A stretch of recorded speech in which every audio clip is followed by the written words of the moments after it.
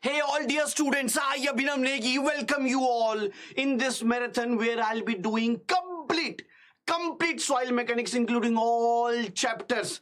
All chapters means everything guys, phase diagram, soil, water relationship, compaction, classification, effective stress, permeability, seepage, consolidation, shear strength, effective stress, all chapters guys. Please just let me know on the comment section guys. How is the Josh commandos?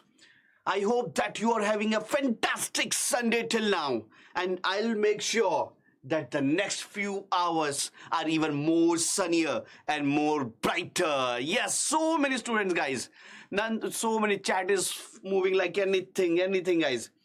How is the Josh? Audio video fine? Yes. Hi कह रहे हो तो मतलब audio आ ही रही है. Okay guys. So guys, this complete soil mechanics marathon will be done. Okay. And guys, yes, you can take a calculator along with you. Okay. You can take a rough copy along with you guys. But let me tell you guys that whatever written in this PPT, okay, because we are not only doing questions, we'll be doing concepts plus questions. Whatever will be written in this PPT, you will be getting in my Telegram group, Civil by Abhinav sir, the complete PDF. Okay, so no need to write all those things, all those formulas, all those things, all those concepts. Only some other points you want to mention, okay, or you want to highlight for yourself, that only you can be doing or you can write on your copy. Otherwise, this complete PDF plus one assignment also I have made. Okay, I have made that 2 days back only. That also I'll be sharing in my Telegram group. Yes, Monzi, Sushant, Akash, welcome. Those who are new here, let me introduce myself, guys. My name is Abhinav Negi. Okay, I have done my MTech from IIT Delhi in geotechnical engineering. Okay, this geotechnical engineering only, the marathon also of this subject only. Okay, the marathon is also of this subject. I got All India rank 164 in 2012. You have to score better rank than this. This is my email ID, abhinav.negi@byju's.com, and this is my Telegram group, Civil by Abhinav sir. And guys, whatever the videos we are taking, either live, either Sunday ka funda, either shorts, either this marathon, either anything, okay, guidance session or technical session or job update, in the description box now you'll be finding this link. This is the link guys. From here you can download our app, that is free of cost obviously, and from that now the all previous year papers, the all ISRO papers, notes, everything you will be getting here guys in this link. Okay, chala gaya wo link bhai.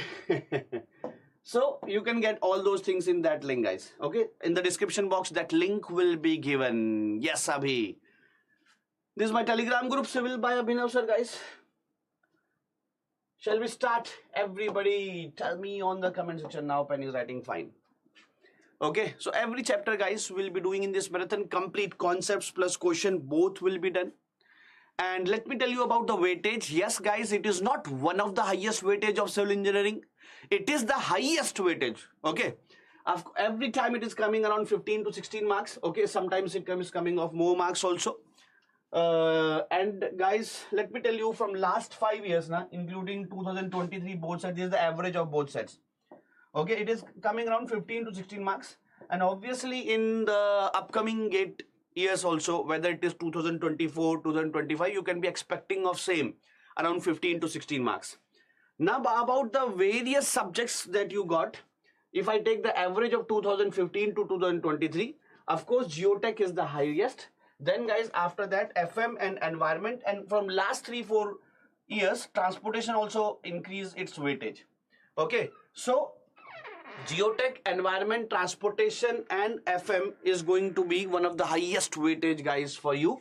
And let me tell you about the last update. Last update in GATE happens in 2021. Okay, last update was when IIT Bombay was conducting the exam in 2021. That was the last update. In that, lateral capacity of pile has been added. That session I have taken in the YouTube as well. Lateral capacity of pile has been added, and some of the topics have been deleted from GATE, like origin of soils, soil structure, that kaolite, montmorillonite mineral.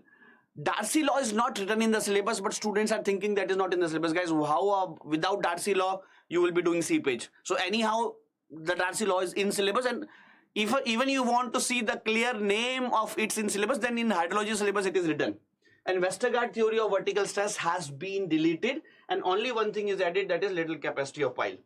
Now this is the correct sequence. If any new student is watching here this session, let me tell you, in this sequence, this is the correct sequence of getting the soil mechanics in most effective and most efficient in best way.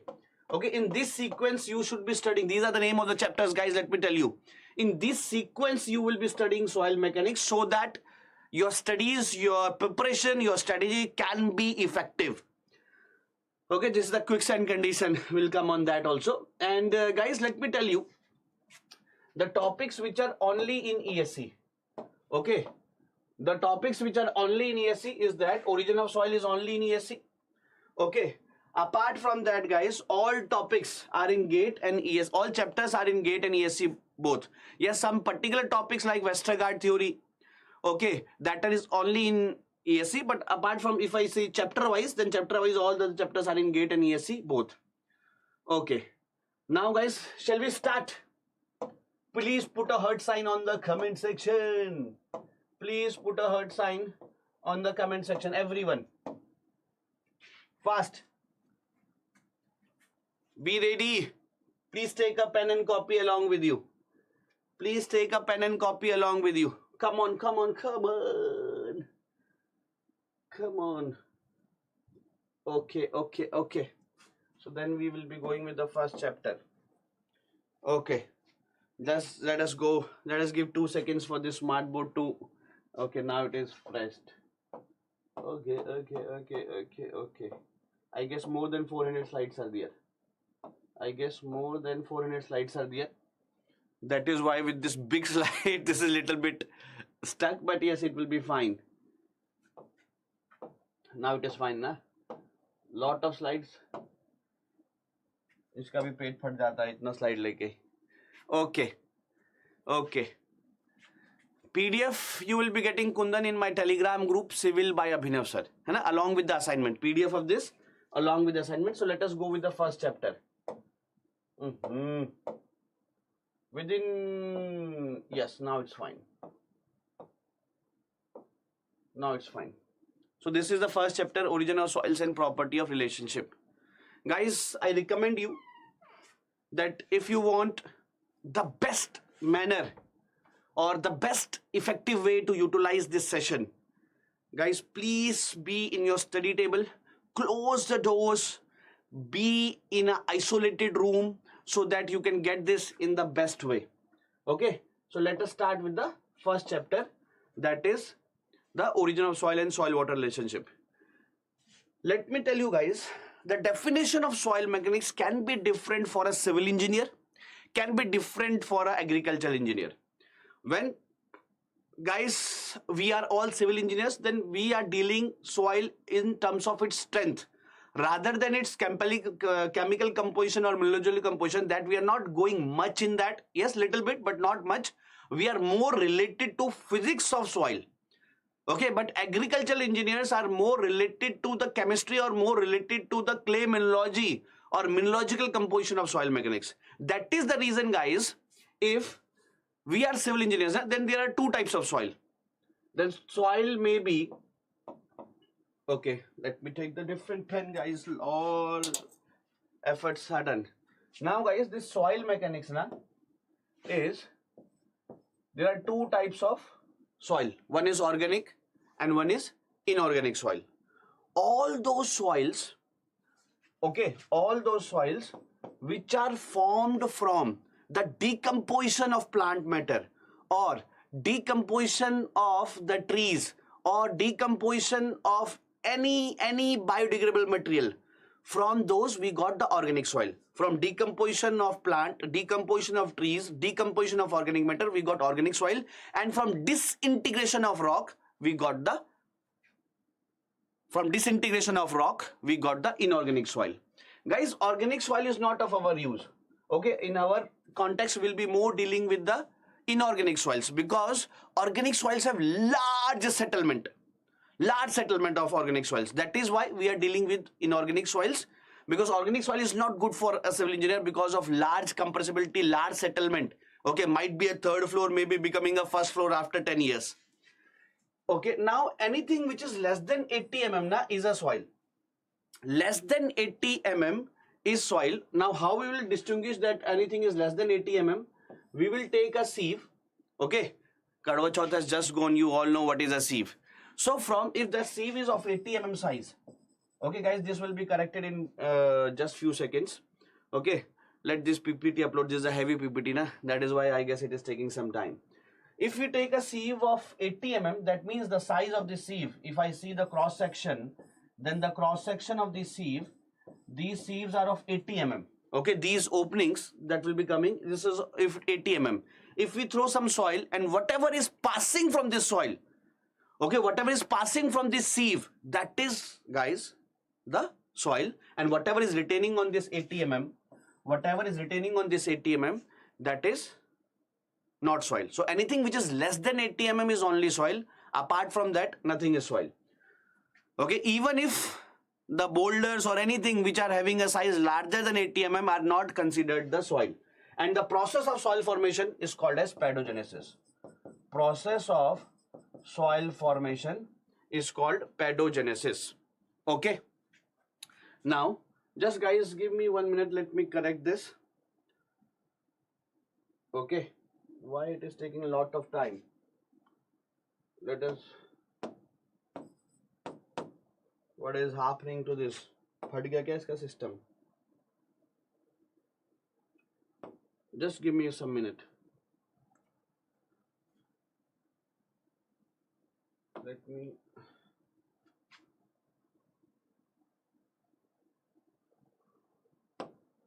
Just give me some minute. Let me correct this. Okay.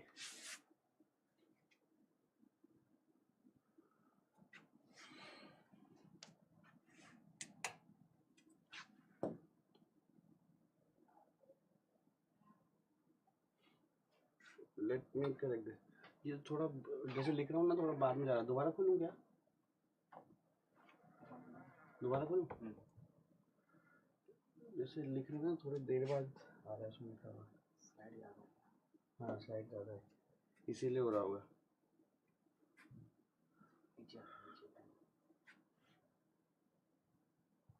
ये थोड़ी देर में हो जाएगा तो शायद.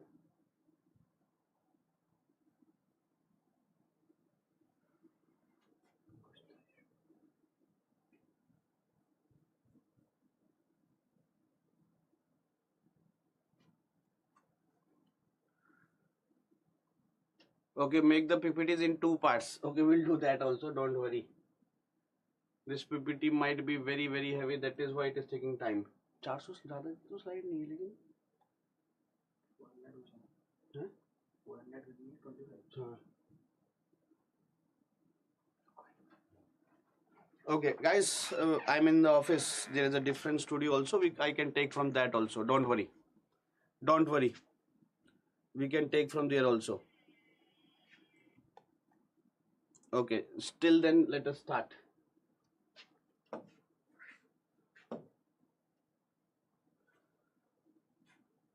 Till then let us start this.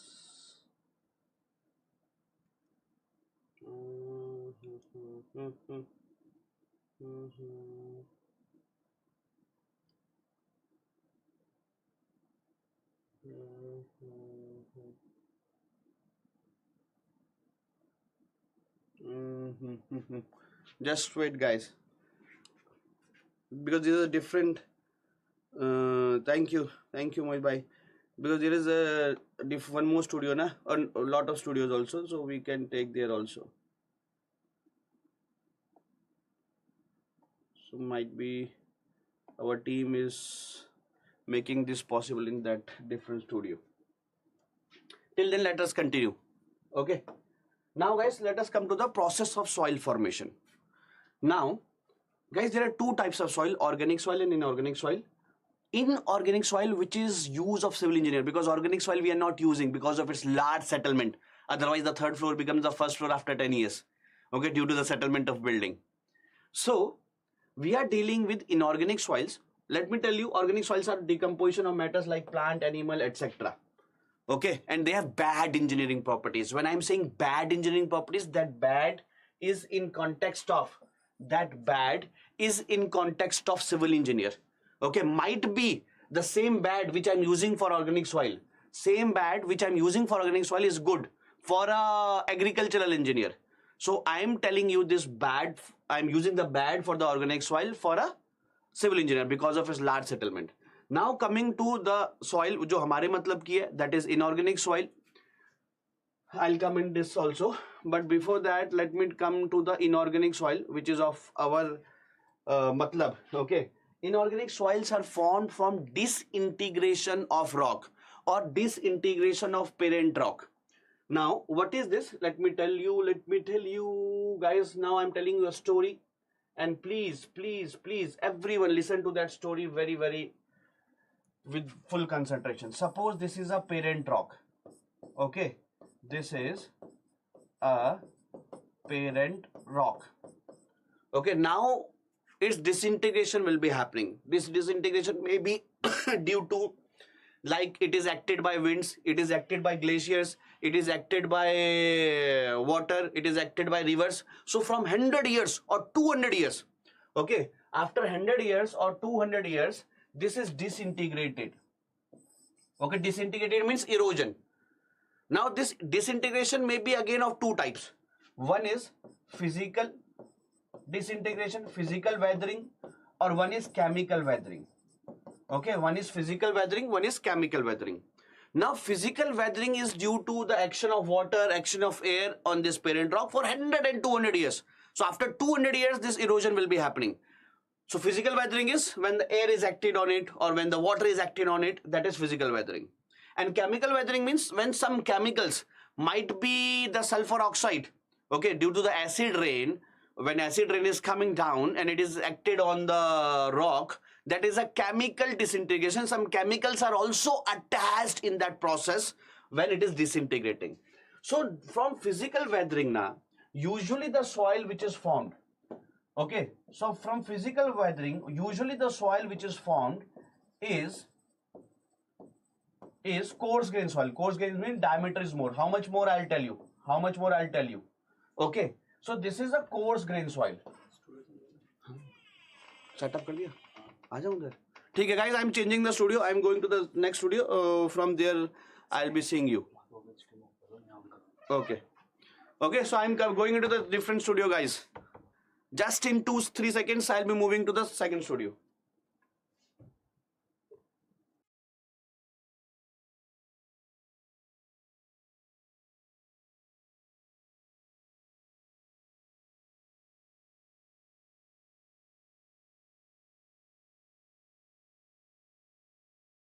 Fix my all the laptop and everything, then I'll be continuing. Okay, so here in this smartboard it is working fine.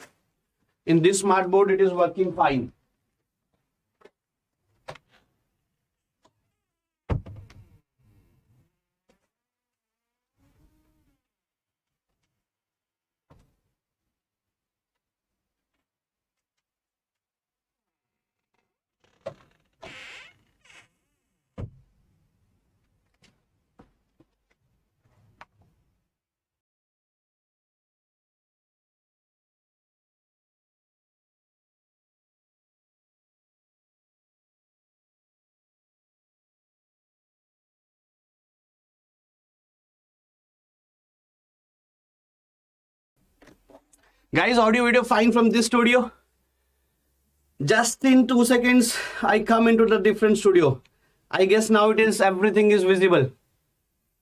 So यहाँ से थोड़ा मेरा flow और अच्छा आएगा क्योंकि अब मेरे को सिर्फ अपने content पर. Now I have to focus only in my content. Let me put the AC in chillest mode. Let me make it Shimla or Mount Everest.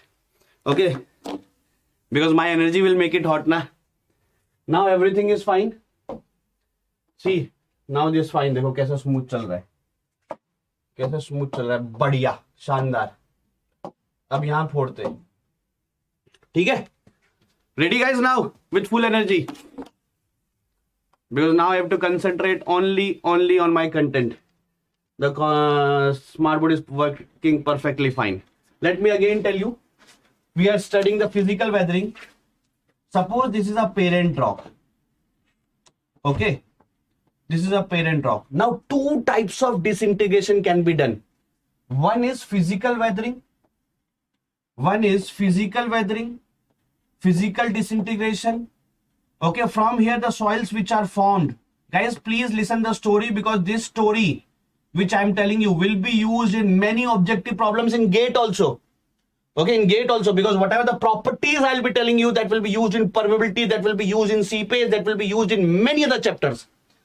So from physical weathering, we are getting a larger particles. What is the larger particle size? I will tell you later on. Okay. And one may be chemical weathering. Okay. From chemical weathering, whatever the soils we are formed are of smaller size. From chemical weathering, whatever the soil we are formed are of smaller particles. The soil particles are of smaller. Okay. Soil is anything that is less than 80 mm. From the sieve, we can find out anything which is less than 80 mm is soil. Even if a particle is of soil, you are thinking from naked eyes that is soil, but the particle is larger than 80 mm, we are not considering that as a soil. So, okay, so from chemical weathering, we are getting fine grain soil. Get it? Yes or no? Now, coarse grain soils are now everything is fine, guys. Coarse grain soils are gravel and sand. Okay, the size of gravel is from 80 mm to 4.75 mm, and size of sand is 4.75 mm to 0.075 mm. 0.075 mm is also called as 75 micron. Okay, now fine grain soils are silt and clay. Guys, please listen to the story for next 10 minutes now. Silt size is from 75 micron, that is 0.075 mm, to 2 micron, that is 0.002 mm, and clay is less than 2 micron. Guys, whatever I am telling you for next 8 minutes, each and everything that is coming from my mouth, will be a potential objective question, especially of 1 mark in the GATE examination and other examinations also. So guys, the Lakshman Rekha is 75 micron. The boundary here is 75 micron. This is the boundary. More than 75 micron, it is coarse grain soil. Less than 75 micron is a fine grain soil. Now listen to the each and every point that I'm telling. Coarse grain soils have not cohesion. Each and every point will be written here. Okay, so no need to write down any point in your copy, because this PDF complete I'll be telling you in my Telegram group. Okay. Now, friends, from physical weathering means on this parent rock, this is the parent, from here the soil is formed. In this parent rock, guys, air is acting, water is acting, no chemicals. So by action of air for 200 years, by action of water for 200 years, we are getting the coarse grain soil. By action of some chemicals like sulfur oxide or anything, we are getting the fine grain soils. Now, guys, it is very obvious that this physical weathering soil, coarse grain soil, will retain the property of parent rock. Whatever is the property of this parent, the same property of this also, because no chemical is acted. But here the chemicals are acted. So chemicals are acted, so property of fine grain soil may be different from parent rock. Each and every point will be written here. Each and every point, parent is same, the property differs from the parent rock. Okay. Now, moving further, these particles will be having the larger voids. The void will be bigger. Here the void will be smaller. One void I'm talking of. I'm talking of one void. Here one void will be bigger. Here one void will be smaller. That is why the permeability will be more here. That every point was written, no need to write. That is here, permeability will be more here. Okay, if in this bottle, I fill with coarse grain soil, gravels, and then I put the water on it. Then water will move very fast down. Very fast it will move down. Okay, because the voids are bigger here. And here the voids are smaller. So if the same bottle I fill with clay, then I pour the water, then water will not go that much fast. Okay, sir. Got it, sir. Now, friends, but if I talk about void ratio is denoted by E. So void ratio is volume of voids by volume of solid. that will be more in fine grain soil. Guys, one void will be more. One void will be more in the size of one void will be more in coarse grain soil, but void ratio will be more in fine grain soil because there are so much small voids. There are large number of small voids. The total number of volume of voids is more here. One void volume is small, but the number of volumes is so large. But the number of volume is so large that the total volume is more here. Total volume is more here. Total volume of void is more here. So void ratio is more. Give me yes or no in the comment box, everybody. Everybody, come on, come on, come on. Starting में थोड़ा hindrance हुआ था smart board की वजह से, but आप फोड़ देंगे गाइज, आप फोड़ देंगे. Okay, now moving further guys, specific surface area will be more here. There is a term called SS. SS is specific surface area. SS is specific surface area. What is SS? What is SS? It is surface area per unit volume. So guys, here it will be more. Of course guys, if there is a tablet, if you cut that tablet into many pieces, then surface area, more surface will be exposed. So surface area will be more here. Now guys, this is not soil. More than 80 mm is not soil. This is not soil. Okay, only less than 80 mm is soil, and 80 mm to 4.75 mm and 4.7 mm to 75 micron, that is 0.075 mm, that is coarse grain soil. That is coarse grain soil. No need to learn these further bifurcations, especially in GATE and ESE. Might be in SSCG, the further bifurcation can be asked, but not in GATE and ESE. And from 75 micron to 2 micron and less than 2 micron is clays. Now one more thing guys, here there is no cohesion. C is equal to 0. In this coarse grain soil, that is gravel and sand, cohesion is 0. There is no attraction between the particles. But here, cohesion is not equal to 0, especially in clay. Because clay is a flaky shape. The shape of clay is a flaky, like this. And positive charge and negative charge are separated in this clay shape. Let me write here, the clay shape is flaky. This is the flaky shape. Now here the charge are separated. So one positive may be attracted by the negative of other charge.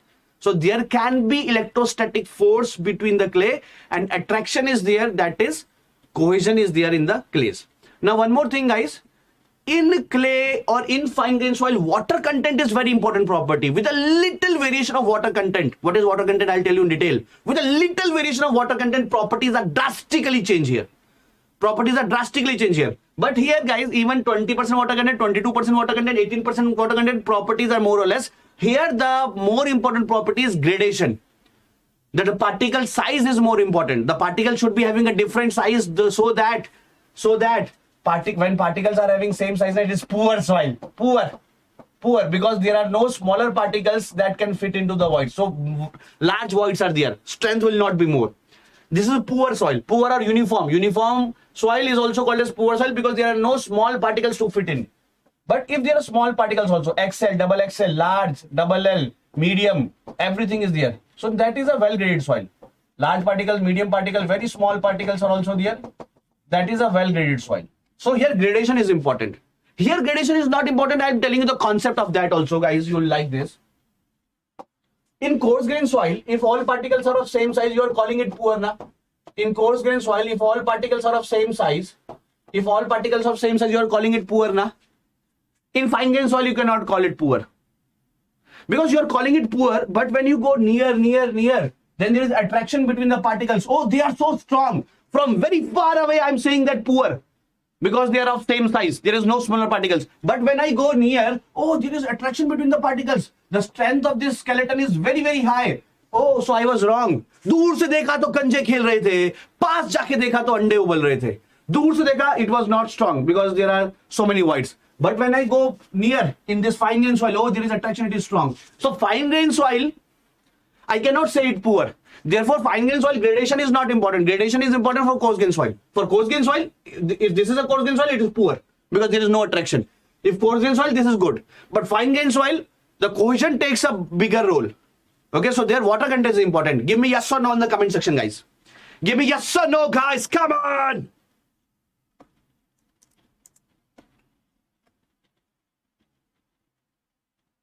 Come on!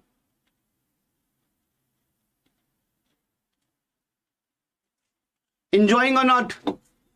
Enjoying or not?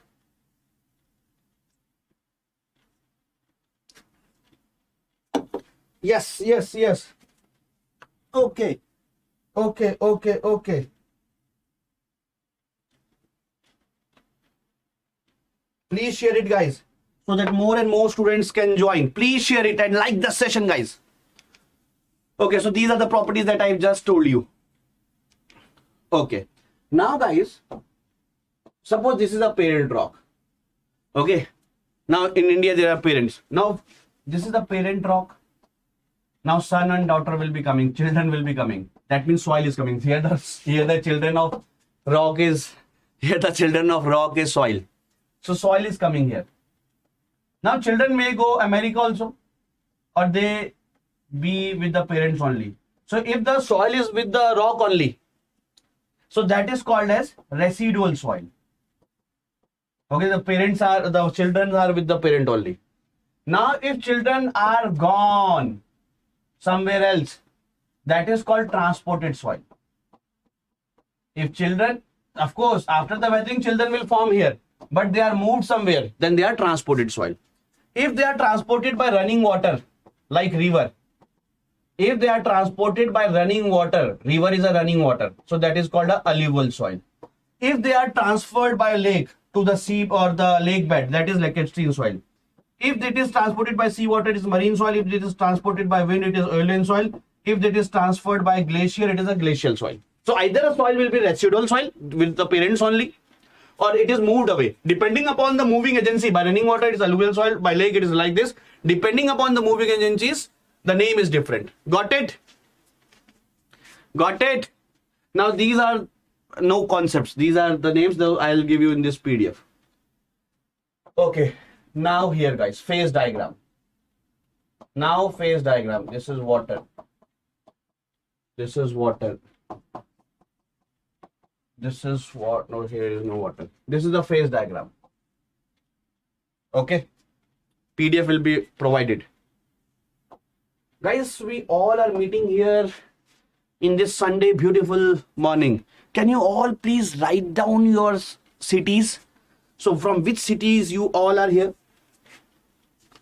From which city you all are here?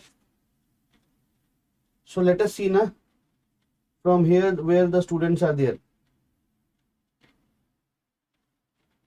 Come on, come on.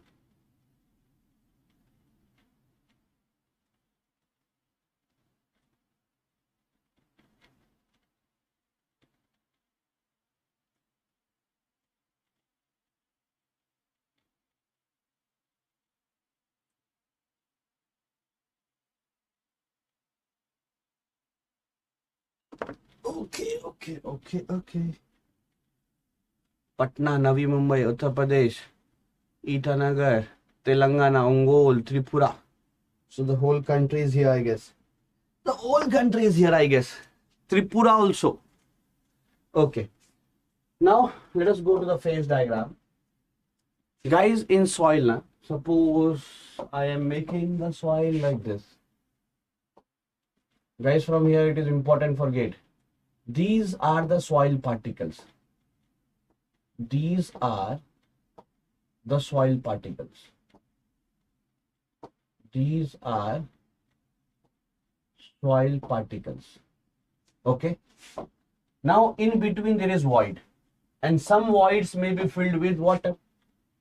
Some voids may be filled with water. This is water. This is the particles of soil, also called as soil solid. And in between where there is no water, nothing, that is air. Now first misconception by students, that they think that void is only air. No. Air plus water, both is voids. Air plus water, both are called as voids. Although in a soil mass, soil solids are randomly present, voids are randomly present, water is randomly present. But still, if we write all solids like one place, water one place, that is air one place, that is phase diagram. Actually, in real soil, all solids are not like this. All water, it is not like that. All water is like this. So I'll take this, I'll drink water. No. No, all water is not here. All air is not here. Actually, it is mixed like this. Actually, it is mixed like this. Okay. Now, of course, guys, whatever it is here, that is this white color is water. This white color they are calling as water. Now, if that soil is put in oven, then water will be lost. Then it is only solid and air. This is called two-phase diagram. Okay. If it is put in oven, then all water will be lost. It is only solid and air. Here it is solid, water, air, everything. If lot of amount of rain comes, then whole soil becomes just saturated. Then air will not be there. It is only water. But guys, in all case, solid remains same. This is an important concept from where numerical comes. Solid remains same. Suppose, guys, if I have a soil, okay, and that soil, I'm compacting. Might be volume is decreased. But total soil solids will be same, na? Guys, total soil solids will be same, na? Volume may be decreased by removal of air or removal of water. But soil solid will be same. Give me yes or no. Give me yes or no. Soil solid remains same. Even if I throw it like anything, I want to increase the volume. But soil solid will not be changed, na? Might be air is increased or decreased on compaction or anything. Okay, so solid is not changing. This can be used in many of the numericals. Now, this is also called as partially saturated. Partially saturated. And now, from last 3-4 years, a new name is also given, partially dried. Okay, if it is partially saturated, means out of voids, this complete is void, na? This is complete volume of void. So some is water, some is air. It is called partially saturated or it is partially aired also. This is dry soil. And this is called saturated soil. This is called saturated soil. Okay. Solid will be same, guys. Whenever you are transporting soil from one place to other place, might be due to compaction, some air voids are removed, some water is evacuated, total volume may be decreased, but soil solids will not be going to be changed. Now, certain properties, water content or moisture content, it is, guys, in whole soil mechanics, in whole soil mechanics, I'll be representing water content with small w. Okay. I will be representing water content with small w, and with capital W, I'll be representing the weight. Okay. Like, what is the total volume? Total volume is volume of solid plus volume of water plus volume of air. So this is volume of solid, volume of water plus volume of air is volume of voids. Volume of water plus volume of air is volume of voids. This may be reduced or changed while compaction, but this volume of solid is not going to change. And this is the total volume. This is the total volume. This weight of solid, weight of water, weight of air is taken as 0. This is weight total. So weight I'll be representing with capital in whole soil mechanics, and water content I'll be representing with small w. Now, water content, which is small w, water content, which is small w, is weight of water by weight of solid. If you want in percentage, multiply by 100. Now tell me in the comment box, can water, guys, water content of this is how much? What is water content here? Weight of water by weight of solid, 0. 0. Guys, can water content be greater than 100%? Tell me.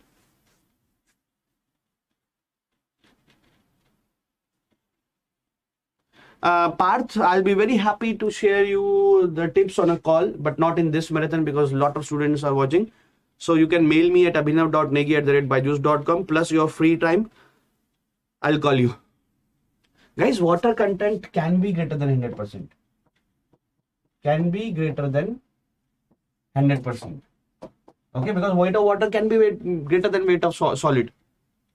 Guys, if this is the volume, then weight of water is something. If in this volume I put the total solids, no voids, total solids, no voids, then there will be some weight. Of course, the weight of solid will be more. If this is filled with water and this is filled with only solids, then when it is filled with solids, weight will be more. But it doesn't mean that the volume has to be same like in this bottle case. In real life, the volume of voids may be more. So even if the density of water is lesser than density of solid, still the weight of water will be more. Let me give you an example of a bentonite clay. Bentonite clay has a large amount of voids, solid, and this is voids. This total is voids. So if this is filled with water, maybe although the water is have lesser density, but the weight of water will be made more than the weight of solid because of large volume. Okay.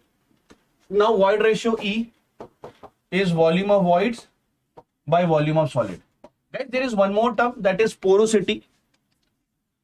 Now porosity, which is represented by N, is equal to, I will tell you the relationship also very soon, volume of voids by volume of total, and E, which is void ratio, it is volume of voids by volume of solid. Guys, in your soil mechanics, what have you heard more, void ratio or porosity? In soil mechanics, in various formulas, what you have listened more, void ratio or porosity? Tell me. Relationship, I'll tell you later.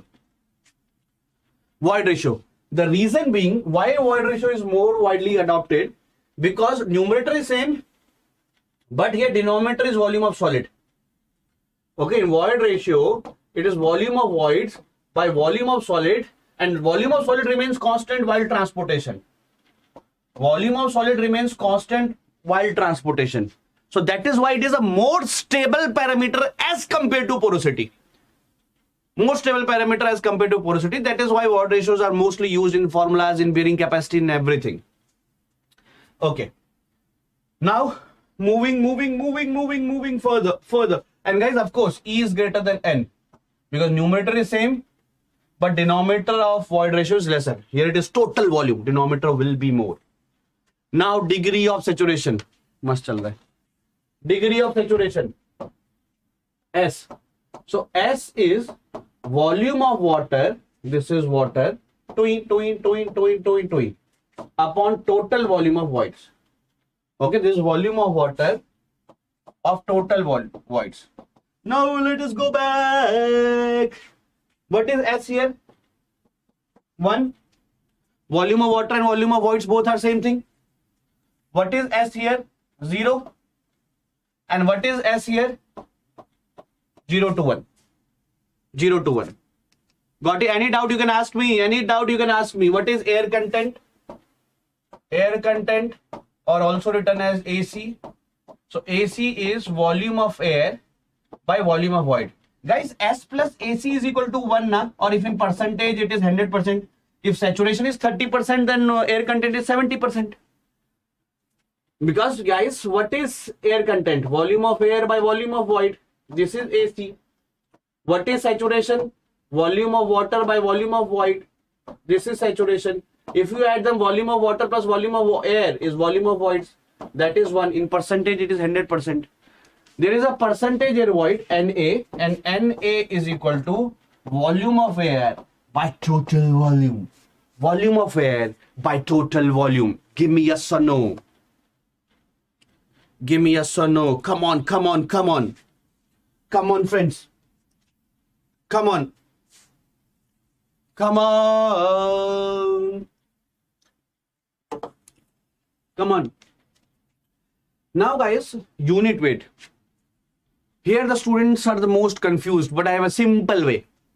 Just get the concepts here. This is water. See this marker writes from here also, writes from here also. Magic. Guys, what is density? Density is mass by volume. Correct? Density is mass by volume. So unit weight represented by gamma is weight by volume. Only difference is numerator, weight and mass. So that means gamma and rho, the only difference is gravity. Because here it is m, here it is mg. Now guys, density or unit weight is weight by volume. That's it. What is unit weight of water? Gamma W. It is weight of water in the soil upon volume of water. What is bulk unit weight? Bulk unit weight is associated with soil. It is represented by gamma T. So it is total weight of soil upon total volume of soil. What is unit weight of solid only, not soil, only solid, represented by gamma S. It is weight of solid only upon volume of solid. Dry unit weight of soil. So what is unit weight? Weight by volume, na? Weight by volume, na? So what is dry unit weight? When it is dry, no water. When it is dry, no water. Then in that case, it is only weight of solid. It is only weight of solid. It is only weight of solid upon total volume. Total volume because it is soil, not solid. What is saturated unit weight? Represented by gamma sat. It is the weight of saturated soil. That is weight of solid plus weight of water. It is weight of saturated soil upon total volume. Now, just concept. If I relate all of them, why I want to relate now? Because when I relate them in increasing order or decreasing order, then you will better understand them. Guys, maximum will be gamma S. Maximum, because this is the unit weight of solid. Or this is soil, this is for soil, this is for soil. This is for solid, guys, solid. No water, no air, density of only solid. This is the marks of a student who is strong in maths and science. This is the average of only maths, science. English not taken. Science, social science not taken. This is the average of only maths and science for a student whose maths and science is stronger. Here in this, guys, no water, no air is coming. This is the highest density. This is the highest density. After that, it will be gamma saturated. Why gamma saturated? Because here there is no air. In saturated, solid and water. Then after that, there is gamma bulk. Gamma bulk means, sir, what is gamma bulk? Gamma bulk means weight of soil upon volume of soil. Now that weight of soil, now gamma bulk may be of this, maybe of this, maybe of this. Gamma bulk means whatever is the existing condition. Gamma bulk means whatever is the existing condition. Gamma bulk may be of this, gamma bulk may be of this, gamma bulk may be of this. Gamma bulk means whatever is the case there. Gamma bulk means whatever is the case there. Okay, so instead, better, I should write a equal to sign here also. Because gamma bulk may be gamma saturated also. It is not necessary that it is always partially saturated.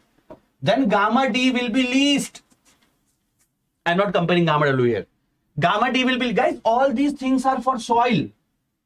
All these things are for soil. This is not for soil. This is for solid. So here lighter materials are not there. Water and air are lighter materials. It is not here. This is the maximum. And then again, least will be gamma submerged. Okay, what is gamma submerged? Gamma submerged, I'm not going into the derivation right now. It is gamma saturated. Many times I've done the derivation. By throwing the water on me, you can see my phase diagram class. By throwing the water on me, I've explained you the gamma submerged. Gamma submerged means, guys, I have some density. Abhinav Negi has some density right now. But when I go into the swimming pool, my density will be decreased, na? When I go into the swimming pool, my density will be decreased, na? Might be you are not able to lift Vidya Balan, but in swimming pool, might be you are able to lift Vidya Balan because of his lighter weight, although volume is same. Because there is beyond weight. Beyond weight decrease its weight. So gamma submerged is gamma sat minus gamma W. It is the density when the soil is below water table, where beyond weight is acting, where the weight is reduced. Give me yes or no. Now what is specific gravity G? It is gamma of any material with respect to gamma of water. Suppose I say the specific gravity of this AC is 3. That means it is 3 times denser, or it is having more density than water by 3 times. Suppose I say this mic, you are not able to see right now. This mic has specific gravity 2. That means the density of this mic has 2 times denser than water. It is 2 times denser than water. Now it will take the smart board. Let me be little like this. Now it is not coming, na? It is still coming. Now it is not coming. Suppose the density of this frame is 5. It is 5 times more denser than water. Simple. Now what is specific gravity of solids? It is also written as G, and this is used in most of the formulas. G in most of the formulas in soil mechanics is this. So this is specific gravity of solid.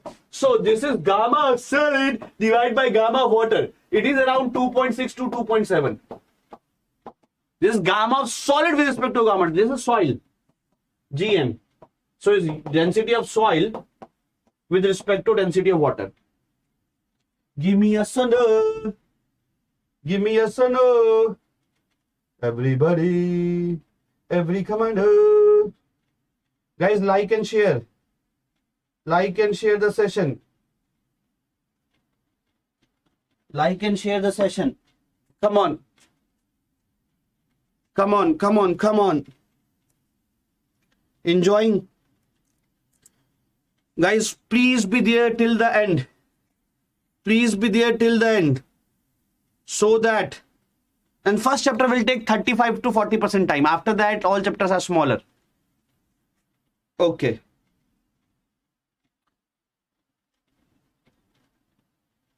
No, not necessary, Pooja.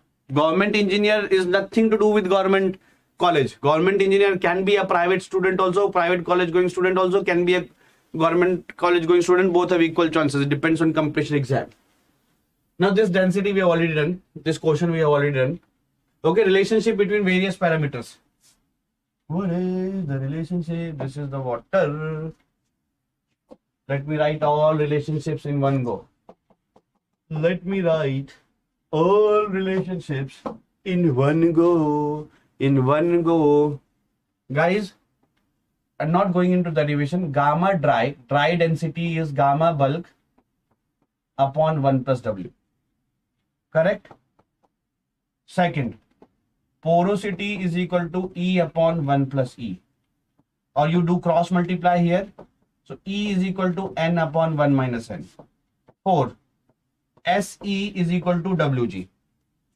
Give me yes or no till here. Any doubt? Any doubt? Tell me. Tell me गाना भी है ना? Tell me गाना भी है ना? यहाँ तक कोई डाउट? किसी को भी? Okay. Now, moving forward. Gamma bulk density is very important. G plus SE upon 1 plus E into gamma W. Now SE I can put as WG. SE I can put as WG. So G plus SE I can put as WG. Gamma W 1 plus E. So gamma bulk is equal to G common 1 plus W into gamma W 1 plus E. So either you can use this formula when water content is given, otherwise when void ratio and saturation is given, you can use this formula. Okay. Got it, sir. Now gamma T, I'm again writing that G plus SE upon 1 plus E into gamma W. Now what is gamma saturated? This is just a general formula. What is gamma saturated? For saturated S is equal to 1. Na? So G plus E 1 plus E into gamma W. What is gamma dry? For gamma dry, S is equal to 0. So G upon 1 plus E into gamma W. And gamma dry is this also. So this is gamma T upon 1 plus W also. What is gamma submerged? Gamma submerged is gamma sat minus gamma W. If you subtract this from this minus gamma W. Coffee तो नहीं यार, नीचे से ना ये 2 लिया, ठीक है? हेलो नाम है इसका. Gamma sat minus gamma W. Okay, so gamma submerged. If you see gamma sat na, this gamma sat minus 1. If you subtract minus 1 from this, okay. So in just one single step, you will be getting G minus 1 upon 1 plus E into gamma W. Guys, why? Wait. I have told. Why it is least here, gamma submerged? Because here the weight is reduced by large amount due to the beyond weight. Give me yes or no till here. Give me yes or no. Now one formula, guys, you always learn the formula for this. And that has come in GATE and 90% students are not able to solve that question. When this is solid, this is water, then gamma sat is equal to G plus E 1 plus E into gamma W. Correct na? This everybody knows. Now one time what question is asked in effective stress, that the same thing, same volume Let me make it exactly same. Let me make exactly same.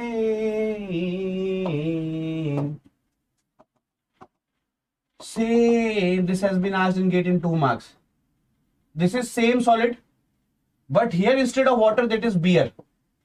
Although there is not beer, there is something different. Guys, here now gamma saturated. This is also no air. Here also no air. It is saturated. मेरे को pant fold करने दो यार. Pant नहीं है, बस पजामा है क्योंकि इतने लंबा क्लास चलेगा. This is so long class, so I have not weared jeans. It will be tight. I have weared the pajama. Okay. Now, friends, tell me one thing. बताओगे कि नहीं? बताओगे कि नहीं? If the same volume is filled with beer or some different liquid, might be jam. Density is weight by volume. Volume is same. Volume is same, but mass will not be same, na? Mass will not be same, na? Good, Kiran. Mass will not be same, na? Mass will be different.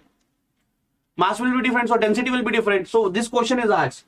So there the gamma sat in this case is G plus E into G dash. G dash is the specific gravity of this liquid upon 1 plus E into gamma W. In the actual question which was asked in GATE, that is filled with the sea water. Sea water has a different density due to the salts. So G plus E into G dash. G dash is the specific gravity of that liquid. Sea water, beer, jam, whatever. This formula has to be applied. Give me yes or no. Give me yes or no, please. Give me yes or no, please. Any doubt? Please put a heart sign, guys. Come on. Show some josh.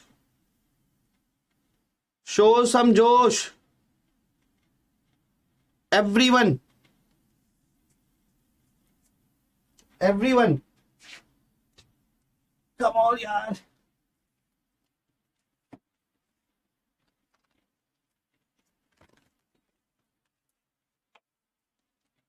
Please, guys, share the session so that all can enjoy. Share the session so that all can enjoy. Come on. And like the session also. If you are today in my offline class, I'll order some refreshment also for you. But not possible. Okay, how I put charger so that it is not coming in between. Okay, like this. Okay, okay. Enjoying, guys, till now? Enjoying? Complete revision will be done, guys. And then after that, you can watch the match. India-South Africa. That will day-night match, na? Okay, guys. Let me again tell you that in every class, na, at bottom, there is a link in the description box. You can download the app free. Free. You can download the app where you will get the notes plus the PYQs from this link.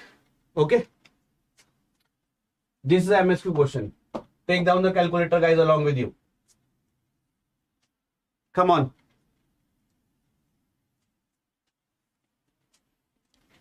Come on.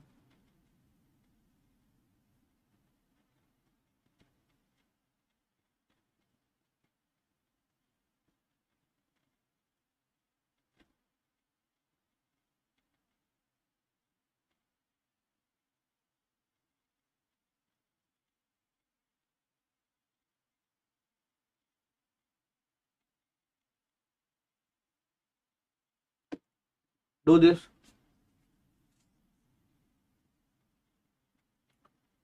The following data is obtained. What is dry density? Like, guys, all the formulas that we have studied in gamma, same is valid for rho also, no? Because gravity will be divided in both sides. It is rho T upon 1 plus W. So rho T is 2.1 upon 1 plus W is 0.15. So is it, how much it is coming in kg per meter cube? Tell me. Tell me, is it coming this? Is this value coming to be 1.826 gram per cc? This will be equivalent to, if you convert in kg, 1826 kg per meter cube. Tell me, tell me, tell me. I'll break the screen, guys, otherwise. I'll break the screen otherwise. Come on.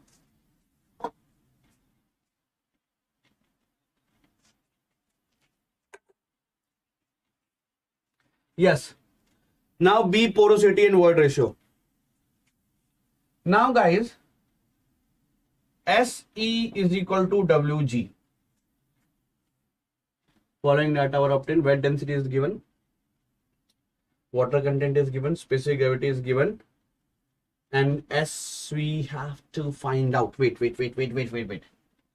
Guys, gamma, this is given, G is given, SE, S we don't know, E we don't know, W we know, and G you know. Okay. Then we'll use different formula. No worries. No worries. This gamma D is having one more formula, na? It is gamma D. That formula we have studied, na? Let me explain you from beginning. We have explained this formula, na? Rho D is equal to G plus SE. This formula I told you. Okay, for rho D, this saturation will be 0. So rho D is equal to G1 plus E into rho W. So from here, rho D is 1826 is equal to G is how much? 2.7. 1 plus E. And rho W of water, this is in kg per meter cube, so water density is 1000. From here, tell me the value of E. From here, tell me the value of E. From here, tell me the value of E. So E value is 0.48. So this is correct. This is correct. Now N should be calculated from E upon 1 plus E. So E is known. So N is also correct. And SE is equal to WG. E is known, W is known, G is known. So S is also correct.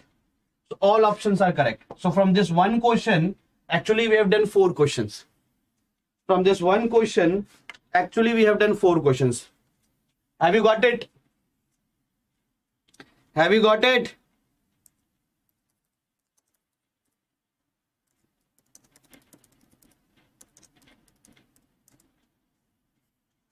Okay. This one. This one. Akash, Abhi, Saurabh, Arvind.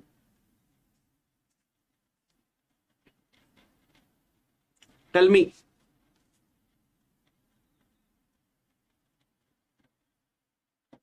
SE is equal to WG. The void ratio of the sample. S is 100%. Fully saturated means S is equal to 1. Water content is also 100%. That means 1. If I am taking this as 1, not 100, so this is also 1. So E is equal to G. Void ratio is equal to specific gravity. Void ratio is equal to specific gravity. Got it? Got it? Tell me. Tell me, please. Tell me, please. Everyone. Everyone.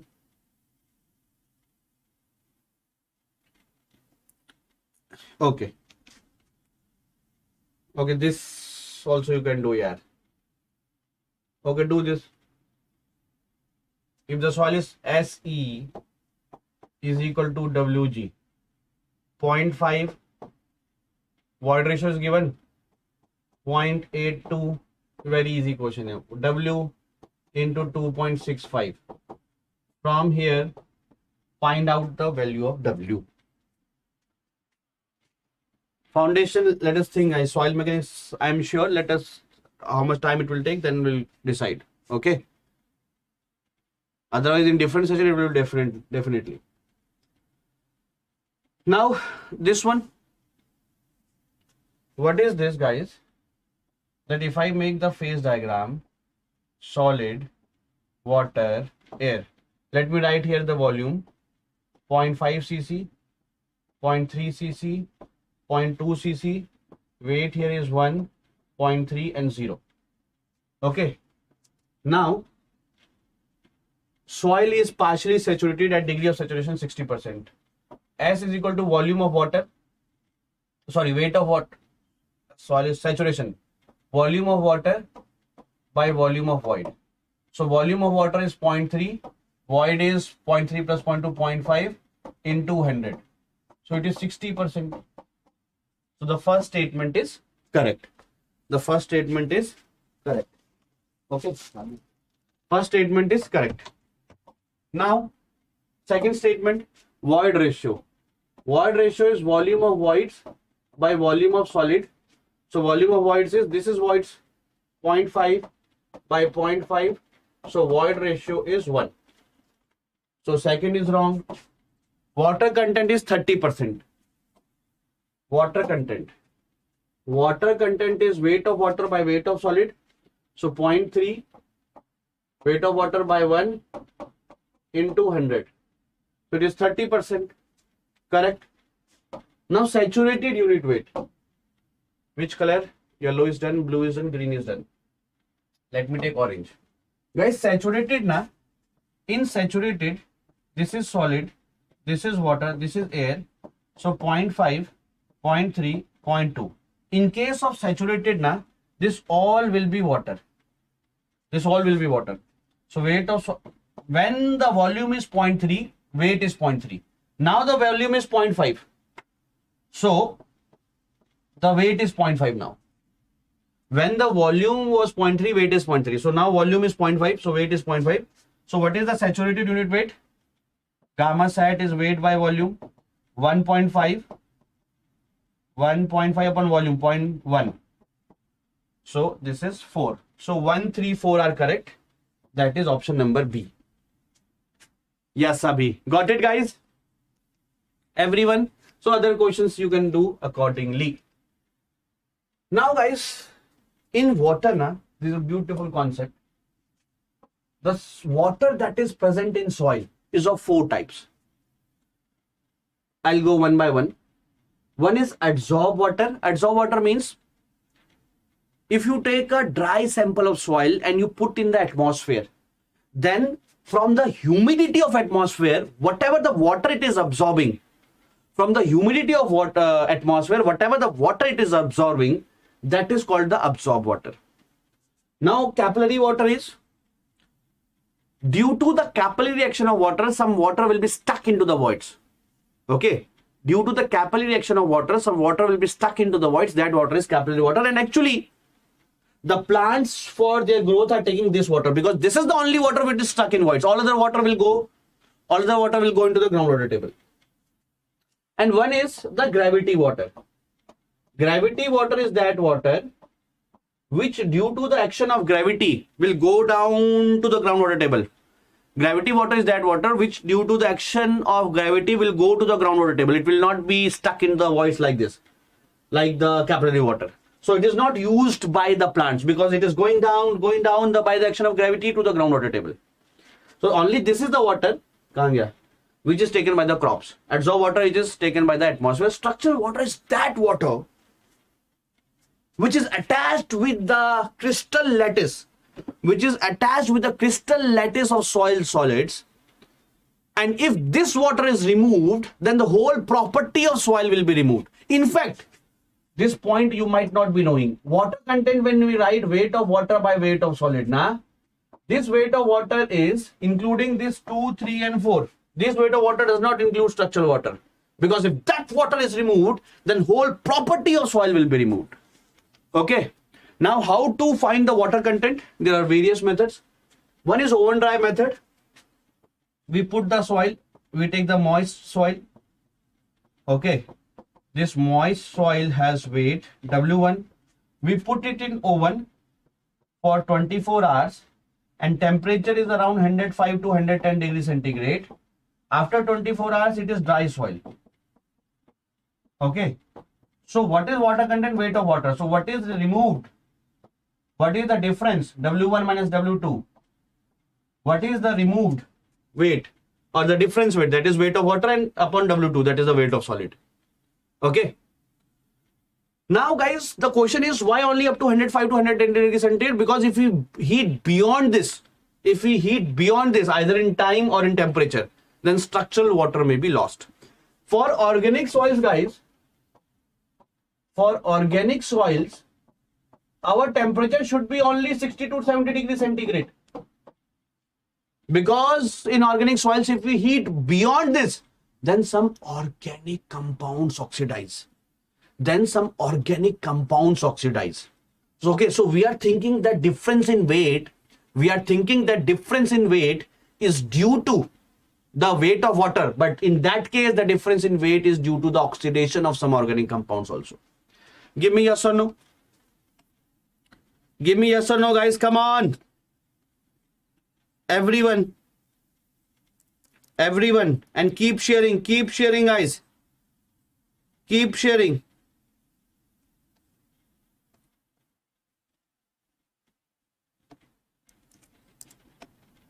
Come on. Hit the like button.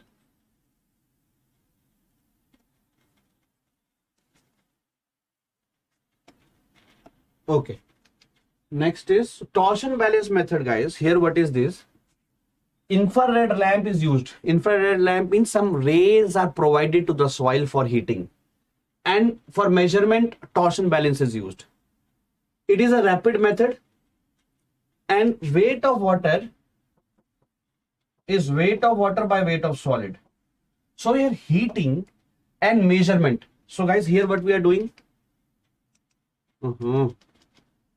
Here we are doing heating and then measuring.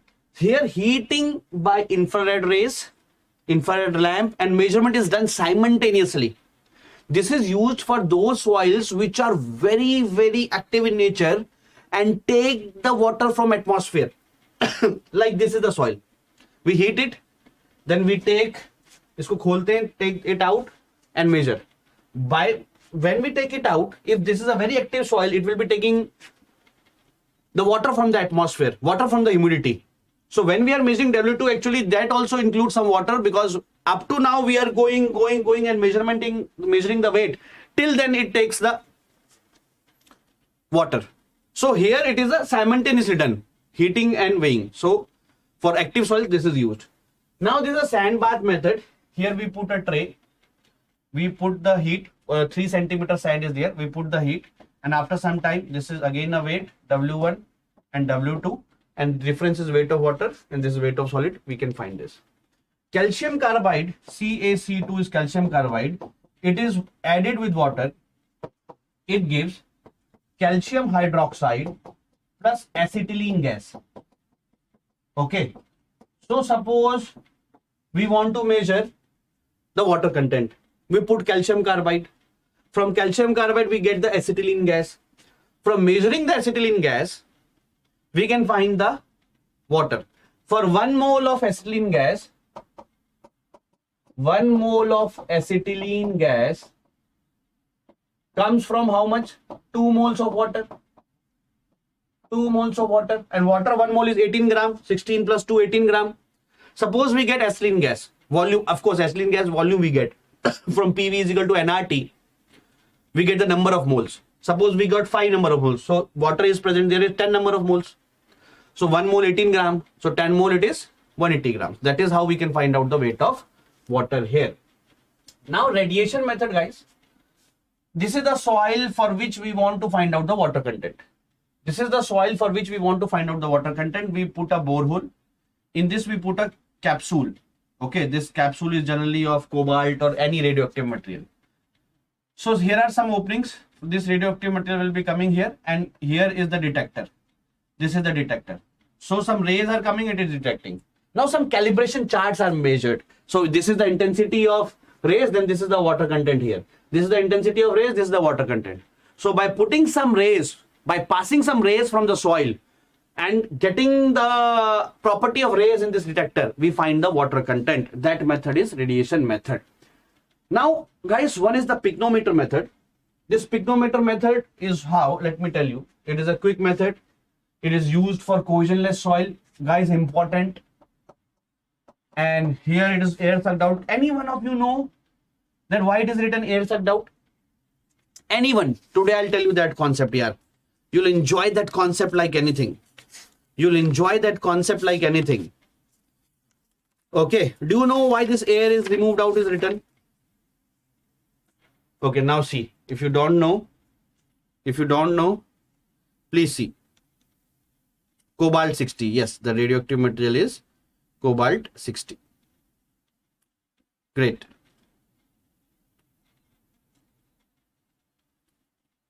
Okay.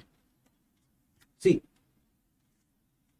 this is the empty pycnometer. Although pycnometer shape is this, I am representing like this. With dry soil, it is W2. Dry soil and remaining is filled with water, it is W3. And total with water, it is W4. Now, what is water content? Water content is small w, capital W is weight. Weight of water by weight of solid. Correct? Now, weight of water can be written as from W2 if I remove W1. From W2 I remove W1, so container weight is minus. So only dry soil. So from dry soil, if I remove WS, okay, let it be moist soil. Moist soil. Okay, this is moist soil. Because for dry soil, how we will be finding the water content? For dry soil, how we will be finding the water content? This is the moist soil.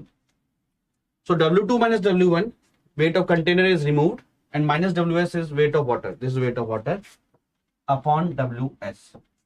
So from here, it is W2 minus W1 upon WS minus 1.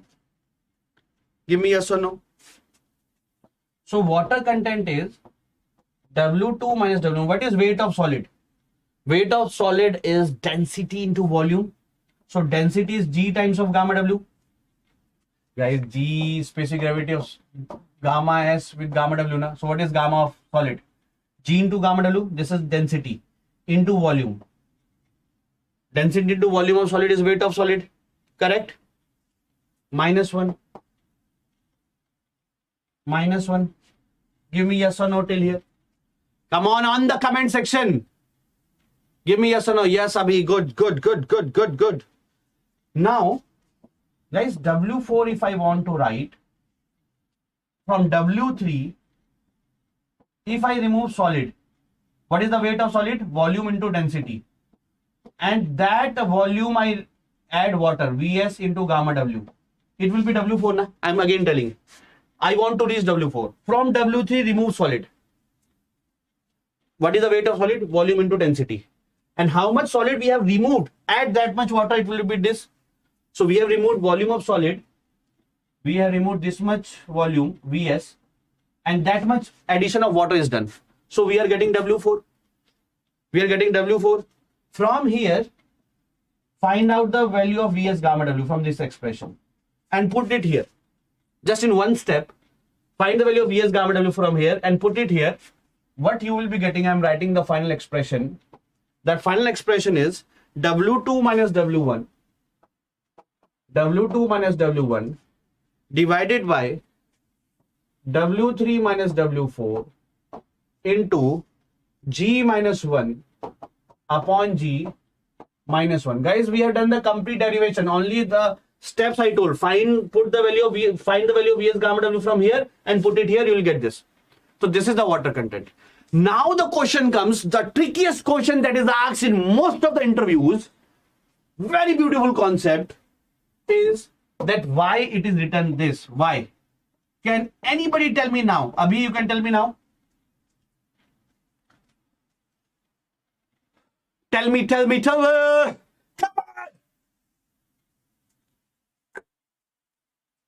Hit it. Come on.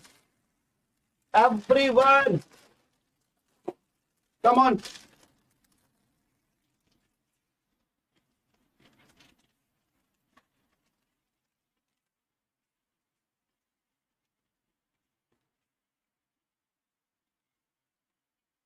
Why it is written as air step down?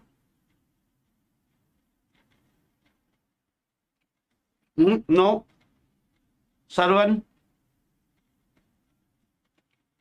Abhi, I am saying why it is written air sucked out here. Very important question.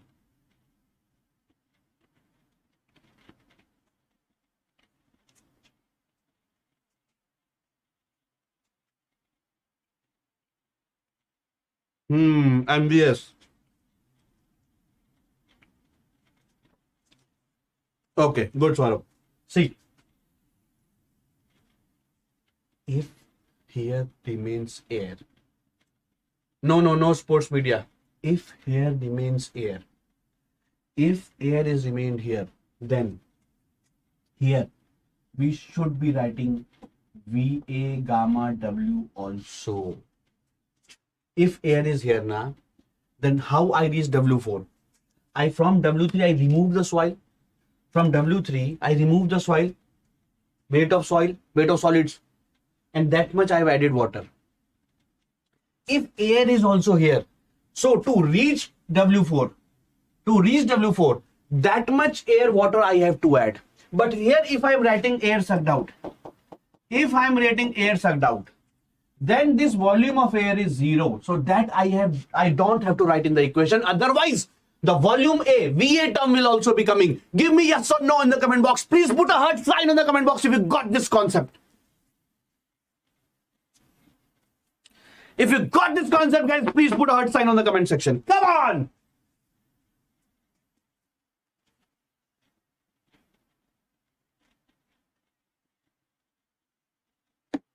Come on!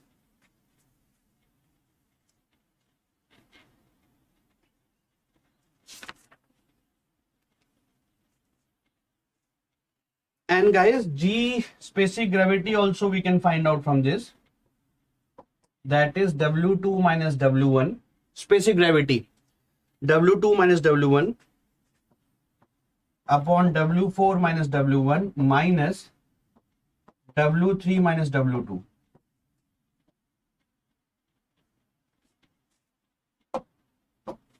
You know how? Let me tell you. Yes, thank you. Guys, G is gamma of solid by gamma of water. Gamma of solid is weight of solid upon specific gravity of solid. Okay. Weight of solid upon volume of solid is gamma solid into this. This is gamma solid, na? Weight of solid by gamma. Vs is gamma solid by gamma water. So this is weight of solid divided by volume solid into gamma W. If I multiply gamma W, unit weight of water by some volume, you will get weight of gold. You will get weight of iron. No. If I'm multiplying some volume with gamma W, you will get weight of water only. So you get weight of water only whose volume is equal to volume of solid. Correct? So Ws upon weight of water whose volume is equal to Vs. So W2 minus W1 is weight of solid. W2 minus W1 is weight of solid. Correct? So numerator is matching. W2 minus W1 is weight of solid. Now from W4 minus W1. So W4 minus W1 is weight of water only. Container is removed. This is W4 minus W1. This is W4 minus W1. This is W4 minus W1. And what is W3 minus W2? From this I removed this. So minus W3 minus W2. So only this much water. So this is W3 minus W2. W3 minus W2 is this much water. From this I subtract. You will get this much water. Okay, that is weight of water whose volume is equal to Vs. This is Vs, na? So this I got weight of water of this much volume. From this water I subtract this water. This is W4 minus W1. This is W3 minus W1. If I subtract, I get this water. And this water is weight of water whose volume is equal to Vs. Give me yes or no. Ubaid बता तो दिया. VA लिखने से कोई problem नहीं है, but there will be a lot of expressions and we cannot find VA very easily.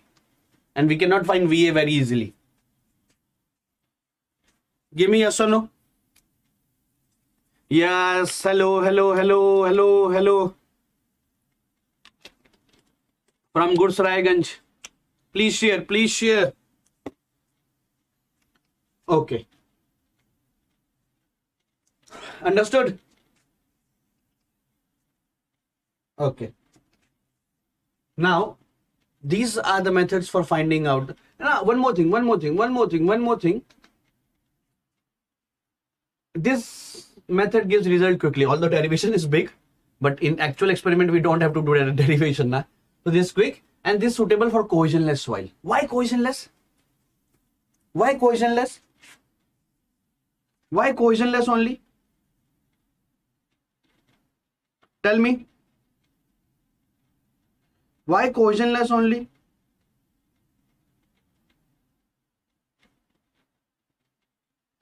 Why cohesionless only? Because the cohesive soil has the tendency to attract the particles and air can be entrapped. Okay, so this air sucked out is not very easily possible there because air can be entrapped there. Air can be entrapped there. Got it? Now, volume, various methods for finding the unit weight. So, unit weight is of soil is weight of soil upon volume of soil. Now, weight of soil is not a big challenge. Weight of soil is not a big challenge. Okay, you can easily measure. Here it is not weight of water only, weight of solid only. Weight of complete soil includes water. If it is water, it's water also. So all methods are distinguished on the basis of volume of soil. Weight of soil is you can easily measure. So this is not a challenge. Okay, so volume is challenge. So here what we do, we insert a core. This is suppose ground level. So we insert the core here. We rotate it. We take out the soil and we find out the volume because volume of core is known. Okay, we take out the soil. We put the soil here. This is the weight one. And this was in this much volume, which was already known because the dimensions of this is known. So this can be done. But this is not useful for cohesionless soil because cohesionless soil, when we rotate like this and we come out, you take out the core cutter, the cohesionless soil will slip like this. Okay, so this is for cohesionless soil, you cannot take out the soil, it will slip. Okay, second is sand replacement method. What we do here, we excavate the soil here, we put it here, W1. Now, there is apparatus like this. Okay, and this apparatus, there is a empty space like this cone, and guys, here is the sand field. Initial volume is Vi. Now we put it over this. We put over this and we open the shutter so that sand can slip down. We open the shutter so that sand can slip down. Why it is a conical shape? Anyone knows? No one knows, I guess. No one knows. It is conical shape, so we can cut the soil very easily. It is a very small tip, na? If it is not cone, that we have to apply a lot of force on cutting the sand. If it is conical, only small sand has to be cut. Only this much sand we have to cut. So easily the process will be smooth. Yes, great MBS. So we put it over here and sand will slip down. And of course, this cone will also be there. Okay, so after putting it there, so volume is now VF. So Vi minus Vf is equal to V cone plus V soil because this soil goes here. So Vi is known, Vf is known, V of cone is known. So volume of soil can be found out and weight is here. So this is how we can find density, weight by volume. Next is water displacement method. What is water displacement method? Suppose this is a soil. Okay. This soil has weight 1, W1. Now this same soil, this W1 soil, is covered with paraffin wax. This is coated with paraffin wax. Why it is coated? So that water which will be putting this in a tumbler, na? We'll be putting this in a tumbler. So now the weight is W2. This is paraffin. This green is paraffin. We are coating it so that water should not go inside. Now there is a container. and the container is filled with water, complete filled. Now, this is inserted here. This soil is inserted this. Already this container is filled. Already this container is filled fully with water. So when we are, guys, is there some voice issue? Is there some voice issue? No, it is not issue. I am making that noise. If this is filled with water and filling with soil, so some water will get displaced. Some water will get displaced. Yes or no? Yes, sir. Some water will get displaced. Measure the volume of that water. Let it be V. That will be the volume of this. That will be the volume of this, guys. Guys, this is not voice issue. I'm making like this. I'm making intentionally my voice like this. So, because this is a long marathon, I have to do something now. Otherwise, I'll get bored. Also, you. So, when this is poured like this, some water will be displaced. I measured the volume V. Why I am quoted? Because now I am 100% sure that this volume V is equal to volume of this. I'm 100% sure this volume of V, the volume V water displaced here is equal to volume of this. But if I have not quoted this, then all volume displaced here is not the equal to volume of soil, because some water will go into the voids also. So my calculation will not be correct. In that case, I cannot say that the volume displaced, I cannot say that the volume displaced is equal to the volume of specimen, because some water will go into the voids also. But now I can say that volume displaced is equal to volume of the soil, because no water is going into the voids, because I have quoted this. Now, gamma, I want to find out the unit weight. This is our objective. Unit weight, gamma. So weight of soil is W1. Weight is not a big challenge. Upon volume, the total volume is V. But this V is the volume of soil plus paraffin. This V is the volume of soil plus paraffin. So I subtract the volume of paraffin. So weight of paraffin is W2 minus W1 upon gamma paraffin. So this is the volume of paraffin. So total volume minus volume of paraffin is volume of soil only. This is the water displacement method. Give me yes or no. Guys, give me yes or no in the comment section. Give me yes or no in the comment section. Come on! Come on!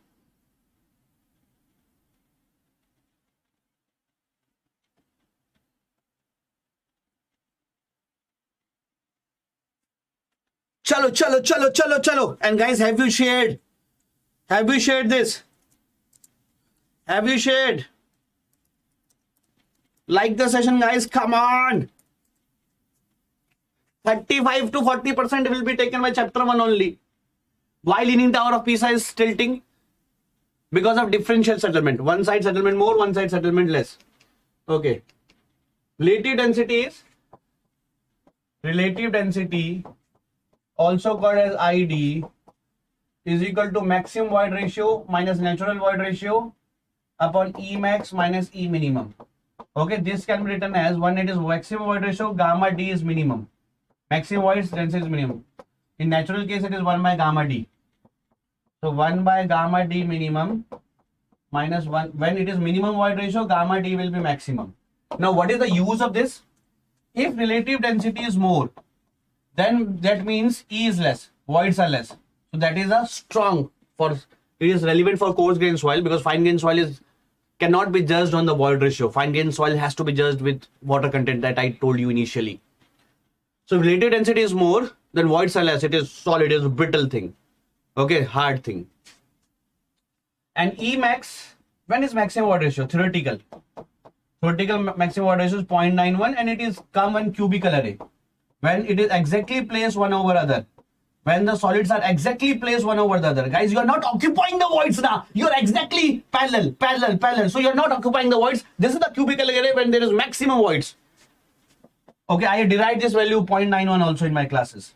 E minimum means 0.35. Guys, see, if I want to make the minimum void ratio, then what I will be doing, I will not be putting parallel line. I will be putting the next line here to occupy this void. I'll be putting the next line here to occupy the voids. I'll be putting the next line here to occupy the voids. I'll putting next line here to occupy the voids like this. This is the Prism model error. Minimum voids, because I am putting the second line.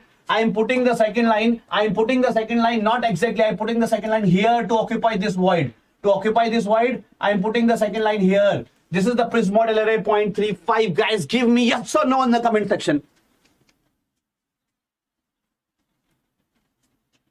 Now, index properties are those properties from which we get the engineering behavior of soil. Okay. Now, index properties can be divided in two parts: soil grain property and soil aggregate property. Soil grain property and soil aggregate property. Soil grain property means which is depending on one particle. Which is depending on one particle. Aggregate property which is depending on whole skeleton. Okay, soil grain property is that property which depends on one particle, like shape, mineralogical composition. Now, void ratio is not depending on one property. Void ratio is depending on whole skeleton of mass.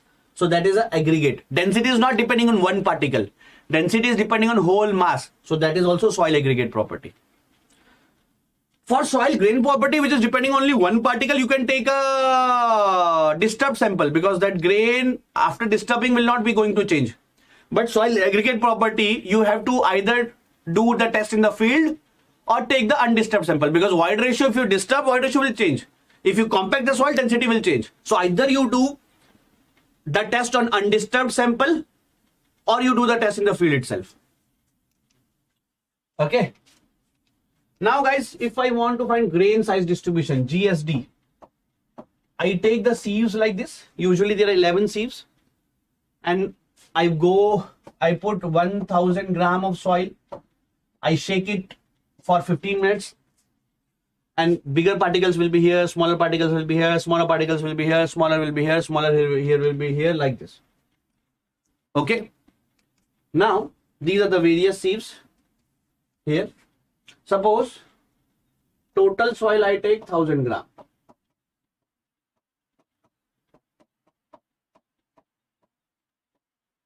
Okay. And they are the various sieves and these are the particles come. Okay, these are the particles coming. Now cumulative mass 100, 150. See the bigger size here and smaller are here. 160, 200, 400, 700, 800, 850, 865, 875, 900, 1000. Right, out of this 1000 gram soil, can any one of you tell me that how much is coarse grain soil and how much is fine grain soil? How much is coarse grain soil and how much is fine grain soil? Can any one of you tell me this? Can any one of you tell me this? How much is coarse grain and how much is fine grain? How much is coarse grain and how much is fine grain? Please.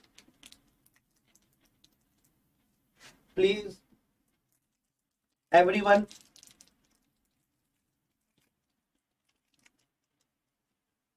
Guys, above 75 micron is coarse grain, na? So only below 75 micron, it is retaining on 75 micron. It is retaining on side. This all is coarse grain soil, guys.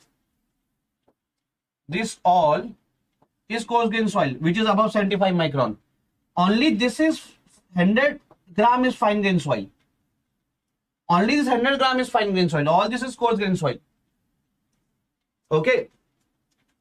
So cumulative weight, if I write percentage, out of 1000 gram, 100 gram is 10%.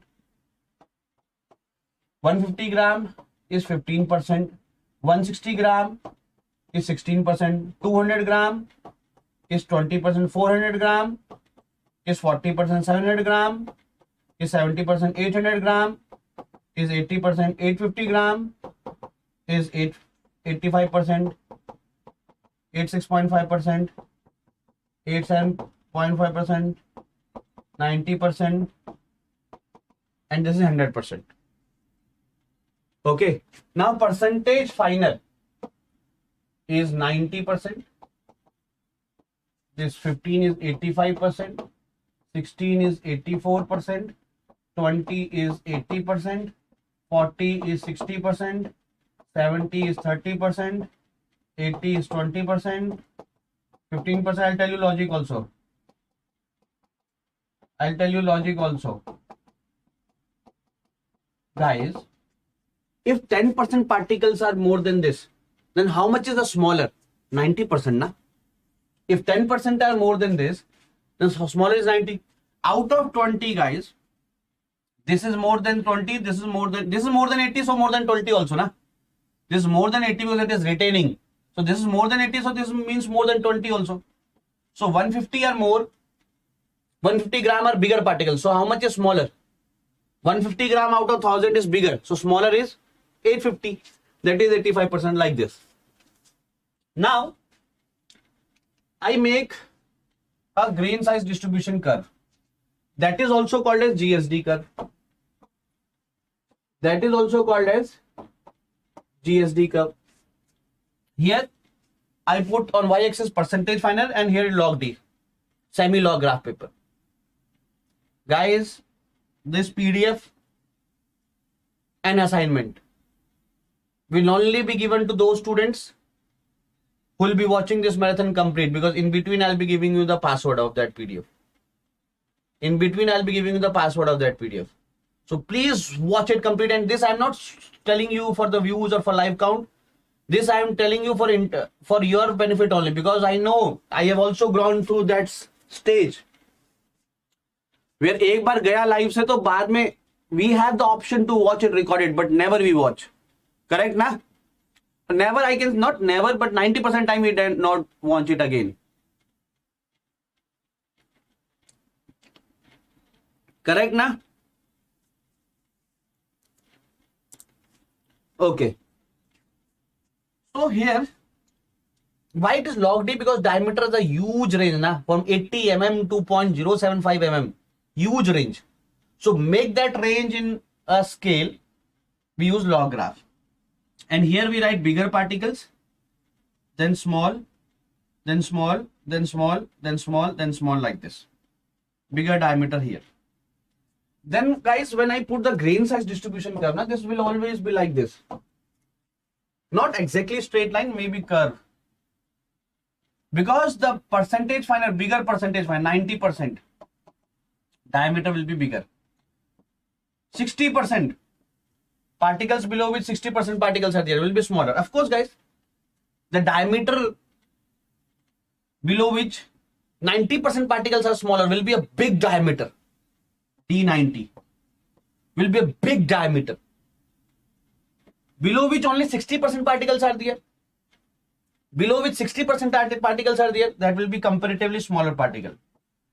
Similarly, D10, below which only 10% particles, all other particles are above that. That will be even smaller. So Dn means their diameter, n% particles are below this. N% particles are below this. D60 means 60% particles are below. Like, what is D84 here? Tell me. What is D84?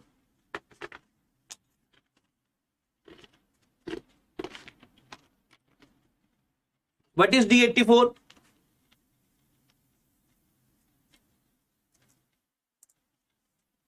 Below which 84% particles are there. This is 10 mm.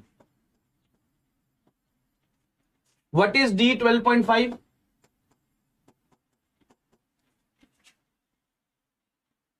(150 micrometer).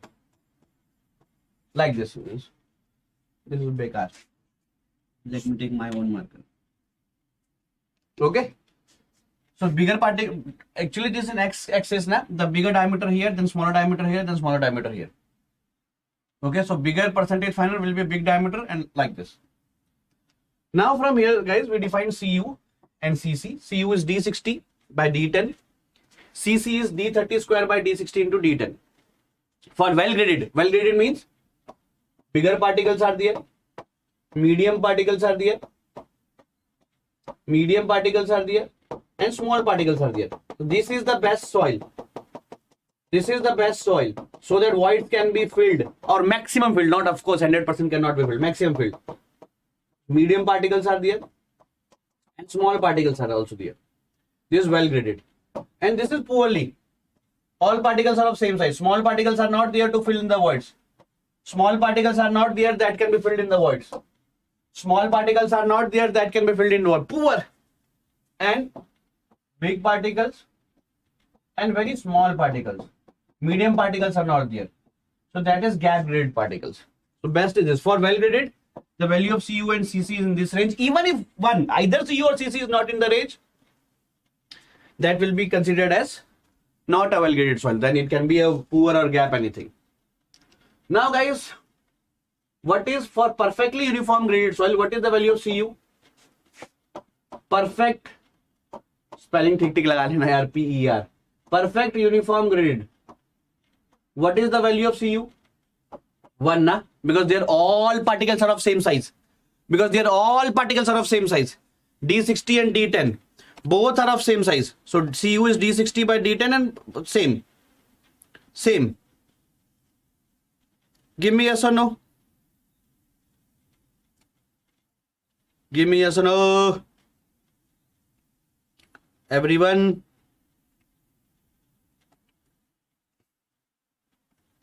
Everyone please.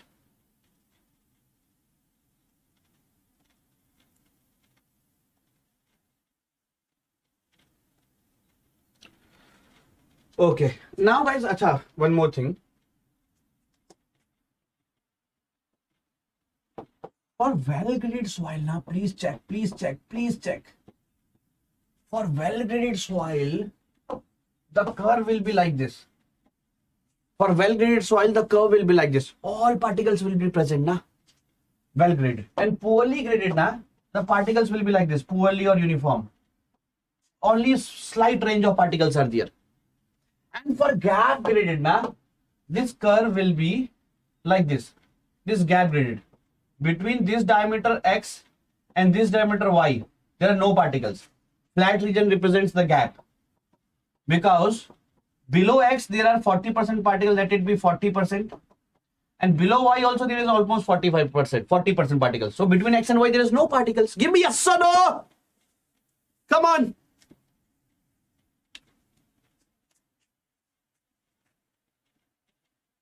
Come on.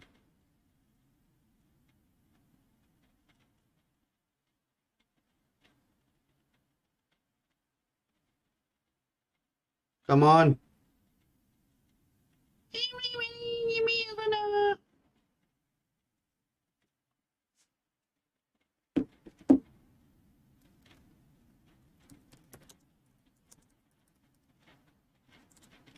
Okay. Now for fine grain soil, hydrometer PPT, I'll provide notes. I'm not doing here because that gate, the number of times hydrometer and PPT is asked is zero times. Okay.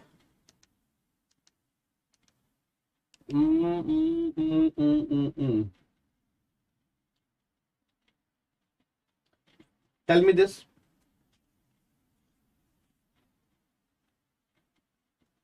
Tell me this.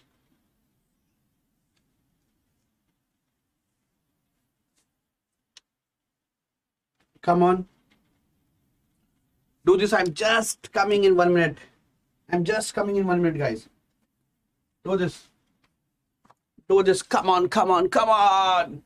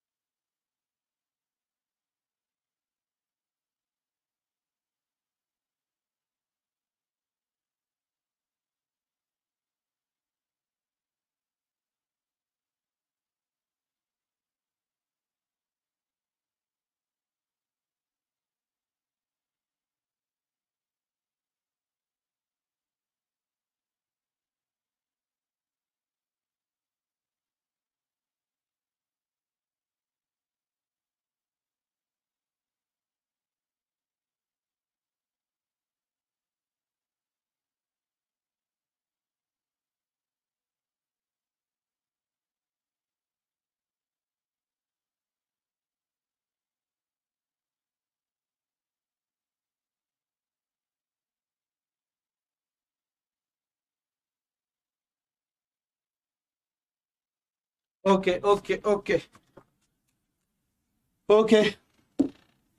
So what is the answer coming? Cu is D60.8 by D10. So that is 8. Only one option. Cc is D30 square. 0.3 into 0.3 into 0.8 into 0.1. 9 upon 8. So D option. Okay. So now, guys, you have seen this graph, है ना? Lot of times you have seen this graph, and many of you have observed this line also. Can anybody tell me about this line? Can anybody tell me about this line? This dotted, this wala line? Anyone? If not, I'll tell you today. And those who don't know anything about this graph, let me tell you guys. If I on y-axis plot the volume and here the water content, then when water content is 0, soil is like this. Volume is VD. Correct? VD when water content is 0. Now add little bit of water, solid will be the same, and water and air. But volume is still VD. Although soil is not dry, but volume is VD only. Now I put more water, all is filled with water. So volume is still VD only. And when all voids are filled with water, that is called shrinkage limit. Addition of more water, now volume start increasing. Addition of more water, volume start increasing. This is called shrinkage limit. Now this is shrinkage limit. After it is plastic limit, after which soil behaves as a plastic, and liquid limit is that water content after which soil behaves as a liquid. Shear strength here is negligible, 2.7 kilonewton per meter square. Even if I draw the stress strain curve, then stress strain curve here it is like this only. Here the stress strain curve is plastic like this. Here it can take a little amount of stress, and here it can take large amount of stress. Okay, WP is that water content. All are the water content, so it will be small s, small w, because small w I represent water content. So guys, WP is that water content after which soil behaves plastic. WL is that water content after which soil behaves as a liquid. Okay. Now, friends, everybody, every commando, every champion, VD is the dry volume, VP is the volume corresponding when it behaves plastic, after this it behaves plastic, and WL is after which negligible shear strength, it almost behaves like a liquid. This is called IP, plastic region, or plasticity index. Plasticity index is the region in which the soil is plastic, WL minus WP. My question to you, why it is dotted line? Still my question. Anwar is saying that point soil loses is no. Actually, before shrinkage limit only was okay, MVS, the reason? Let me tell you.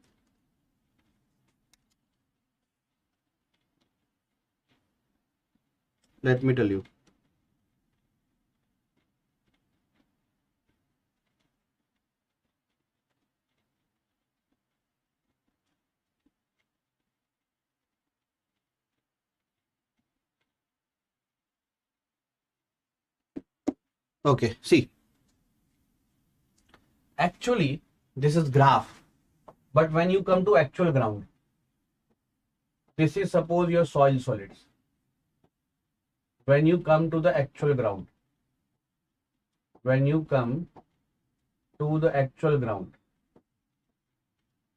okay, you start filling the water, all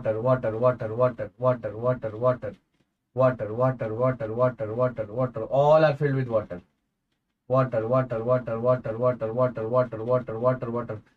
Now, guys, might be this small void is still there, still left. Okay, but water has no space to go there because from all around water is there. Water has no space to go there. So with addition of water, volume start increasing. although that water was still there. Similarly, before shrinkage limit, as water is not going into that green region because the roads are blocked. So volumes start increasing before that. Give me yes or no for this beautiful concept. मोहित भाई आपको Telegram किया, एक बार please देख लेना.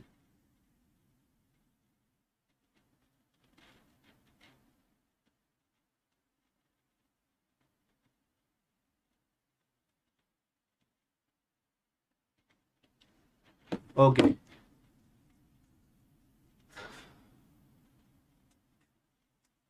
Yes.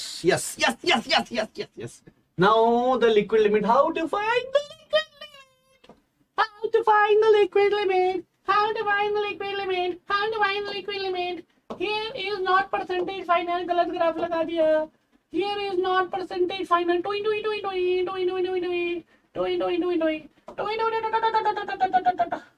Even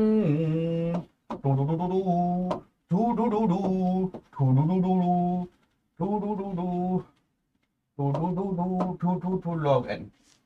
Now guys, how to find the liquid limit? We put it here, soil.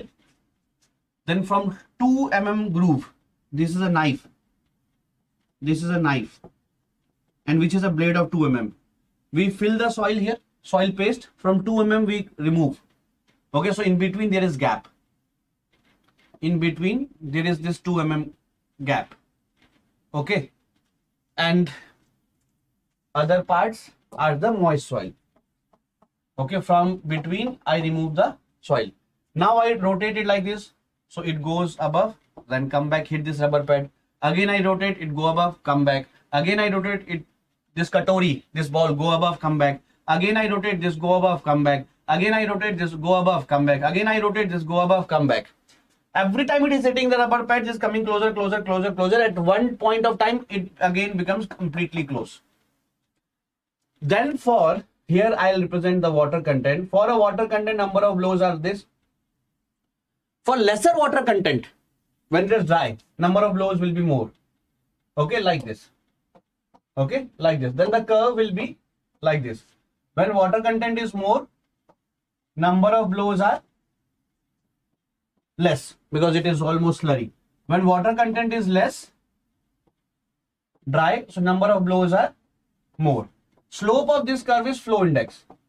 Slope of this straight line, this comes straight line, flow index, and y2 minus y1, w1 minus w2 upon x2 minus x1 in magnitude log n2 by log n1. This is flow index. What is liquid limit? When the number of blows are 25, corresponding to that, the water content is liquid limit as per Casagrande apparatus. Yes, Mohit sir. Excellent. 25 number of blows. Okay, and this 12 mm dropped, that is asked in the SSC JEE exam. Okay. Give me yes or no in the comment section. Everybody, please put if you got this concept, your heart will tell me, your heart will suggest me that you got the concept, guys. Come on. Now, guys, this is one way of finding the liquid limit. This you all know. Let me tell you one more way. Okay, this is, guys, for drawing this curve, drawing this straight line, how many points you should know? 2 points. Nah? When you got 2 points, then only a straight line can be drawn. Nah? Now, let me tell you single point observation. From that, with just 1 point, guys, you can draw. See, this is our cricket certificate. From this, only with 1 point, you can find out the liquid limit. WL is equal to WN upon N by 25 की power X. WN is just 1 point. Okay, only 1 point is known. Suppose at W1 water content, number of blows are N1. So put it here N1, put it here W1. X is a constant that depends on soil. You will get a liquid limit. There is a single point observation. Okay. And there is a IS code method. Cone penetration method. Okay. What is there here? You put a box. In that box, put a moist soil. Okay. And this is a cone. Drop that cone from a fixed height. drop that cone from a fixed height. The weight of the cone is fixed, height is fixed. When this cone is dropping and it is penetrating down by 25 mm. So when the water content is less, it will not be able to penetrate. When water content is very high, it will penetrate up to this point. Okay, that water content up to which it is penetrating only 25 mm. That water content up to which it is penetrating only 25 mm. That water content is called as liquid limit, at which it is penetrating up to 25 mm. And IS code, if any time exam is asked, IS code doesn't take Casa Grande, doesn't take this single point observation. IS code takes the cone penetration method. Plastic limit is, you make the threads of the soil. Okay, you make the threads of the soil like this. When the 3 mm thread, kahan gaya? When the 3 mm, kahin English mein kahan likha hai? When the 3 mm thread starts fumbling, okay, you are not able to make it, that is called as plastic limit. And sinking limit is that water content after which it becomes the first time the water is full. Consistency index is WL minus W upon WL minus WP. WL is the liquid limit, WP is the plastic limit. WL is the liquid limit, WP is the plastic limit. And what is IL? Liquidity index. What is liquidity index? IL is 1 minus IC. Now what is the significance? इन सबका क्या है? Gate exam के पास concept कम थे तो जबरदस्ती एक term बना दिया. No. What is the significance? That for consistency index, if this value is more for a soil, this value is more for a soil, that means W is less. So if a soil has a more consistency index, then that soil is dry, it will be hard, it will be brittle. For dry soil, it will be breaking like very easily, brittle. If for a soil IC is less, okay, if for a soil IC is less, that means water content is more, because all other values are fixed. That means water content is more, that means it is on liquid state, it is ductile. Okay, and IL will be find out from 1 minus IC. Guys, one more thing, guys, whenever liquid limit of a soil is high, then just think one thing, that void ratio will be high. Because if void ratio is high, it has a large amount of voids to accommodate. Okay, so when E is high, WL is high, when void ratio is high, liquid limit is high, in that case, because when large voids are there, then only the water content can go na in the voids. When large void ratio is there, then only the water content go na. When large voids are there, then only the water content can go na. Okay, water will go in the voids na. So that means if a soil has a bigger liquid limit, then voids are more. So voids are more means compressible more compressible. Settlement will be more settlement. Permeability will be more. For a same size of particles, more permeability.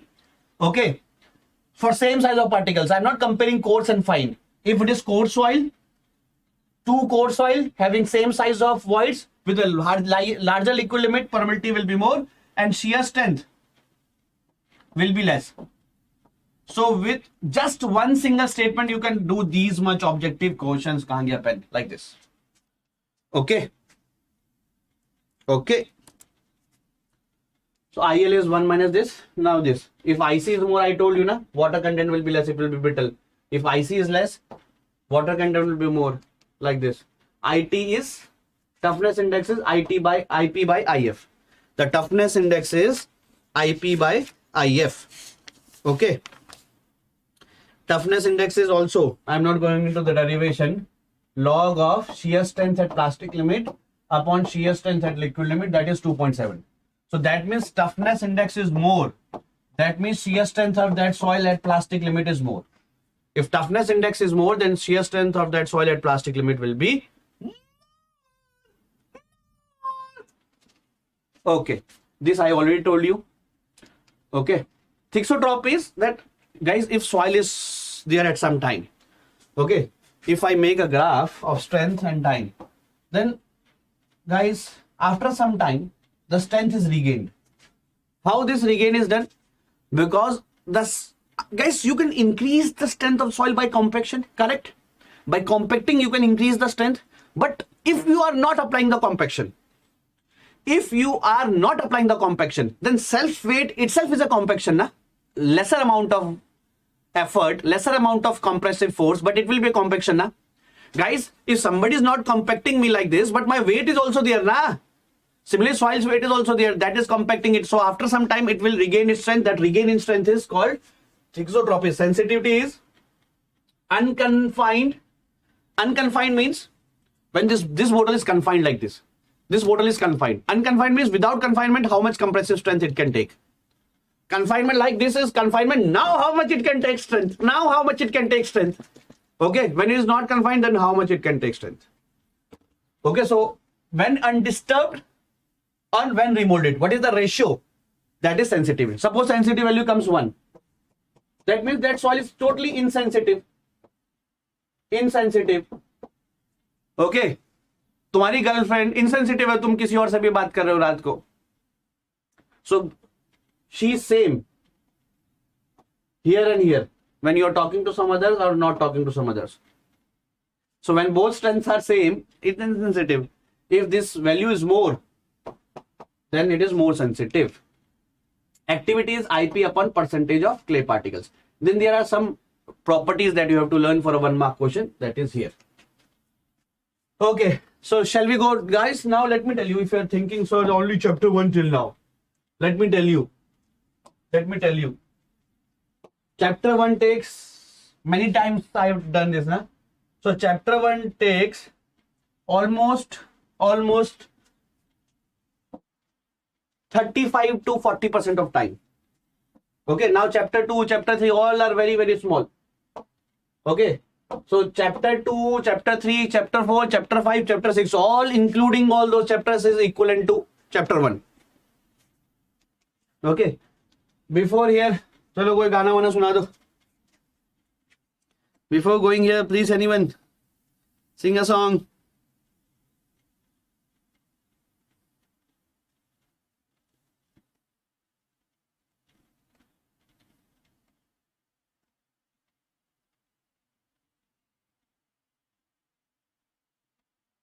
Okay, all of you guys, please write down your cities again.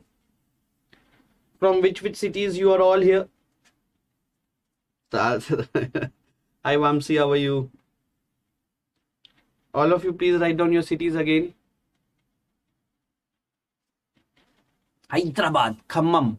Khammam is where? In Rajasthan or Hyderabad? Buxar. Buxar in Chhattisgarh, na? Hyderabad. But you can't listen the song. Okay. No, I listened from the rays that comes from the text message. Cuttack is a stadium, na? Cricket stadium. Telangana.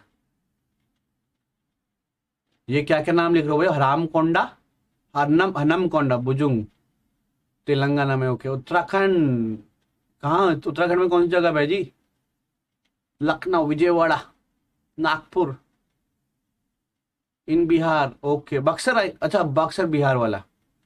Hyderabad, Bengaluru, Hyderabad, Calcutta, Swagata Ganguly. Chandigarh. I taught lot of in sector 34 earlier. Okay. Lakhisarai Bihar. Dehradun, Premnagar में. Bihar, Agartala. Place where native Warangal is there. Hanamkonda. मेरे को लगा हरामकोंडा. Okay.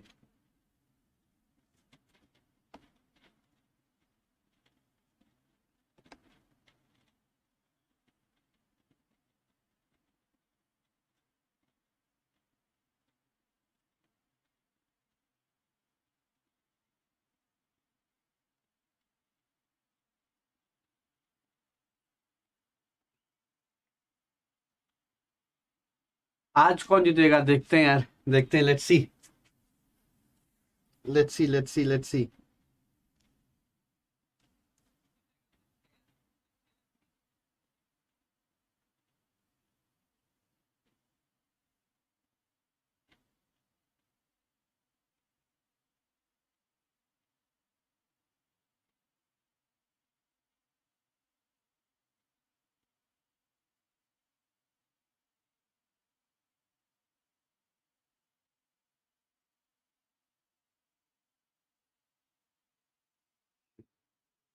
कुछ भी हो सकता है. Guys, enjoying till now? Should we increase our speed or decrease our speed, or it's going fine? Should we increase our speed or decrease our speed, or it is fine?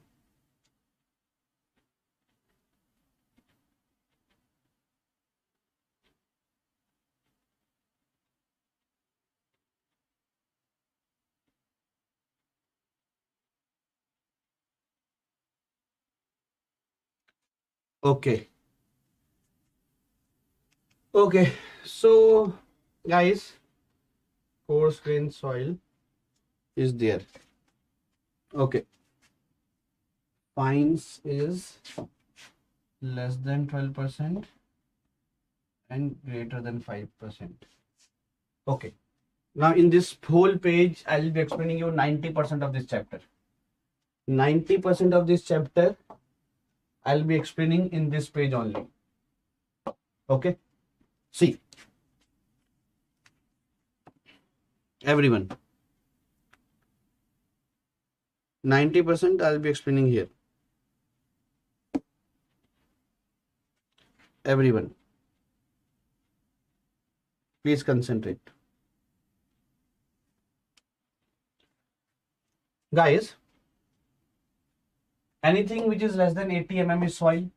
Correct. If coarse grain soil is more than fine grain soil, suppose you take 1000 gram soil.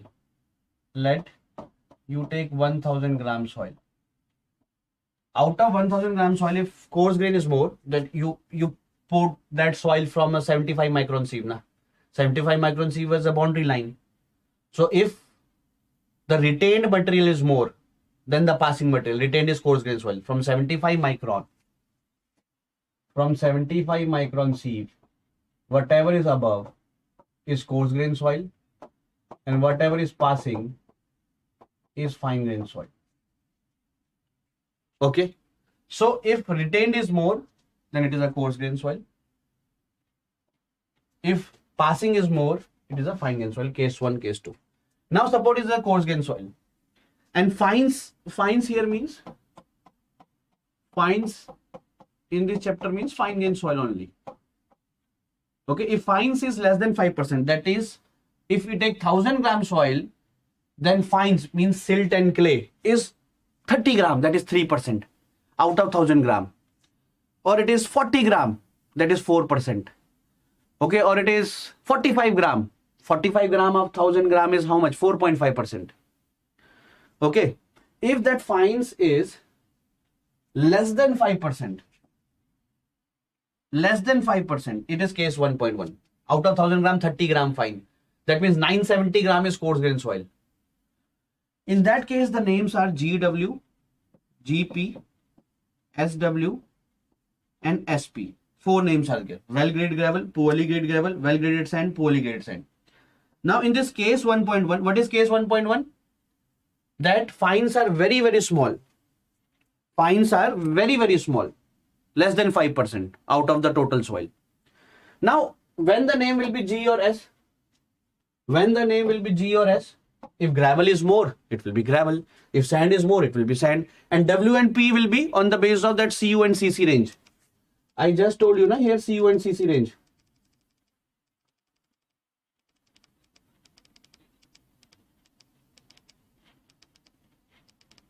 Yes, CU greater than 6 and CC this, so it is well graded sand. And this greater than 4 and this is gravel. Okay. So CU and CC will decide it is W or P.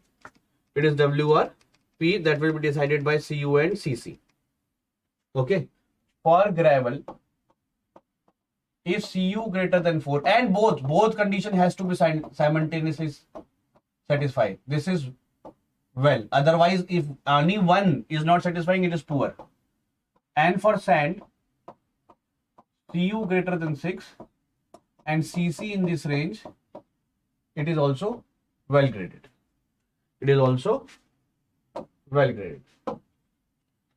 Now, G, gravel is more, it will be gravel, sand is more, it will be sand, and W and P will be this. Now, second case, it is still coarse grain soil. Now, but in this coarse grain soil, that means more than 1000 gram, it is coarse grain soil. It is still coarse grain soil. But fines are for 5% to 12%. If we take 1000 gram soil na, then fines is suppose 70 gram, that is 7%. Fines means fine grain soil. Fines is suppose 80 gram, that is 8%. Then this is this case. So here the names are GW, GC, GW, GM, GP, GC, GP, GM, SW, SC, SW, SM, SP, SC, SP, SM. Well-graded gravel containing clay in the gravel. Well-graded gravel containing silt in the gravel. Poorly graded gravel containing clay in the gravel. Poorly graded gravel containing silt in the gravel. Well-graded sand containing clay in the sand. Well-graded sand containing silt in the sand. Poorly graded sand containing clay in the sand. Poorly graded sand containing silt in the sand. Now the first and third letter will be G if gravel is more than sand. First and third letter will be S if sand is more than gravel. I'm again saying first and third letter will be gravel if gravel is more than sand. First and third letter will be S if sand is more than gravel. And W and P will be decided. W and P will be decided in this range. And C and M, if clay is more, it will be C. If silt is more, it will be M. It is very easy for me to say this. If clay is more, it will be C. If silt is more, it will be M. But actually from sieve analysis, we cannot identify the clay and silt because sieve analysis doesn't hold good for fine grain soil because fine grain soil will attach cohesion. So we are thinking it is a bigger particle because it is retained. We are thinking it is a bigger particle because it is retained. But actually it is very small particle, but they make flocks, gucha. So it is not going down. So for fine grain soil, as they are not independent, they are making flocks, sieve analysis doesn't hold good. So there we cannot say gravel is more, it will be gravel, sand is more, it will be sand because it is difficult to find out from sieve. So that is done from plasticity chart. This is a plasticity chart and this is a tough plasticity. Let me make easy. Okay, suppose here it is IP and here it is a liquid line. So there is a line, guys. A line equation is IP is equal to 0.73 WL minus 20. So when liquid limit is 20, IP is 0. So 20, 35, 50.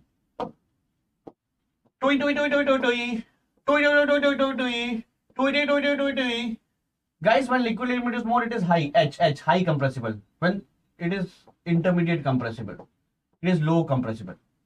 Very simple. Okay, Dheeraj sir is also here. Welcome, sir. Welcome. Welcome. Wonderful to have you here. Dheeraj sir ka birthday is 7 November ko. Now, LIH. Everyone, LIH. Why it is H? I just told you. When liquid limit is more, guys, you are remembering it till now like this only. I'm telling you the concept here. I'm telling you the concept here. If it is H na, high compressible na. If it is H na, it is high compressible na. So voids are more. I just told you na, liquid limit more means high compressible. Liquid limit more means leave. I just told you liquid limit is more, it means more voids because voids are more, then only the water is going there. Yes, Vamsi, correct. When voids are more, then only liquid limit will be more, na? Then only the water will be going there. Na? So voids are more high compressible and liquid limit less, it is low compressible. Above is the line, above it is clay. This is CH, CI, CL. It is silt, ML. Silt is represented by M because S we have given to sand. It is MH. Why above clay? Have you ever questioned to any of the books or teacher, why above clay? Because clay is more plastic, IP value is more, so above clay. Silt is less plastic than clay, so below is silt. So if point is above, it is clay, if point is below, it is silt. Why it is HIL, I told you. Please, if you have understood this, give me a heart sign on the comment box. Why above clay? Because clay is more plastic. Why below silt? Because silt is less plastic. Why there H? Because liquid limit is more, voids are more, high compressible. Liquid limit is less, it is less compressible. If point is above, it is clay, point is less, it will be silt.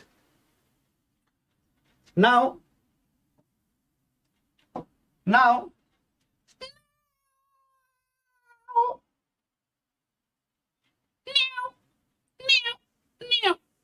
क्या कह रहा था मैं खुद ही भूल गया.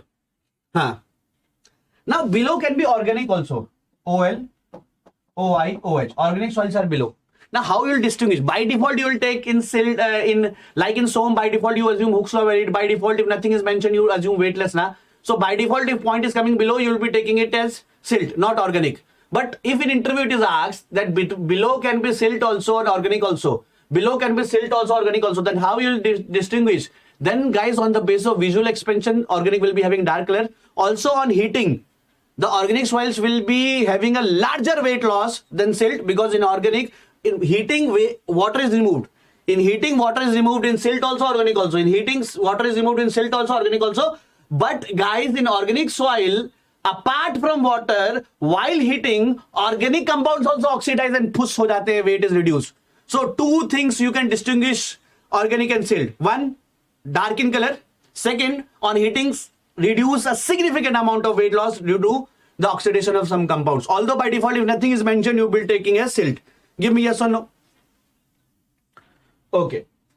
So if now how the question will be coming now? Question will be coming that liquid limit is 40 and IP value is 20. Okay. So guys, let me tell you, you put in A line. A line is IP is equal to 0.73 WL minus 20. So WL is 40. So 40 minus 20. So 20 into 0.73 is 14.6. So means here point is coming 14.6. But our IP is 20. Our IP is more. Our IP is more. Actually in A line the IP is 14.6. Our IP is more, so it is clay. Our IP is more, it is clay. Give me yes or no. That is how we will distinguish between clay and silt. So if gravel is more, that can be done on C analysis. Gravel is more, first and third letter will be gravel. If clay will be, sand is more, first and third letter will be S. W and P will be based on CU and CC, and C and M will be based on plasticity chart. Everybody give me yes or no. Everybody give me yes or no. Everybody give me yes or no. Come on, come on, come on. Come on. Have you understood? Have you understood? Okay.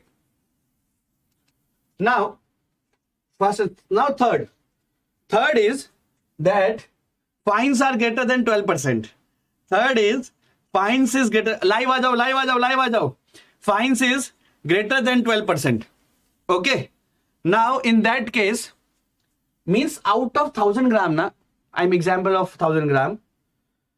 Fines is greater than 12% means 140 gram. Okay. Okay. 140 gram, that is 14%. In that case, the name is GC, clayey gravel, GM, silty gravel, SC, clayey sand, SM, silty sand. Now, first letter will be G or S. First letter will be GS, G or S.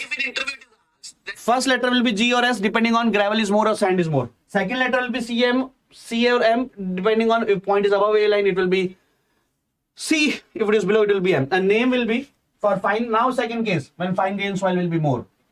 So, when fine grain soil will be more, guys, the name will be CL, CI, CH, ML, MI, MH depending upon where it is coming on the plastic chart. Now, guys, this will be sufficient for your gate exam. But when there is tie, coarse and fine is exactly same. What you have to do that you can see my YouTube lesson there. I have told everything. You can write the remember soil classification for always. Okay, that you can see on my YouTube there. When there is tie, between coarse and fine, this is exactly 50%. This is exactly 50%. What you have to do? Okay, when there is a point here, exactly tie here. Then what? How to do? How to do that? I have given there. So that tie case you can see in my YouTube videos. Now, this is also one more tie case. Let me explain you from numerical. Do this. Do this.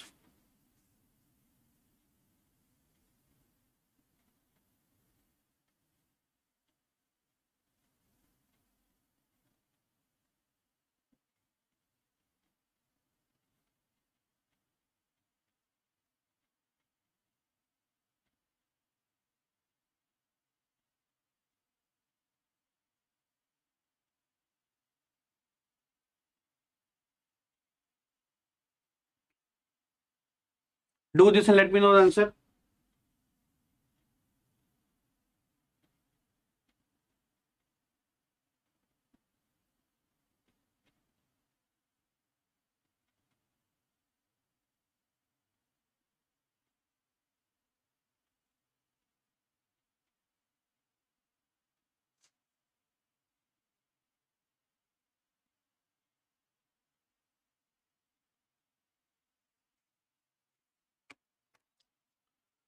Okay, if a soil spacing 51% of particles are passing through 4.75 mm sieves, so above 4.75 is gravel.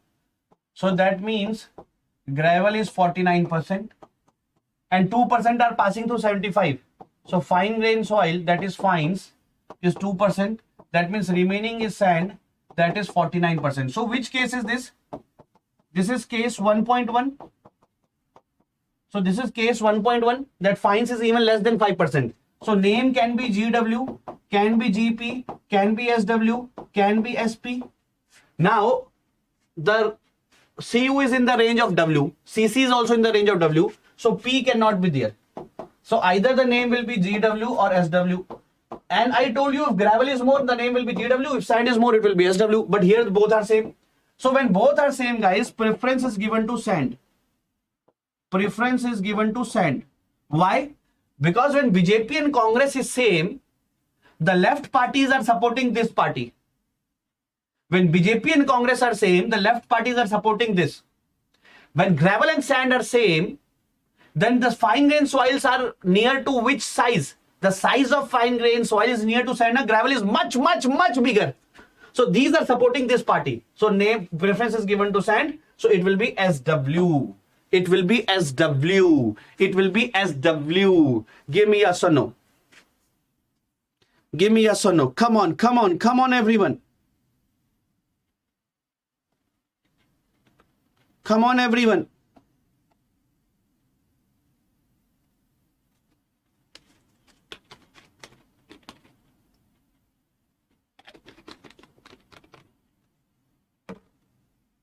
Have you understood? Okay. So guys, every of my video na, there's a link there. Okay, in the description box. Either this video, either my recorded videos, anything. So there is a link.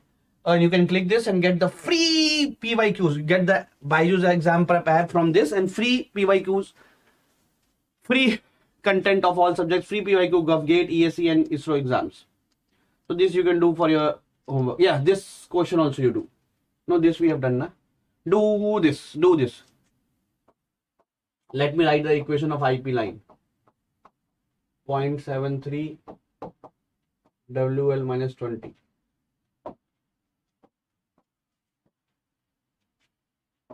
This is IP. This is water content. So line passing from 20, 35. And line passing from 50. So IP line is like this. So here CL, CI, CH, ML, MI, MH. Do this. Chapter 2 over. Chapter 2 over. Chapter 2 over.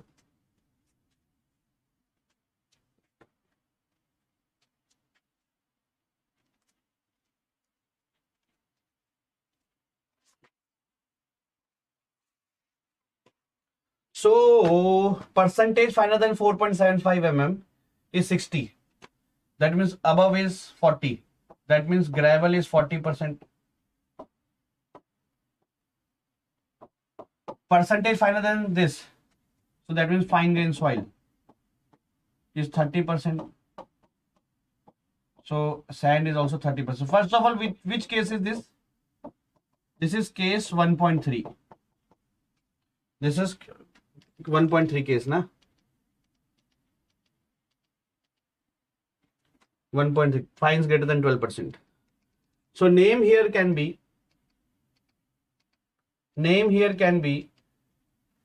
case 1.3 GC, clayey gravel, silty gravel, clayey sand and silty sand. These can be the name. Clayey gravel, silty gravel, clayey sand and silty sand. Now when gravel and sand both are, no, here gravel is more. So sand cannot be the answer because gravel is more. Now what is IP? IP is WL minus WP. So 35 minus 27 is 8%. This is IP of our soil. And let me find out IP of A line. 0.73. Liquid limit is how much? 35 minus 20. So it is 0.73 into 15. So this is a bigger value than this. So our point is coming below. Our point is coming below this line, because our IP is 8%. This is, tell me, what is the value of 15 into 0.73?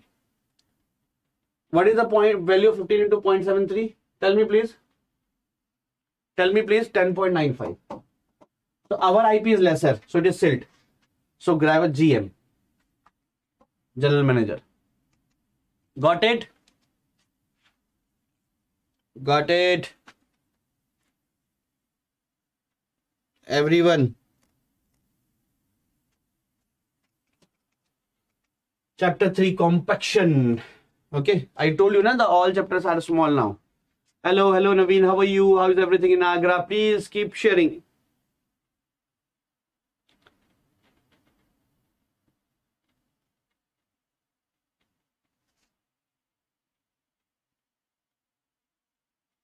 Okay. Now, whenever we compact the soil, initially what happens in a partially saturated soil, air voids are removed. If we apply further load, then all air voids are removed. And now, if we apply the load, all load is taken by water. Now, this is called consolidation. So guys, solids cannot be changed now. Solids will be same. Correct? Solids will be same. So initially when there is a partially saturated soil and we apply the load, initially air is removed. That is called compaction. Compaction is reduction of volume by removing air voids. Further more load is applied, all air is removed. That is also compaction. Removal of air is compaction. Air is removed first, not water. Then you apply the load, then water comes in excess pore water pressure. Nobody wants to be in excess pore water pressure, so it dissipates. Water goes from high pressure to low pressure. Then water is reduced. That is called consolidation. Now, compaction is instantaneous phenomena. But consolidation is time-taking phenomena. The reason being, because the water movement the speed of water is not like a speed of Usain Bolt, covering 100 meters in 9.5 seconds. Water speed is very, very less. So dissipation of water takes time. So it is time-taking phenomena. This is instantaneous phenomena. Now, why we do compaction? Because density will be increased, strength will be increased, and as you already compact the soil, the further after construction supplement will be less.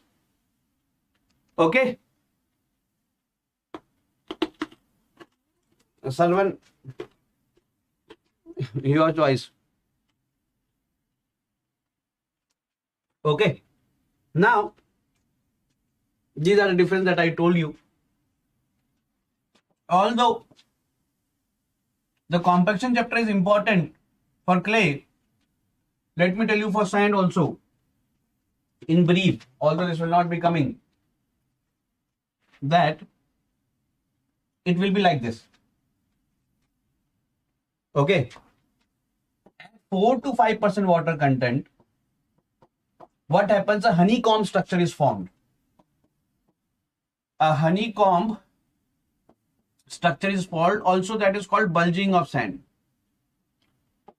Bulging of sand. What is that? Let me tell you. At 4 to 5% water content, the sand particles, the capillary action takes place and a chain is formed. So here voids are entrapped.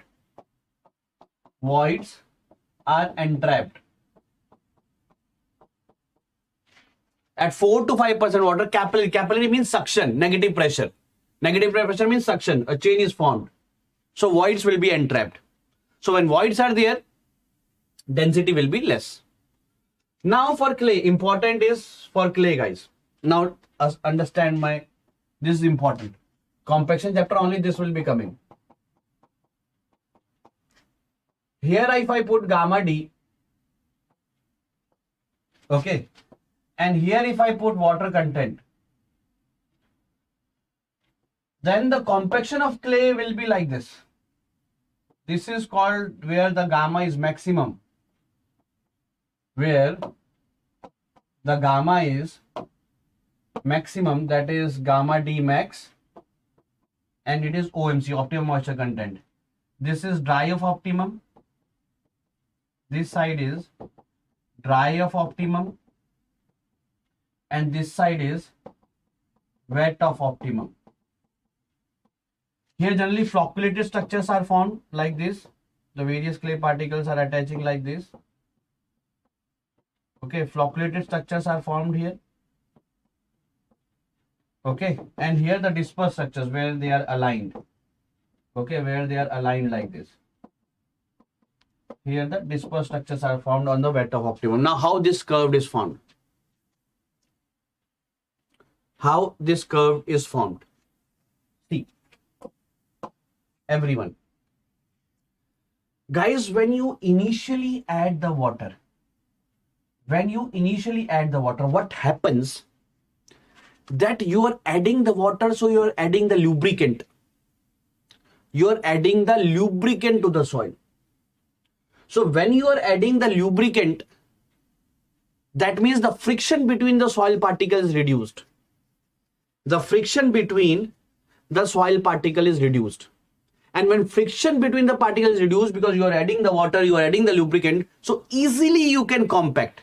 So volume is decreased, so gamma D will be maximum. Now you may be thinking that, sir, what is the relation between water content and gamma D? What is the relationship between water content and gamma D, sir? Guys, gamma D can be of a water content soil also, na? This also has a gamma D, na? Gamma D means weight of solid upon total volume. Gamma D doesn't mean that soil is dry. Gamma D means that when soil will be dry, what will be its density? Gamma D means then when soil will be dry, what will be its density? That means the gamma D. Now, friends, my champions, guys, do you want break of 10 minutes? If you are saying, all of you, I'll give after some time.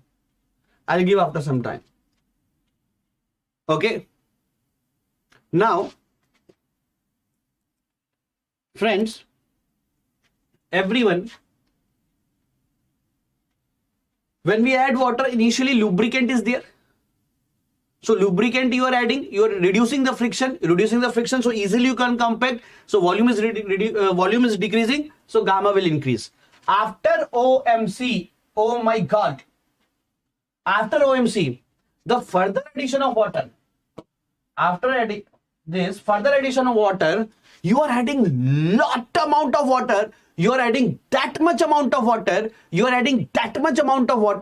That means where the solid particles can compact, already there is water. So you are reducing now the space of solid to compact, and water will not go out because you are not studying consolidation till now. You are not reaching in the process of consolidation. The soil is not still fully saturated. Till it is partially saturated, only air voids will decrease. So after OMC, you are added so much amount of water. That where the solid particles can compact, there already is the water present. So now the solid particles have not the space to accommodate. So for addition of water will be increasing the volume, or it will be reducing the chance of compaction, because solid cannot compact because already the water is sitting in the void. So after that it is decreasing. Give me yes or no in the comment section. Give me yes or no.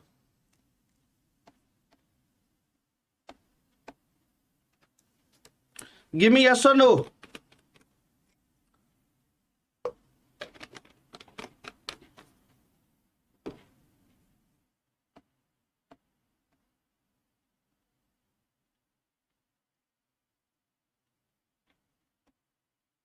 Everyone. I will take Shyamlala, don't worry.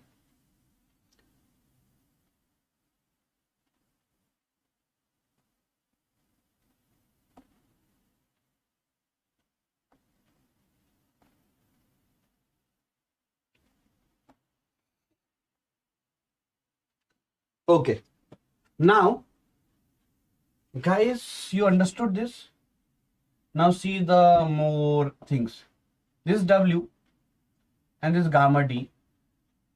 Now this is OMC and this energy E1. This is OMC and this energy E1. This is gamma D. Now for the same soil, guys, I apply energy E2. E2 is greater than E1. I apply a greater energy. So when I apply a greater energy, gamma D will be more na. When I apply greater energy, so it will be compacted more na. So volume will be reduced more na. So gamma will be more na. See, because volume is coming in denominator. Yes, gamma D max. Max, yaar. So that is why the graph is above, because energy is more, you are compacting more, so reduce in the volume is more, so gamma will be max. But guys, this OMC will be lesser. OMC 2 will be lesser. Gamma D of 2 will be greater than gamma D of 1 because you are applying larger effort. But OMC of 2 is less than OMC of 1 because water content is helping us in lubricant na. Water content is helping us in lubricant na.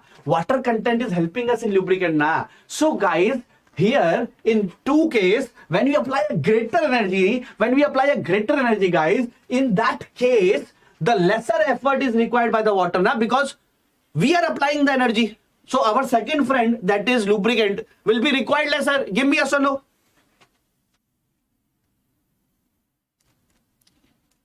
Give me yes or no.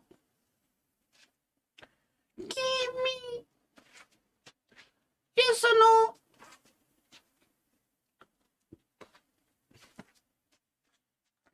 Everyone.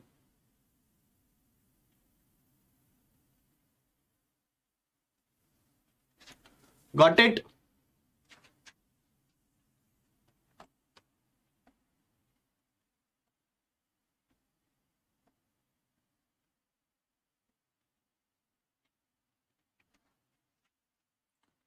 Got it?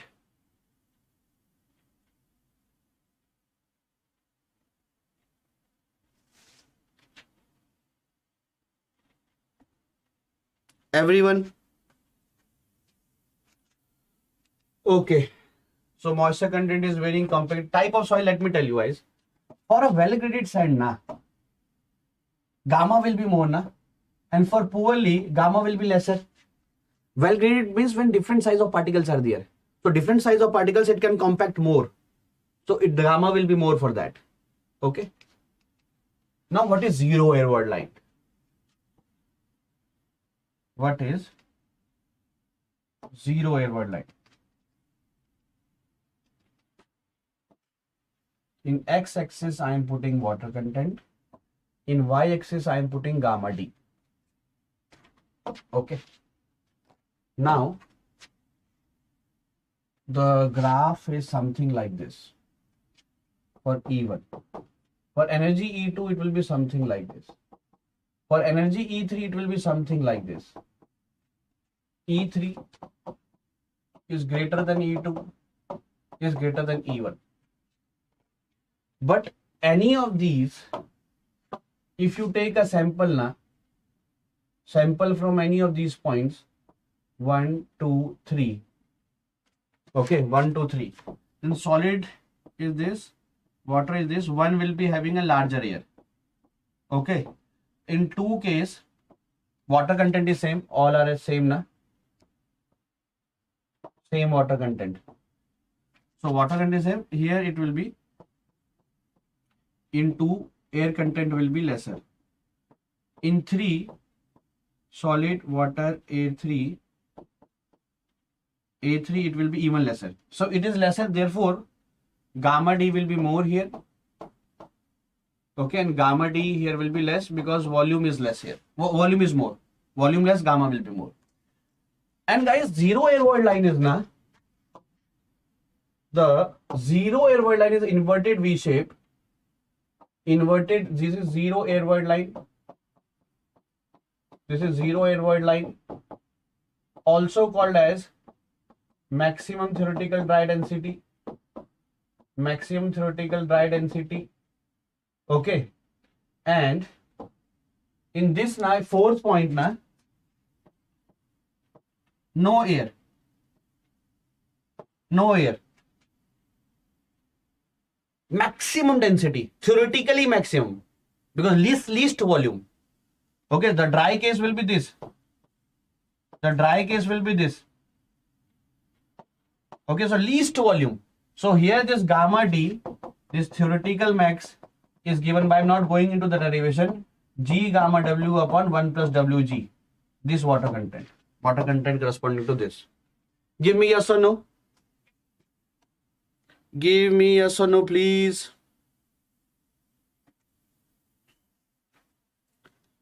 Give me yes or no, please.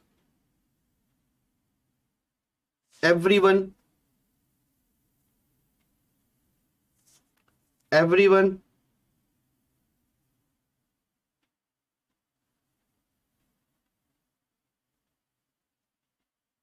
Any doubt? Okay, now guys, there are some Proctor tests. What is that? What is that? Let me tell you, all of you, what is the standard Proctor test. Let me tell you the values. I don't remember na. Value. See, you want to draw a graph of gamma D and water content. So you know various points. You should be knowing various points. So from various points only you will draw the graph. So how to find these various points? We take a sample. Volume is known. So we put a sand layer here. Okay, then we from a 2.5 kg at a fall of 305, with 25 times we compact it. We put second layer again with 2.5 kg with this much height 25 times. Okay, again this much weight, this much height 25 times. So we compact. We know the water content of the soil. So for that we take a small specimen out and find the gamma D. We got a point. Next we make a sample with different water content. So for different water content, we compact the first layer 25 times, we put it this way 2.5 kg from a height of this. So again second layer 25 times. Then again we take a value different water content with again different water content like this. Now if I want to find out the compactive effort per unit volume. So guys, what is the energy? MGH. Energy is MGH. So M is 2.5 into 9.81, height is 0.305, and this is done how many times? 25 times for 3 layers. This is MGH, and this is done 25 times for 3 layers, total 75 times. And what is the volume? 944. So here it comes 594.29. 594.29 kilojoule per meter cube, compactive effort per unit volume. Now there are different tests. Everything is same. Okay, again 3 into 25. Only difference is, no, modified Proctor test, it is 5 times. 5 layers of 25 times. So only values are different. So here it is 2696.305 kilojoule per meter cube. Okay. Similarly for all the process is same as like earlier I told you. Here it is 593.04 kilojoule per meter cube. And here it is 2703. Same process, same calculation as I have done in the first case. Kilojoule per meter cube. Okay. Now compaction is measured in terms of dry density. Gamma D we are measuring now. And this is some properties, and for which type of soil, what is the type of equipment used for compaction, that is done. For sand it should be a vibratory one. Chapter 4, effective stress. Ready? Ready guys? Then guys, below every description box there will be a link of mine. You can click that for a free downloads of all PYQs, the free downloads of all subject notes. You can get the free access of everything. So please, if you have not downloaded it, please download it. Okay. Great. Now, effect is total stress. It is the total force per unit area. Pore water pressure is the pressure of water in the pores, and effective stress is, it is actually sigma bar is actually total stress minus pore water pressure. I'm not going into the derivation. But what does this mean? Sigma bar represents the contact force between particles. Now, one question from my side to all of you. If sigma bar is more, it is good or bad for us? If sigma bar is more, it is good for us or bad for us? For a civil engineer, it is good for us or bad for us? Tell me. If sigma bar is more, it is good for us or bad for us?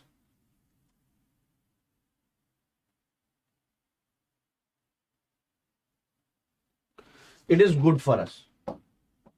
Because if sigma bar is more, that is more bonding between particles. So easily it cannot shear fail. If there are two particles like this, if the two particles are like this and contact is less, the contact pressure is less, so easily it can shear off. But if the two particles are tightly bonded, then the shear failure will not be easy. But if it is less bonded, easily it can shear failure. So sigma bar more means more contact pressure, means more stable or more strength is there, of course. Now, let me tell you example of this. Suppose this is gamma D.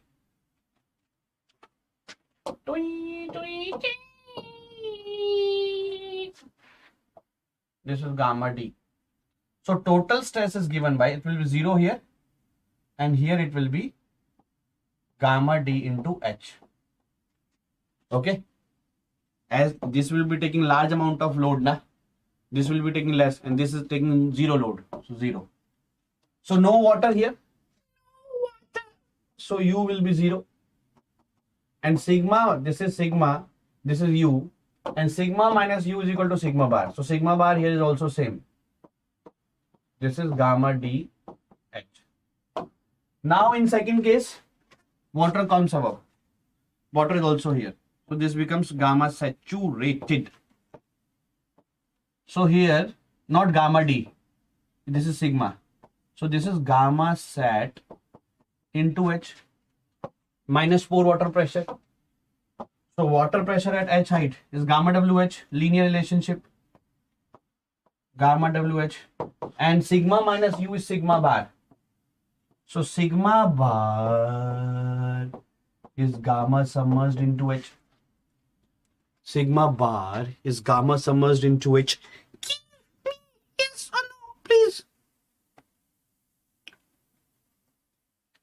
Give me yes or no. Tell me, please. Tell me.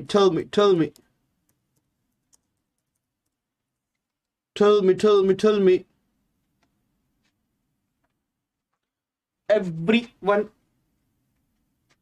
Every commando. Okay. Now, this same height, but there is lot of rain. So water table goes above. Same H height, but water table goes above. Here. Water table goes here.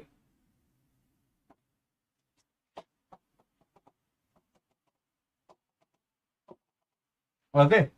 And this is the ground level. So this is a flood situation. Here the water table goes above ground level. Okay. Here the water table goes above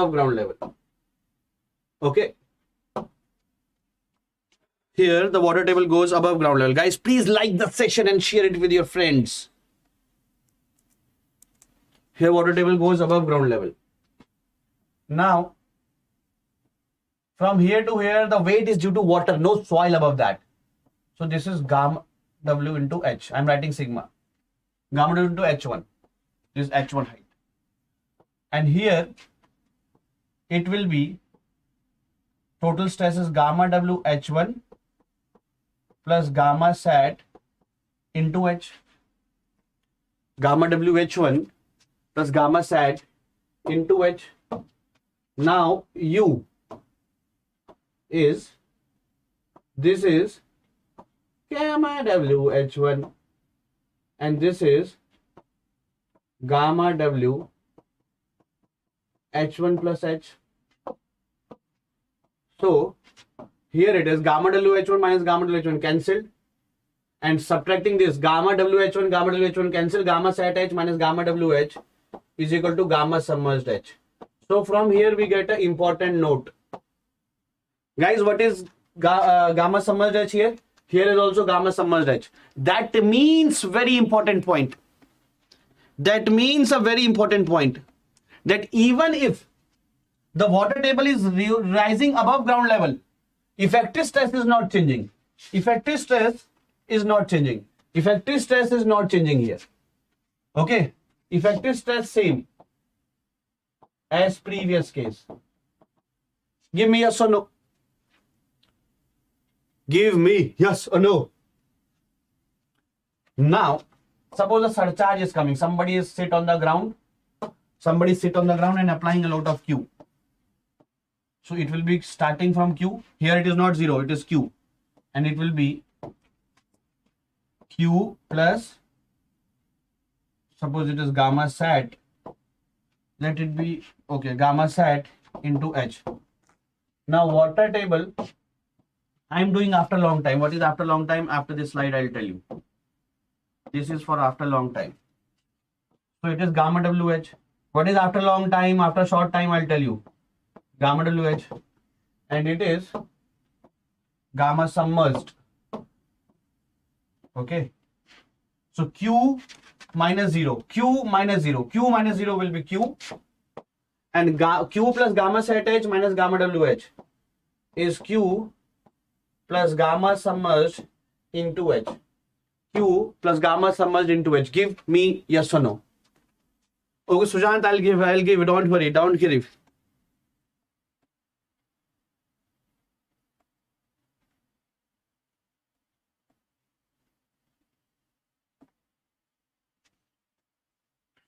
Okay.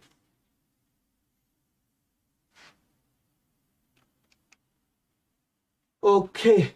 Now, guys, after long time, this I'll tell you. Suppose na, let me make it here. This is ground level, and I'm talking about H height below this point P. Okay, and suddenly a load is applied. Suddenly, a load is applied of Q, kilonewton meter square, and water table is also here. Water table is up to here. Let us say this. This is H1. So this is gamma D. Now see the magic. Now see the magic. I'll give you break, guys. Don't worry. I'll give you break. Sigma P, UP, sigma bar P. Before application of Q. Before application of Q. So the total stress here. Gamma D for leave this here. यार उतनी दूर जाना पड़ रहा है pen लेने के लिए. Leave this. That is, leave this also.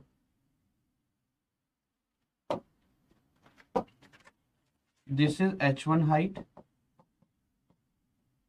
and this is H2 height. Okay. Now this is gamma D H1 before Q. No Q was there. Gamma D H1 and gamma sat S2. For H2 height it is gamma sat, and water pressure is gamma WS2. So it is gamma D H1 gamma sat minus gamma W gamma submerged S2 after application of load. So Q is also coming plus gamma D H1 and for saturated soil gamma sat S2. Q is there, gamma DH1 plus gamma sat H2. Water pressure, guys, in a saturated soil mass, P is saturated soil mass. Earlier the water pressure is gamma WS2 na. Earlier the pressure is gamma WS2 na. Earlier the pressure is gamma WS2 na. So whenever a load is applied on a saturated soil, the load is applied, all load is taken by the water. So here, sigma bar is sigma minus this. So this is gamma DH1 plus gamma submerged S2.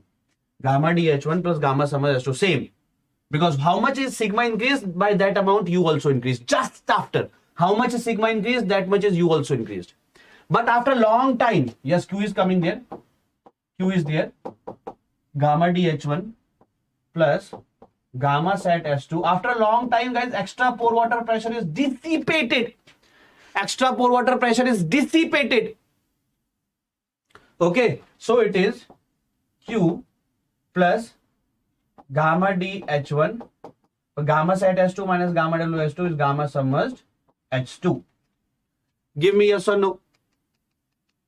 Guys, this is my link. Na? Every video of mine in YouTube, you'll finding this link from which you can download our app, in which there is free ISRO, free PYQs of GATE, ESC and notes. In capillary reaction, guys, what happens? Suppose the same question is capillary. Let me give you, just after this, I'll give you break here. Don't worry. After this, I'll give you break. Suppose this is ground level, na? And here, why is not pen coming here? And suppose here is the water table. Okay. And some capillary is also coming. Capillary. So the water pressure will be na below this same like earlier. Suppose gamma W I am taking as 10. Suppose this is 3. And suppose this is 1. So this is 30. Gamma W into H. And above it is minus gamma W into 1 is minus 10. Guys, why it is minus? Let me tell you. Because water is going from ground to above, na? Water is going from ground to above, na? Water is going from ground to above now. So ground, the pressure is 0. Water goes from high pressure to low pressure. Water goes from high pressure to low pressure. So water is going low pressure. So it is 0. So water is going from 0 to above. So from 0 also somewhere water is going. Water goes always to lower pressure. So from 0 also it is going. So that means even it is lower, minus pressure. Give me yes or no. Give me yes or no.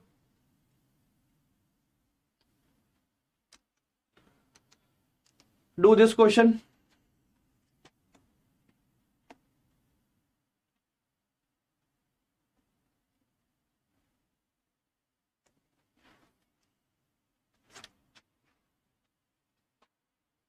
Do this question. And which of the following statements is true in the context of capillary? Water is in the tension zone. MSQ है this. MSQ. So it is negative. Effective stress increases na. Sigma bar is sigma minus U. It increases plus U. In coarse grain soil, in small voids water can go more na. In small voids water can go more na. Okay. So after this we'll start this. Hai? Permeability, chapter 5. So only 20% or 25% of this marathon is left.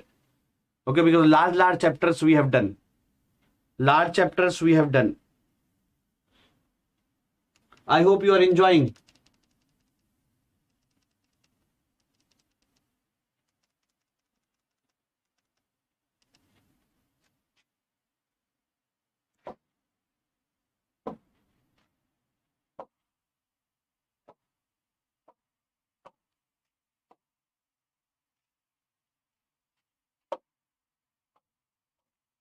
You need break now? How many of you need break? Give me yes or no.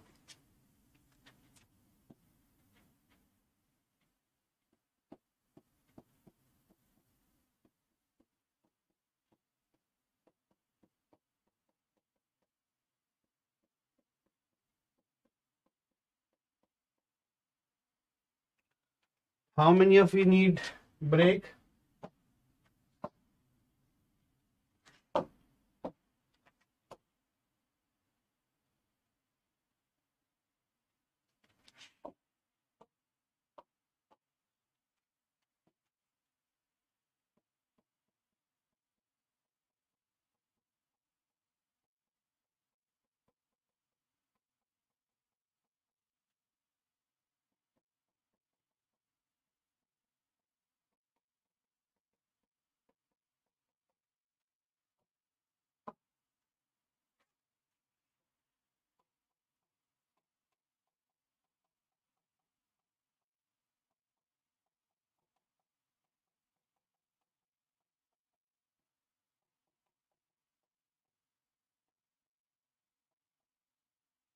Guys, after in this marathon, I'll be giving you the assignment, which will be password protected. Password I'll tell you after the break. After the break, I'll tell you the password.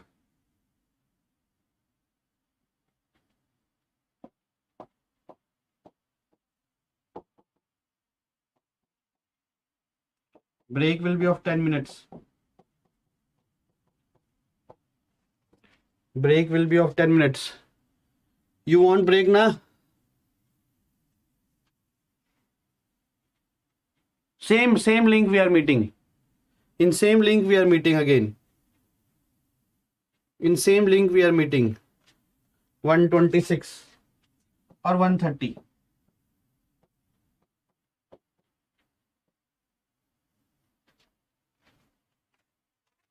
I'm here only. You take break. I am not going anywhere.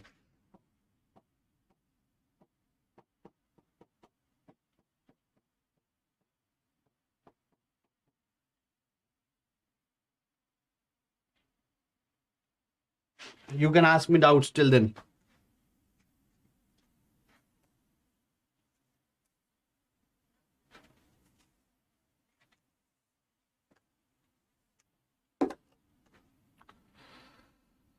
Same link.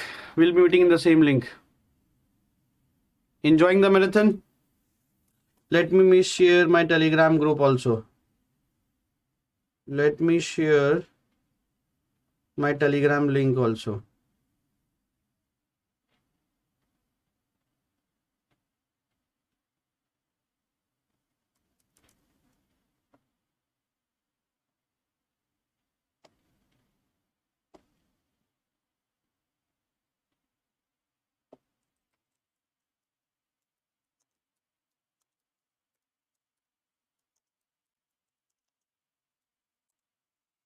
Okay.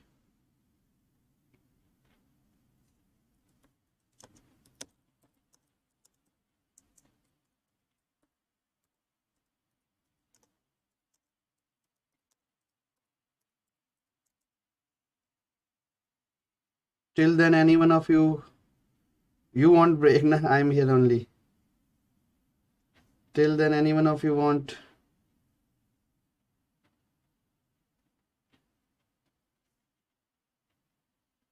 Any doubt you can ask me.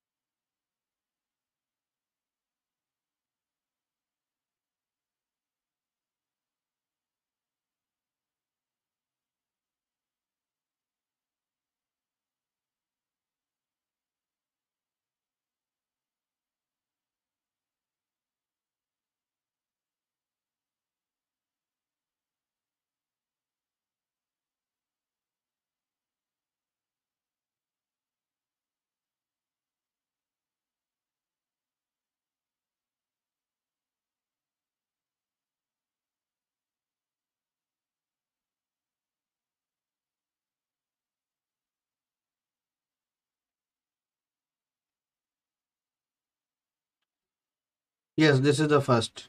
This is the first marathon. Okay.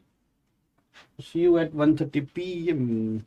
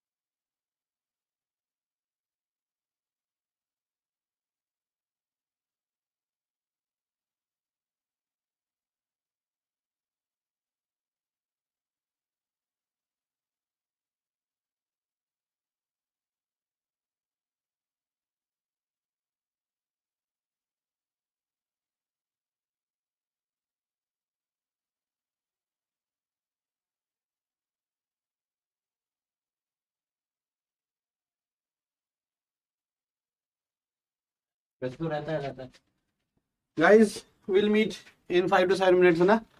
Okay, till then, enjoy.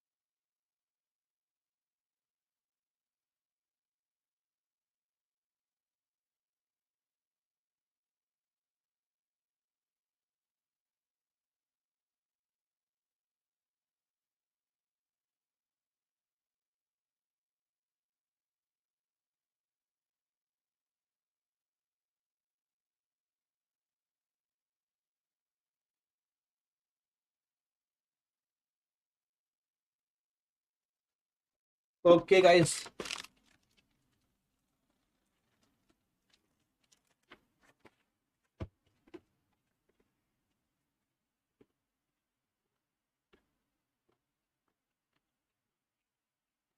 Ready?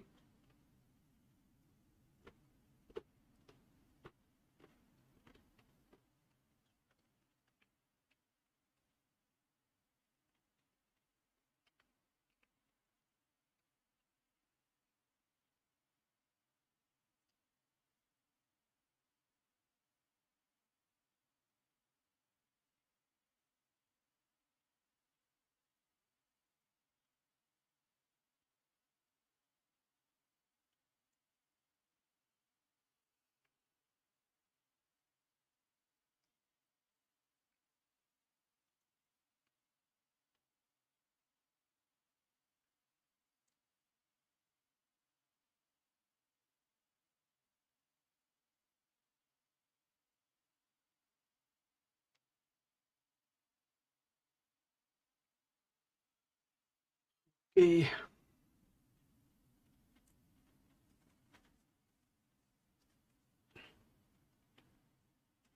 Shall we start? Please share. Keep sharing, guys.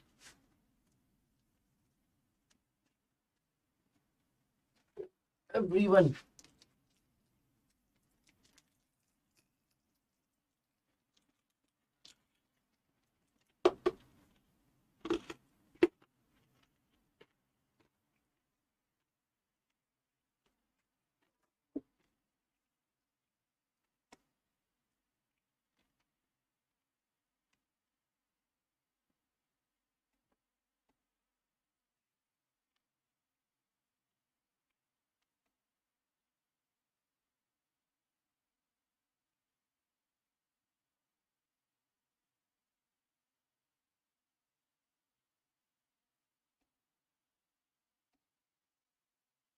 Anwar, please share.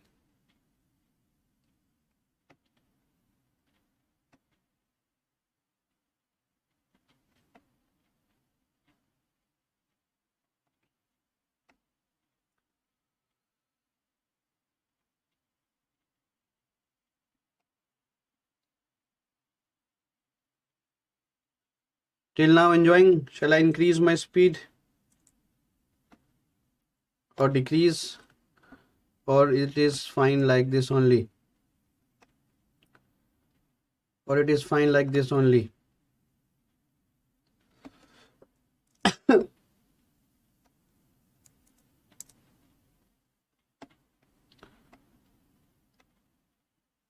Tell me.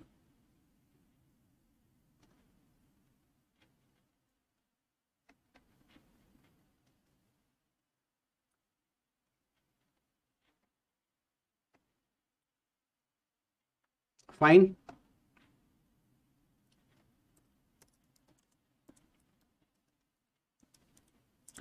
Okay. Now one more announcement I want to tell, that my 4 p.m. F free class is going on now. Since this marathon is taking a lot of time and it will take time for me to reach home also. So 4 p.m. that's home free crash course na, free class daily I'm having. 4 p.m. F free class is shifted to 10 p.m. tonight. Okay. So don't worry about that. Don't worry about that.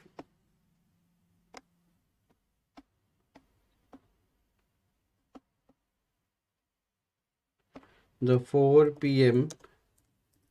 F free class I will take at, I will take tonight 10 p.m. Full Josh. Any doubt till now? Any doubt till now? Okay, chapter 5 is permeability. Okay. So guys, suppose this is a soil mass, na? And in this soil mass, the water head at two different ends. Here is H1 and here is H2. So due to difference of head, there is a hydraulic gradient. Hydraulic gradient is head loss per unit length. What is head loss? H1 minus H2, difference of head. So Darcy, a scientist, has told that velocity is directly proportional to I, and it is quite true also, because everything in this universe wants to go to a lesser energy. Okay, because lesser energy is more stable. Lesser energy, it is more stable. Everything, whether liquid, solid, wants to be going lesser energy, because lesser energy is leads to more stability. So if more energy is decreasing, it will go faster. Less energy is a sweet, is a chocolate for the materials, because everything wants to go in lesser energy.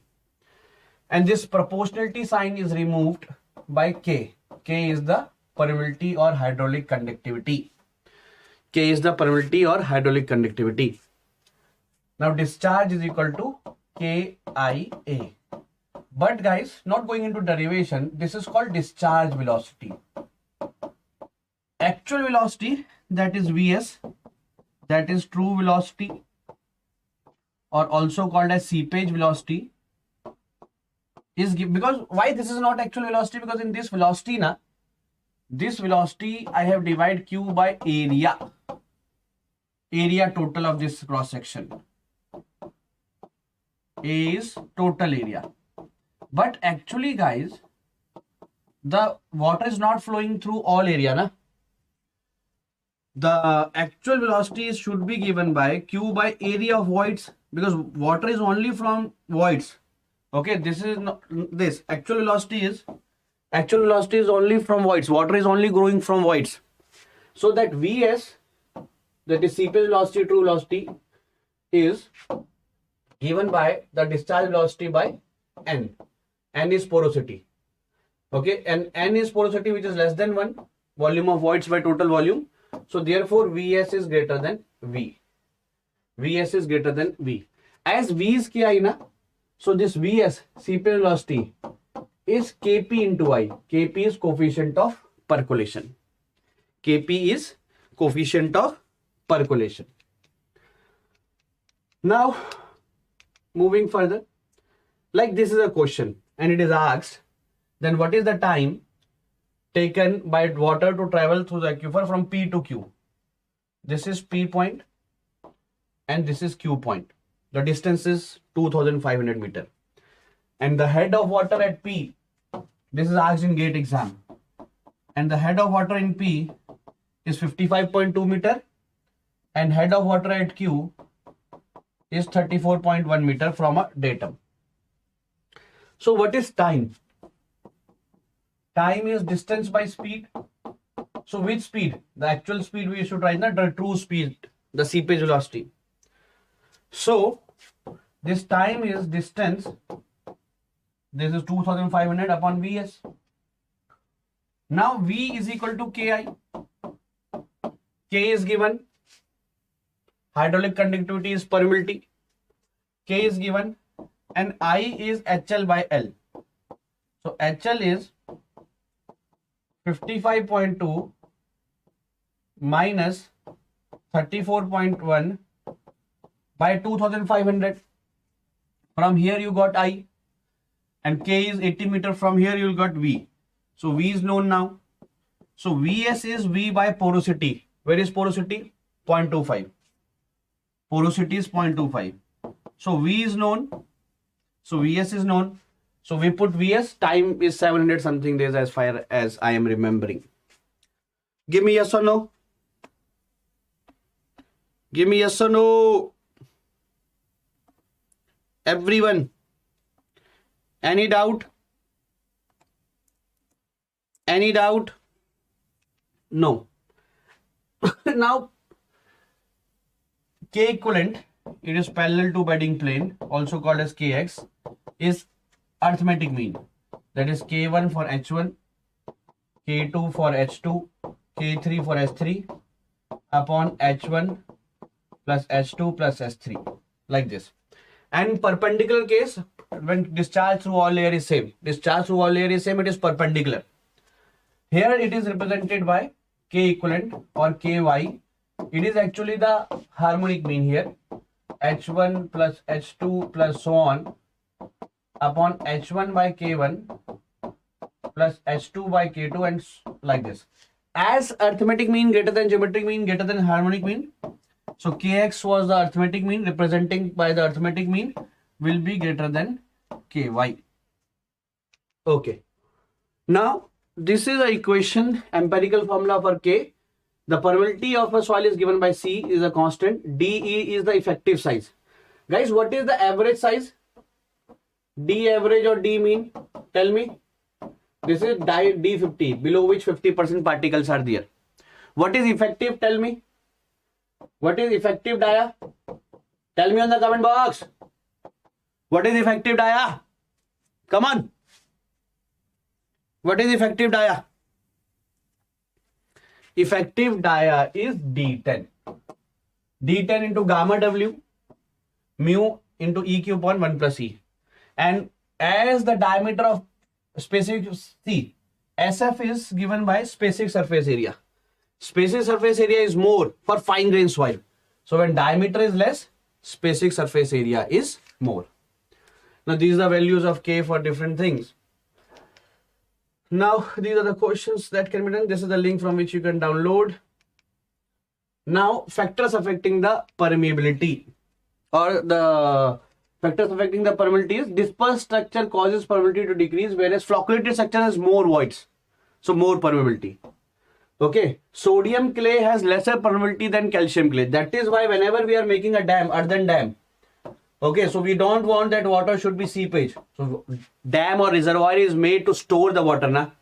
So if this is earthen dam and water will seepage out, so the level of water is been decreasing. So we should be using sodium clay because permeability of sodium clay is almost negligible. So the seepage loss can be reduced. As effective stress increases, guys, when we compact the soil, so void ratio is decreasing and the interaction between the particle is more. So as effective stress increase, void ratio decrease, and voids are decreased for the same size. If voids are less, then permeability also decreases. Now there are the various tests for finding out the permeability. Now the constant head permeability, this is, let me go one by one. These are the some equations. Okay, these are just empirical equations I am not writing. In capillary head permeability test, what is there? There is a transparent glass tube. Okay, this is a transparent. That means you can see it from outside. So head is H1. We close this wall. So head is H1. From H1, the water is moving from X1 to X2 due to this H1 head. Now after some time, this wall is closed. This wall is open. From H2 height, it will move again from X2 to some X1 dash to X2 dash, X1 dash to X2 dash in time some t. So there is an equation. Let me write what is the equation. X1 square, X2 square minus X1 square upon T2 to T2 minus T1, 2 into K, S into porosity, S is saturation.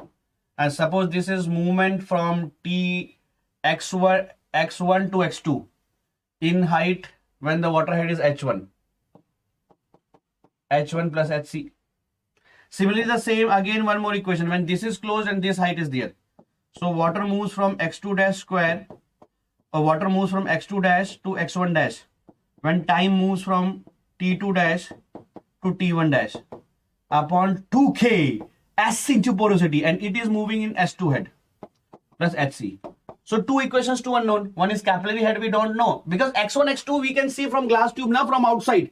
From outside, I can see X1 and X2 from where the water is moving from X1 to X2. Because it's glass tube, na? It is glass tube, na? So from outside, I can see that water moves from X1 to X2. Okay, in time T1 to T2. And again, when this is closed and when S2 height is there, so water moves from X1 dash to X2 dash in time T1 dash to T2 dash. So these all values are known. Only unknown is K and HC. So from this, K and HC can be find out. Similarly, guys, there is a constant head permeability test. Suppose this is A point where we put a piezometer, at B point we put a piezometer, and under head what is moving? So the piezometer difference between A and B is L distance apart, is H. So you know that Q is equal to K into I into A. So water, you are getting some Q here. Discharge, your water is throwing from here now. So water is getting, Q is known. Q is known. You are getting the water here. K, I is HL. So head loss between A and B point is, A head is this much, B head is this much. So loss is H, and this loss is between A and B. So L length into area of the specimen. So everything is known. Find K. Give me yes or no in the comment box. Give me yes or no, guys. Everybody. Come on. Come on. Everyone, please.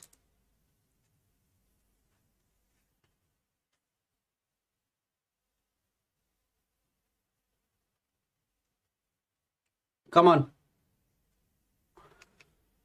Okay. Now, similarly, guys, the variable head permeability test is here. Let me write the formula for that. I'm not going into the derivation. Of course, the 70-hour soil will be here only. Otherwise, the 70-hour soil mechanics will be done here only. Okay. Now, what is the formula for that? Wait. I can derive this, but I am very poor in remembering the formula. Okay, water is going from this narrow pipe having area A, small a. Okay, soil is area is capital A, and here we are collecting the water. As this variable head, we are not making the same level. At some time, the height is H1, water is going down, we are collecting here. So after some time, the height is H2. So here the permeability is given by 2.303 small a, capital L is the length of this specimen. Okay, area into T naught. T naught is the time when the water falls from H1 to H2. T naught is the time when water flows, because we are putting the water here. So water we are collecting. So it is down.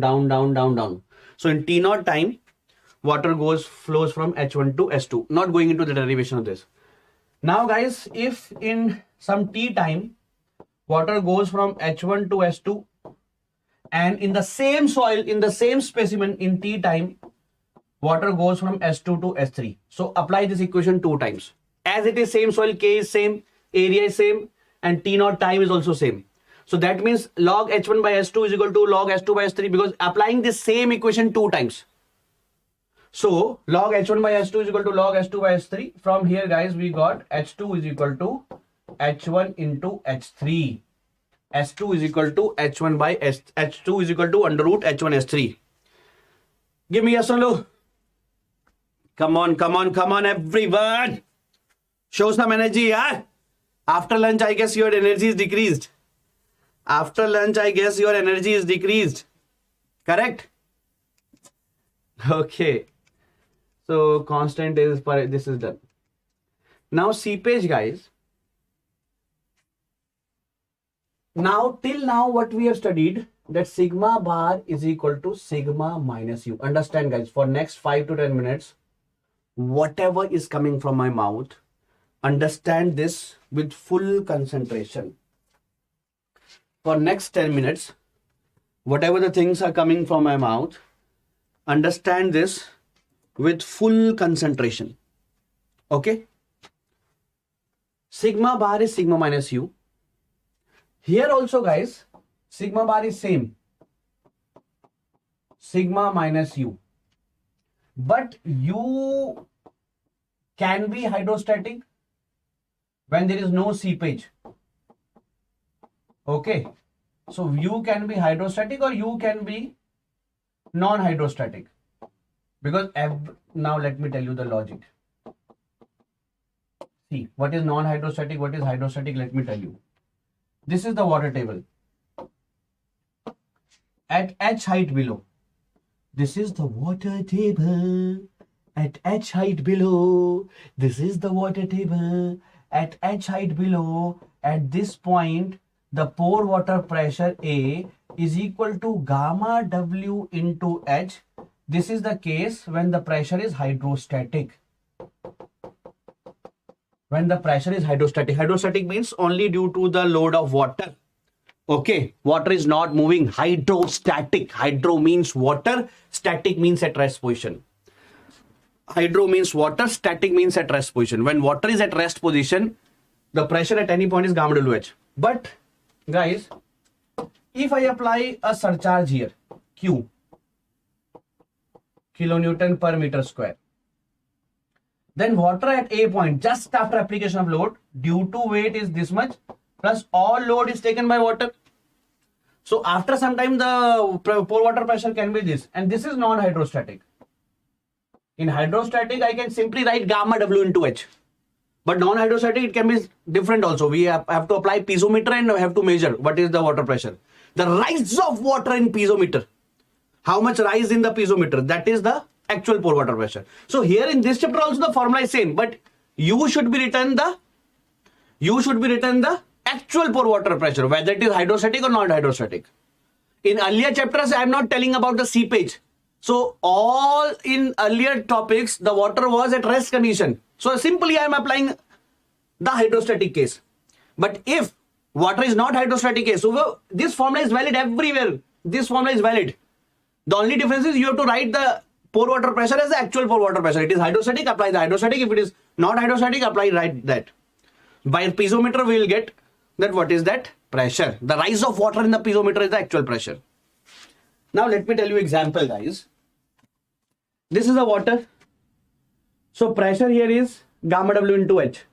But if I apply some load, the pressure may be more, na? Guys, the pressure here is gamma WH. But if I apply load, the pressure can be more, na? And due to that pressure, this is evacuating. Due to this pressure, this is evacuating like this. Okay, so pressure is not necessary that it is always a hydrostatic pressure. That can be a different pressure as well. And this formula says that sigma minus u is holding correct here also. Sigma bar is equal to sigma minus u is holding correct here also. But u should be the actual pore water pressure. U should be the actual pore water pressure, whatever it is. Either hydrostatic or not hydrostatic. Now, this says either you do this or this chapter says one more thing, that sigma bar net is either you do this also, answer will be same, or you write sigma bar old. Old means assuming the case to be hydrostatic. Assuming the case to be hydrostatic.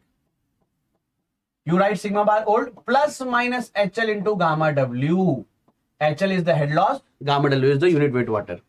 When it is downward seepage, plus, for upward seepage is minus. Why downward plus, why upward minus? Guys, from both of these, you get the same answer. Either you apply this equation, but you should be written as the actual pore water pressure, either hydrostatic or not hydrostatic. Or if you don't apply to this, apply this old, assume sigma bar old by assuming it to be hydrostatic condition, and plus minus HL gamma W. Okay, plus minus HL into gamma W, plus for downward, minus for upward. HL is head loss. Guys, why plus for downward? Somebody's up. See, there is some contact force between my legs and the floor. If somebody is applying me downward force, then contact pressure between my foot and floor increases.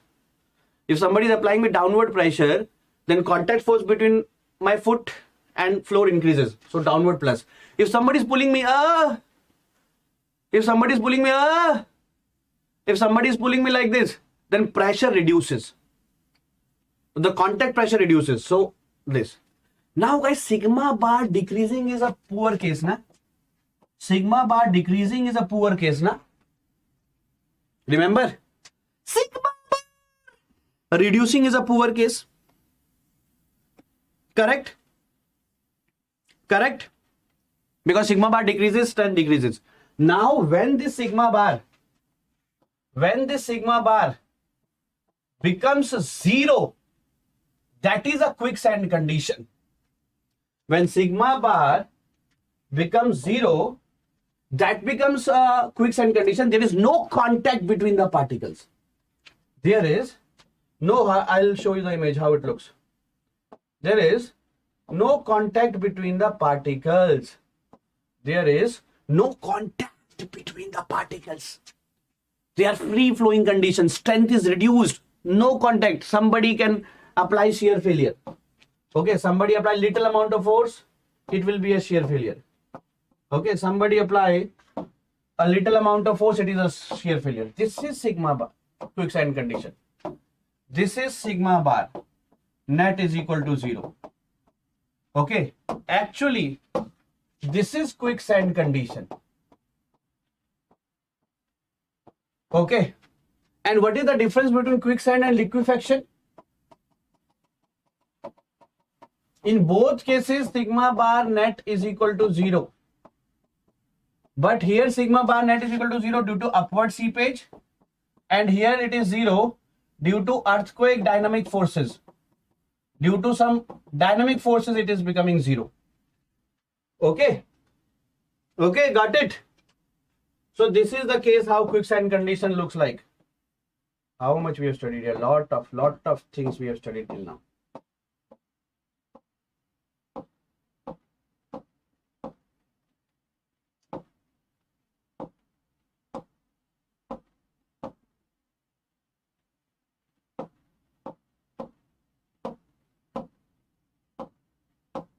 See, chapter 1 takes same time as chapter number 2 to 5, even 2 to 6 also.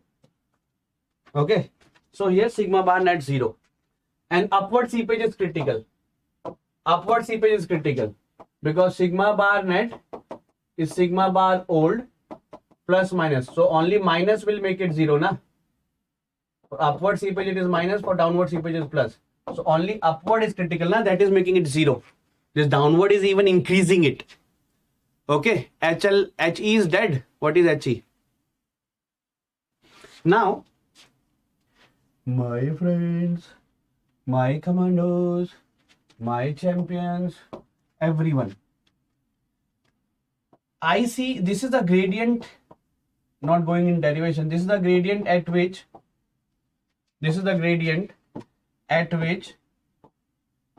effective stress becomes 0. This is called critical gradient, neutral gradient. And let me give you a tip that IC in your exam should be coming about 1.9, 1.1 like this.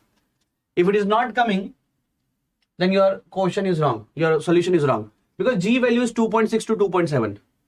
So 2.6 to 2.7 minus 1 is, numerator is 1.6 to 1.7. Word ratio for sand is also 0.6 to 0.7. So this is 1.6 to 1.7 divided by 1.6 to 1.7. It is nearly 1. Why it is quicksand, not quick clay? Can anybody reply me in comment section? देखते हैं Anwar. If somebody is not help, he'll not survive. Tell me guys, why it is quicksand, not quick clay? Why it is quicksand, not quick clay? Why it is quicksand, not quick? Because guys, in clay, why not quickly? Because in clay,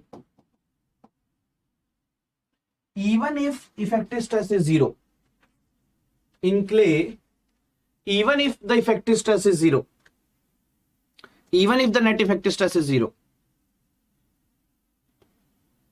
there is no contact, still there is bonding due to cohesion. So even if there is no contact, still the strength is not reduced to 0 because of the cohesion. Without contact also they are possessing some strength. And IC is equal to G minus 1 plus E. If I put like this, then G minus 1, so this can come in MSQ. So you all know this formula, but this also you should know. G minus 1 into 1 minus N. Got it? Okay. Now guys, force, seepage force per unit volume is given by I into gamma W. Let's take this question. Let us take this question. So this is below water table. So gamma sat is 22. So force is 22 into 1. Why 1? Because it is a unit volume. So density into volume. And it is what? Up below water table. So upward force is 10 into 1. 10 kilonewton per meter cube unit weight of water. And guys, seepage force per unit volume is I gamma W. Here volume is 1. So force is also I into gamma W. 0.3 into 10. So F horizontal is 0.3 into 10, that is 3. F vertical is 12. 22 minus 10, that is 12. So resultant force is 3 square plus 12 square. Have you understood? Have you understood?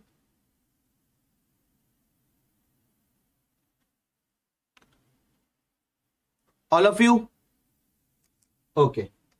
Now these here also, guys, this tan alpha 1 by tan alpha 2 is given by K1 by K2. Now K1 is given, K2 is given, alpha 1 is given. K1 is given, K2 is given, alpha 1 is given. Find alpha 2. Find alpha 2. Do this.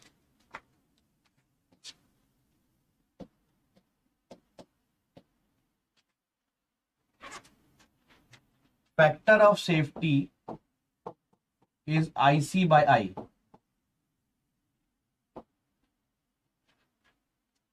Let me know the answers. IC is G minus 1 upon 1 plus E. G minus 1 upon 1 plus E, 2.6 minus 1 upon this. So IC is equal to 1. Now, putting this value here, the factor of safety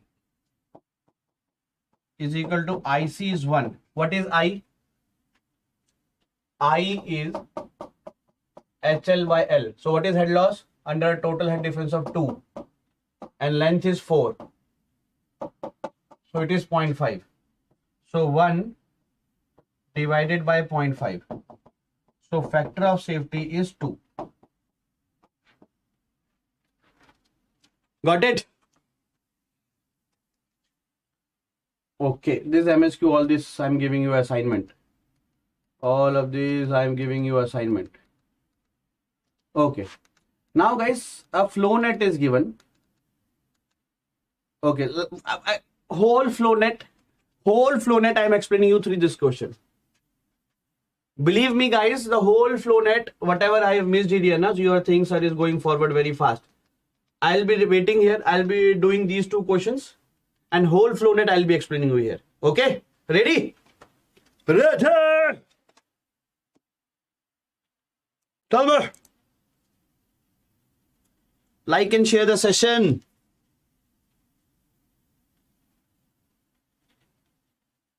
Like and share the session, guys. Come on. Come on. Come on. Ready? Yes or no to bolo. Now guys, this is a sheet pile which is restricting some water. Whole flow net I am explaining you here. Okay. Now, to the left hand side of this sheet pile, there is a water level of H1 height. To right hand side, there is a water level of H2 height. To left hand side there is H1 and right hand side it is H2. Left hand side it is H1 and right hand side it is H2. Everything in this universe wants to go from high head to low head. So there are some flow lines and water is going like this. Water is glowing like this. Water is glowing like this. Okay, and this line is also a flow line. These blue lines are flow line and you have to add this line also. This line, these blue lines are flow lines. Okay, why this flow lines? Because water head goes from high head to low head. Here is high head, here is low head. So water will be going like this. So 1, 2, 3, 4, 5. So flow lines are 5. Everyone guys, concentrate for the next 10 minutes. Concentrate because everything I am explaining you here. Okay, so this is flow lines are 5. Now all the points which are having equal energy, equal total head, are called as potential lines. So guys, this is a potential line. It will be given in the question. This is a potential line. This is a potential line. Potential line. Potential line means all these are having same energy. All these are having same energy. All these are having same energy. But all these and all these are not having same energy. Because all these and all these are having same energy, then why water is going? Then why water is going? This has some high energy, then low, then low, then low, then low, then low. That is why only the water is going, na? That is only the water is going, na? That is why only the water is going, na?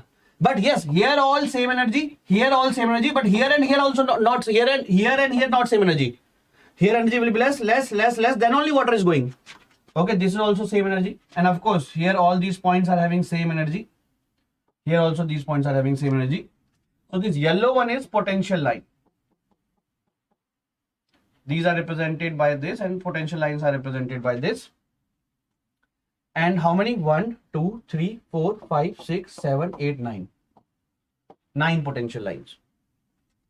This whole graph is flow net.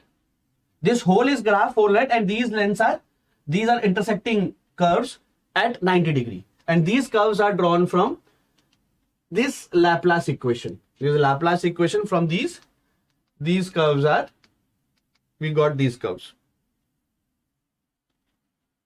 Okay. And these curves are exactly orthogonal when kx is ky. When kx is ky, they are cut. And then we got this simplified Laplace equation. And here the solutions will be, all flow fields are square. Okay, all flow fields means this is a curvilinear square. This is a square. Not rectangular square, straight line square, but curvilinear square. Only for the isotropic soil when kx is equal to ky. If kx is not equal to ky, then we cannot cut this. Then we have to transform the equation. Then we have to make the x-axis like this. xt is equal to x ky by kx. If we put xt here, okay, like this, then guys, again it comes in this form. Okay. So now guys, how many number of flow fields? What is flow field first of all? Flow field means the path of water. Water can go here. So all flow fields, water is going same. Delta Q 2, 3, 4. So water can go from here. Okay, water can go from here. Water can go from here. Water can go from here. So flow fields are number of lines minus 1. Number of lines are 5. 1, 2, 3, 4, 5. This is a complete line, complete one line, complete second, third, fourth, fifth.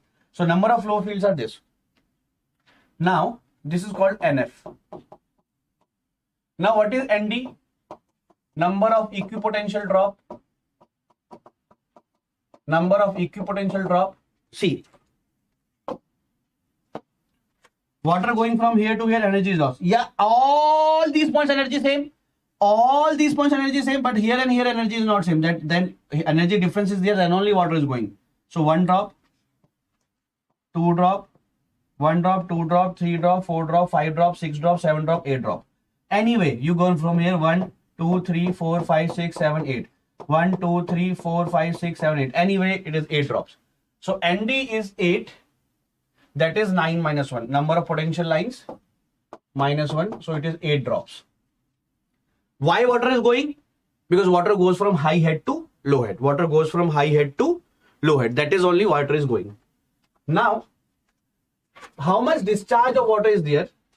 That is given by the formula K into H into NF by ND. What is K? 0.09 meter per day. What is H? Head loss. 10 into 1 minus 5. 8.5. This is K. NF is, number of flow fields are how much? 4. 5 minus 1. And this is 8. This is how you can find out the seepage loss. Give me yes or no. Give me yes or no, please.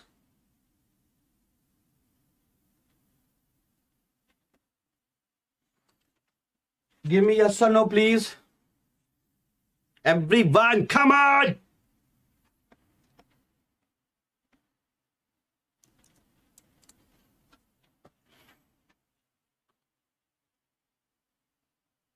Got it?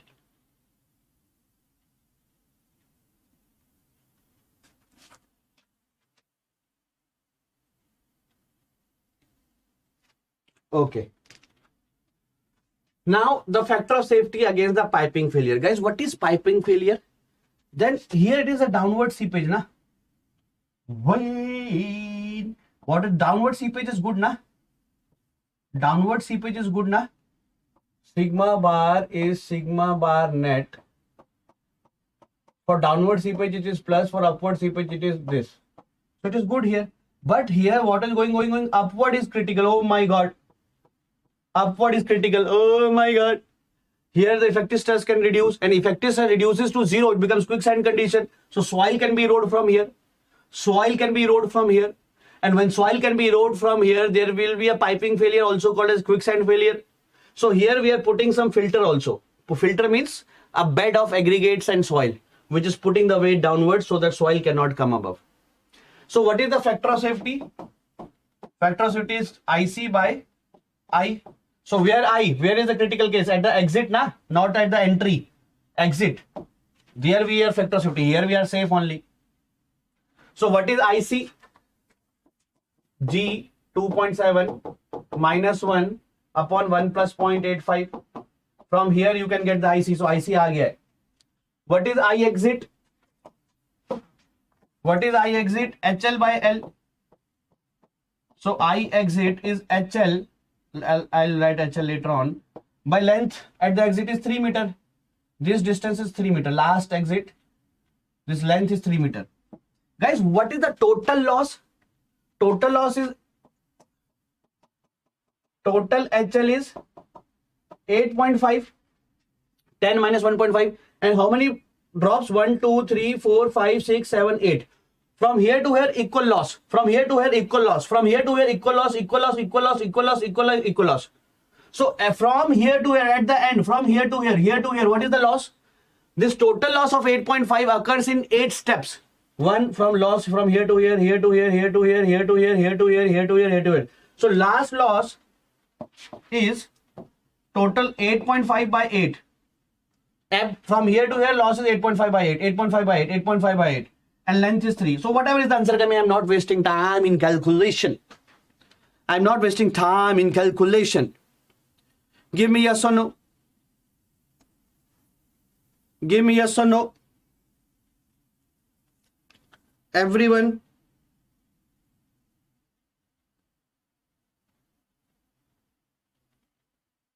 Everyone, please. Any doubt? Any doubt? Keep sharing, keep sharing. Okay. Do this. Do this.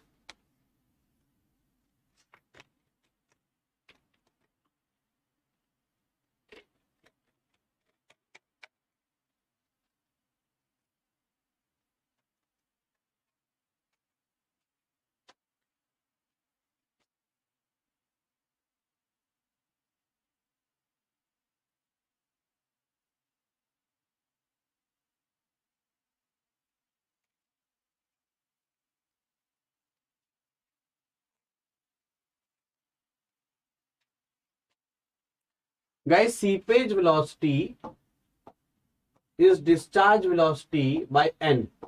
Porosity is less than 1. So seepage velocity, this is seepage velocity and this is the discharge velocity. So seepage velocity is always greater. B option. It can never be smaller. Yes, Gargi. Correct. Got it? Okay. So vertical stress is just an empirical base now. So I'm skipping this. I'm skipping this because vertical stress, nothing, only formulas are there. Nothing to revise. So consolidation. Guys, volume of soil can be reduced due to reduction of air voids, due to reduction of volume of solid, due to reduction of volume of water. Volume, I'm not saying they are moved out of the system. The volume is reduced. Okay. like volume of this packet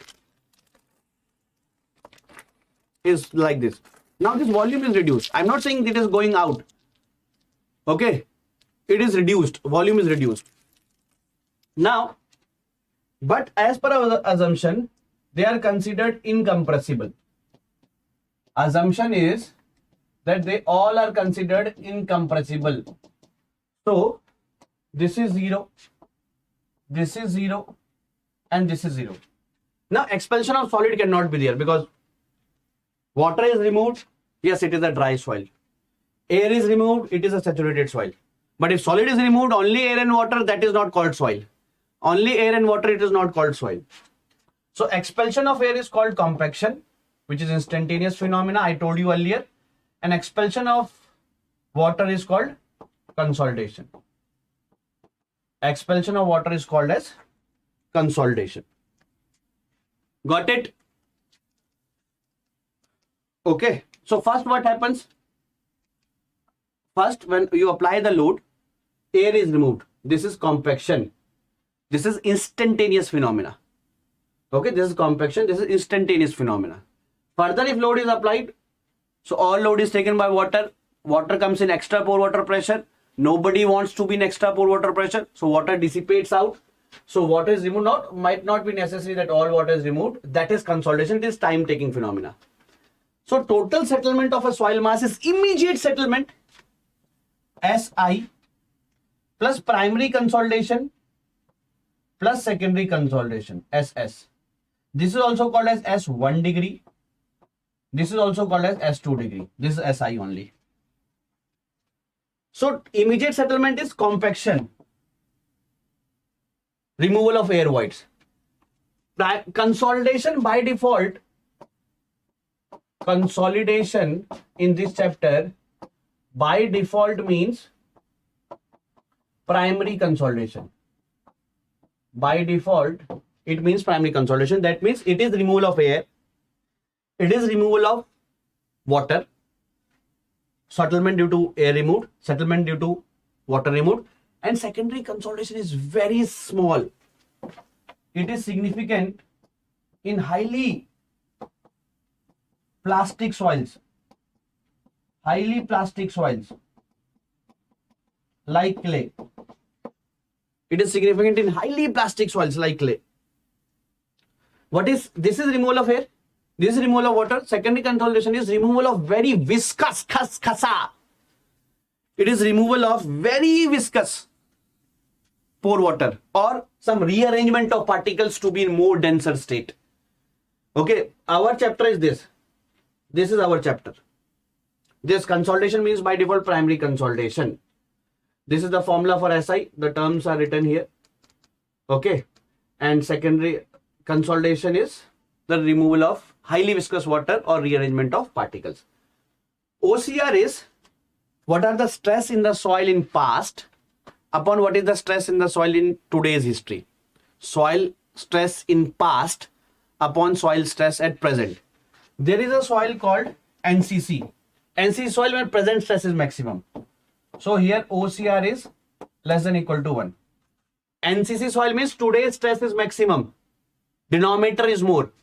And there is an overly consolidated soil. Here this is 1. Overly consolidated soil means that in history a large amount of stress is there. But today's stress is very small. Today's stress is very small. Now what is the difference between NCC and OCC? In NCC soil settlement will be more. Because today's stress is maximum. Earlier only a kid was applying load. Now today you are applying a greater load. Settlement will be more. So here settlement will be less. In history, lot of stress has been applied. Pre-consolidation means history. History, lot of stress is applied. Today you are applying very less. So settlement will be less here. Okay. Now, guys, soil is considered to be semi-infinite. Always you see 3 meter clay, 2 meter sand, 4 meter silt, 5 meter below you are getting the water table. Always you are seeing like this. Never you have, I always say that 2 meter below there is water table, 3 meter below there is sand, 4 meter below there is clay. I never said that sand is for 100 meter square area. or sand is for 200 kilometer square area. So area is considered to be infinite and depth is considered to be finite. Okay, area is considered to be infinite and depth is considered to be finite. Okay, so change in volume is only due to change in height, because area earlier also infinite, now also infinite. So whatever the change in volume, that is change in height, and delta is delta E upon 1 plus E naught, not going into the derivation. What is coefficient of compressibility? If I make a graph of E and sigma bar, the graph is like this. Larger stress we apply, lesser is the void ratio. Larger stress, void ratio will be less. Slope of this curve is coefficient of compressibility. Slope of this curve is coefficient of compressibility. What is coefficient of volume change? MV. It is the rate of change of volume with respect to the change in stress. This is given by AV upon 1 plus E naught. The change of volume with respect to change in stress. What is CC? Important term. There are some empirical formulas also depending upon liquid limit that you can see, or I'll provide you. So here, if I make E and sigma bar graph, it is curve. But if I make E and sigma bar curve in log scale, it is a straight line. Okay, so E1 stress was sigma 1 bar. E2, so larger stress, void will be reduced. Larger stress, voids will be reduced. This slope is CC, and this is widely used because this is the slope of a straight line. And slope of a straight line is fixed. AV is not fixed because slope of a curve is changing from this point different slope, this point different slope, this point different slope. But CC, this is for NCC soil. For CC, it is a slope of a straight line which is constant. Slope of a straight line is constant. So this is more widely used. This is more widely used because slope of a straight line is constant. So here y2 minus y1. Okay, so minus, why I am writing minus delta E? Because actually delta is a negative term. Final void ratio is smaller, initial is more. So putting minus sign so that I'm taking the magnitude. This is log sigma 2 by sigma 1 bar. Someone can write this also like log sigma 2, I can write initial stress plus delta sigma bar. Sigma 2, the second stress, I can write the initial stress plus delta sigma bar upon the initial stress sigma naught bar. This is how I can write CC. This is how I can write C, C, C, C, C, C. Come on. Can you please give me yes or no? Coefficient of recompression is for overly consolidated soils. And here guys, even I am plotting the graph in sigma bar, still it is not straight line. Still it is not straight line for OCC soils. And here slope will be very, very less because what I told that in OCC soil settlement will be lesser, because already in history there is a lot of, it is already compacted. Today's stress is very, very less. So settlement will not be much. So here the slope will be smaller. Settlement will not be much, guys. See, it is not changing like this. It is not coming like this, which was NCC case. Here it was coming like this, and slope is CR. CR is very flat slope. So 1/5 to 1/10 of CC. 1/5 to 1/10 of CC. Give me yes or no. Everyone, come on.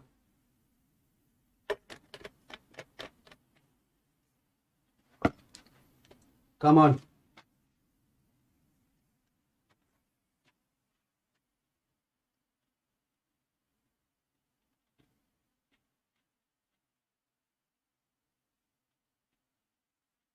Okay. Now, let me take a virgin soil, which is newly made soil from the parent rock. from the parent rock a newly made soil. Okay. So guys, when first time you are applying the stress on that,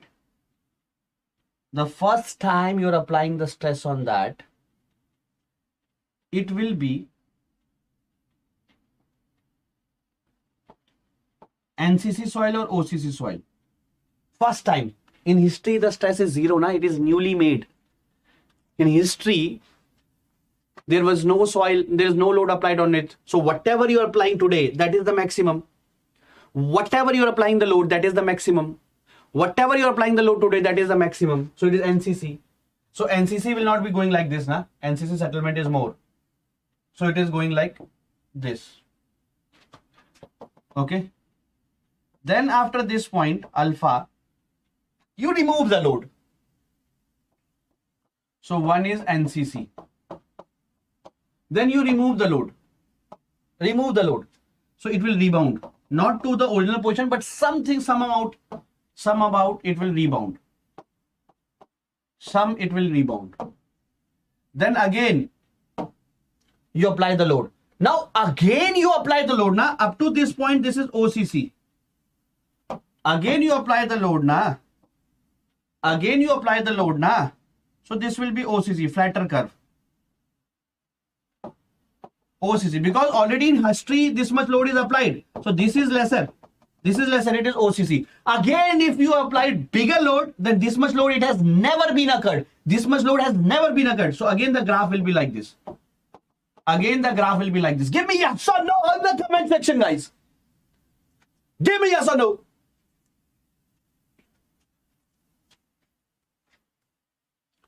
Give me yes or no.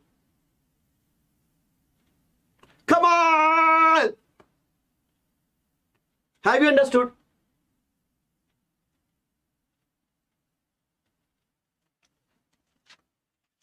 Have you understood?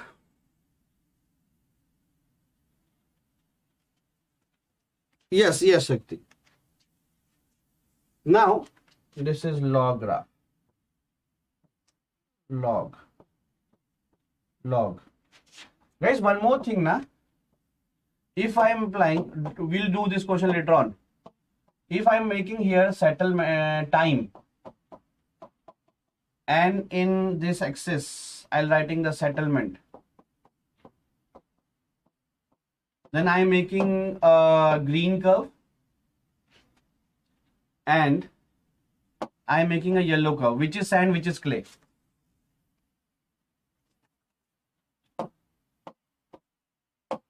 I am making a green curve and I am making a yellow curve, which is sand, which is clay. Which is sand, which is clay.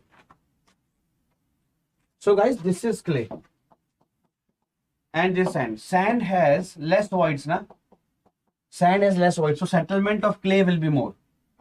Settlement of clay will be more. Settlement of clay will be more, having larger voids.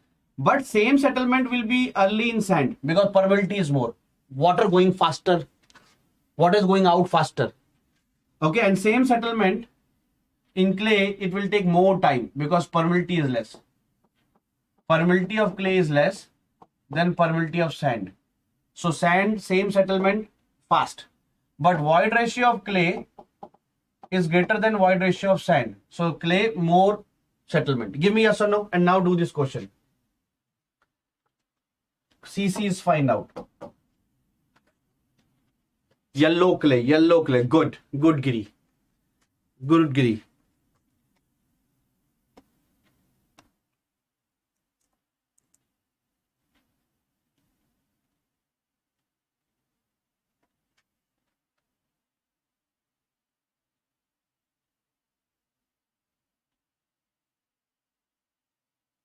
Good.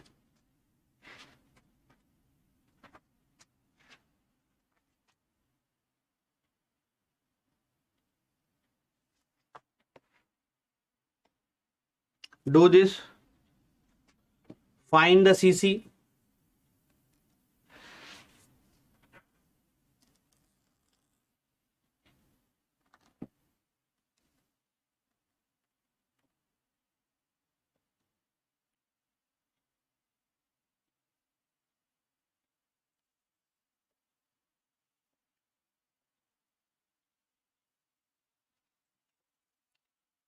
Find the CC.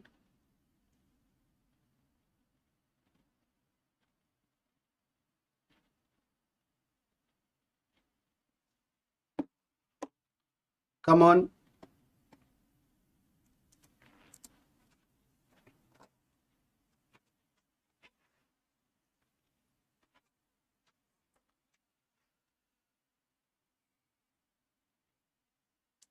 CC slope of this, na?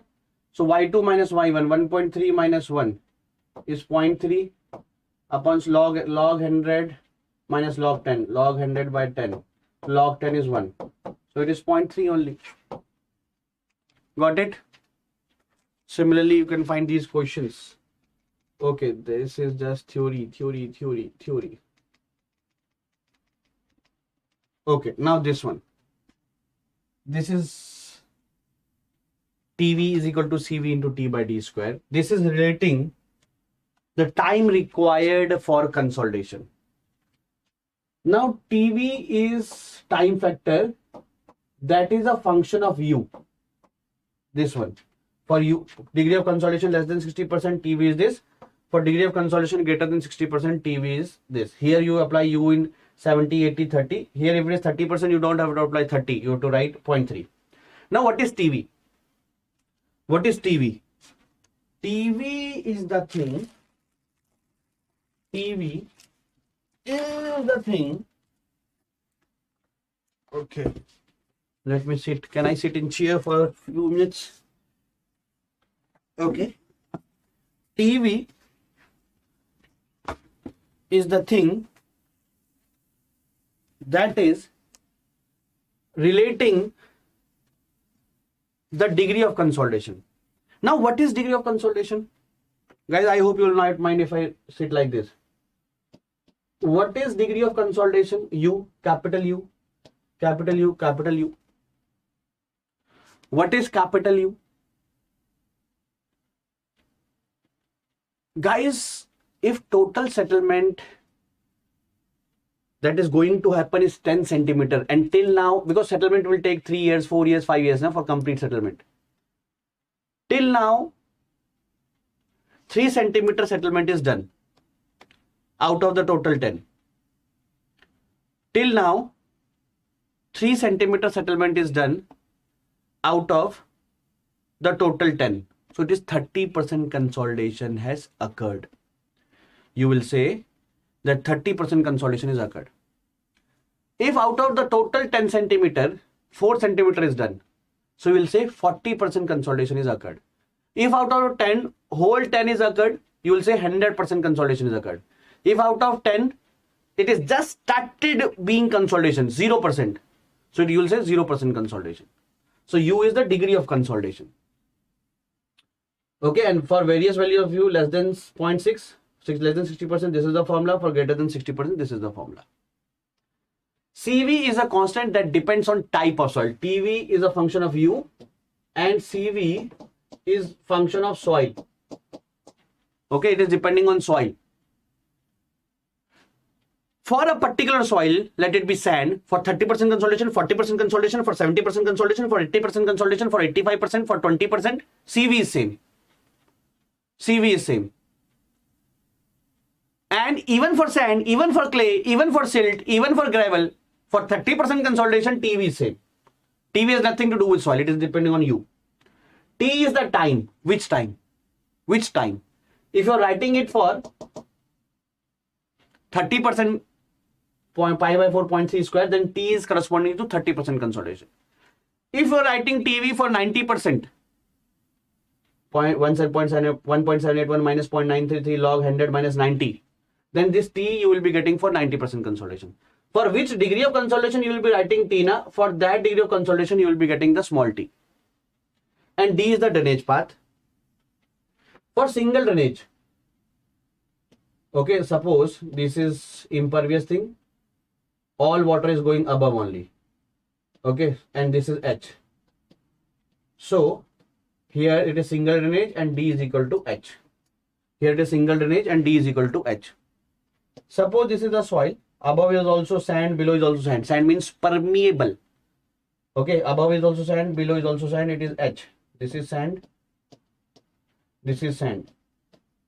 So water can go above also, water can go below also. So here the D is equal to H by 2. D is equal to H by 2. Okay. Got it? Got it? And for double drainage, time required, if you apply this now for single drainage, it is TV is equal to CV into T by D square, T dash. For double drainage, TV is equal to CV into T. This is D square. This is D by 2. So if you divide both of them, then single drainage time is 4 times of this. Of course, when divide, that means same degree of consolidation, TV cancelled. For same degree of consolidation, CV cancelled. For same soil, D cancelled. For same depth. For same degree of consolidation, 30% or 70%. For same soil, CV cancelled. For same depth, single drainage will take 4 times more time. Single drainage will take 4 times more time, or double drainage will take 1/4 of the time. Guys, every video of mine, whether this or any other in YouTube, there is description box. Please download the app after this class and you'll get this. Yes, one more thing. These questions you can do in assignment. One more thing, guys.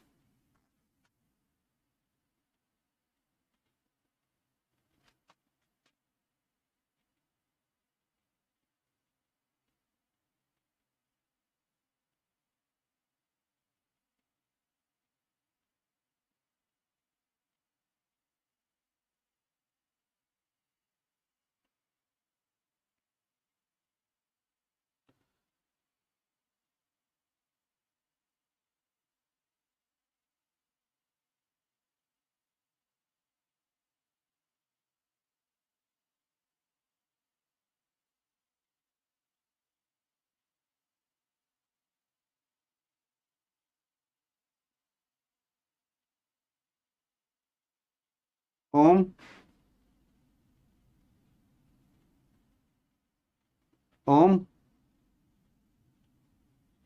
are you a civil engineering student of GATE? Are you a civil engineering student of GATE?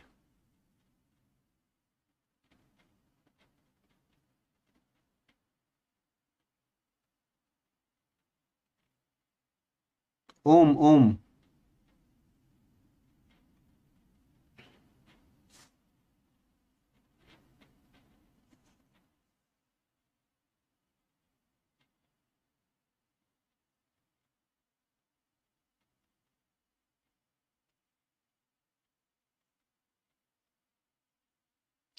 Okay, leave.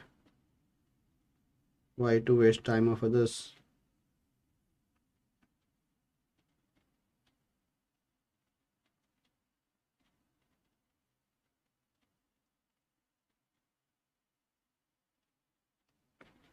Okay.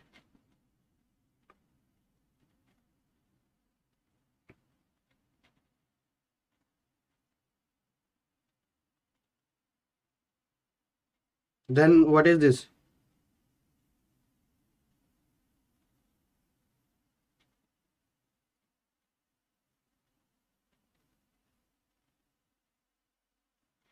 Om, some in your IP address, na? I file in your IP address. I have done something. Somebody will contact you in the official address of that IP address. Okay. Okay. Guys, see, double drainage time will be 4 times less. In double drainage, time will be 4 times less. In single drainage, time will be 4 times more. But total settlement will be same. Ultimate settlement is 10 centimeter now for a particular load for a particular soil in single drainage. Then for double drainage also it is same 10 centimeter. In double drainage it will be faster, but it will take some time. Suppose here is 300 ml of water. If I put one hole, 300 ml will go out. If I put 2 holes also, 300 ml will go out. In 2 holes it will go faster, but total settlement will be same. Have you understood? Okay. Now, guys, the this, when I'm saying consolidation, by default, what is this? Primary consolidation. So either of these formulas you can apply. Delta H is delta E upon 1 plus E naught into H naught. MV, coefficient of volume compressibility, into delta sigma bar into H naught. Either of these formula. If it is OCC soil, use CR in place of CC. Okay, and delta sigma bar, this, or if you write this also, CC H naught 1 plus E naught log, it is initial stress. Sigma 2 can be written as initial stress plus something upon sigma naught bar. This delta sigma bar should be written at the center of soil. This delta sigma bar should be written at the center of soil for whose settlement you are finding. Okay. Now, moving forward to the shear strength chapter. Guys, enjoying till now?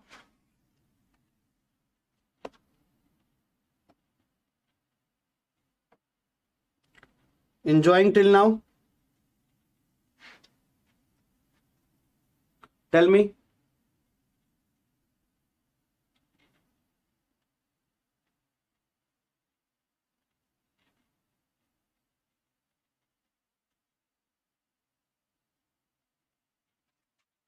Everyone?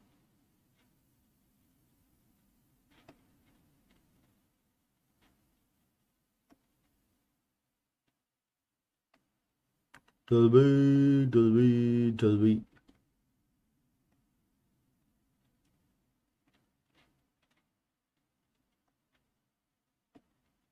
Okay. Do you want such more sessions of marathon? Do you want more such sessions of marathon?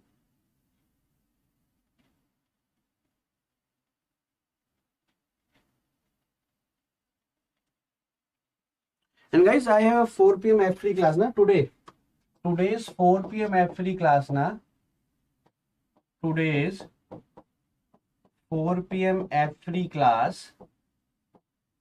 I am taking 4 p.m. F3 class in Delhi. Is at 10 p.m. Is at 10 p.m. I am taking F3 class na. That is 10 p.m. The 4 p.m. F3 class of complete crash course will be at 10 p.m. today. Because at same time I cannot be at two different locations. Na? Password I'll give you, don't worry. Okay, Saurabh Agrawal. Okay, I'll try.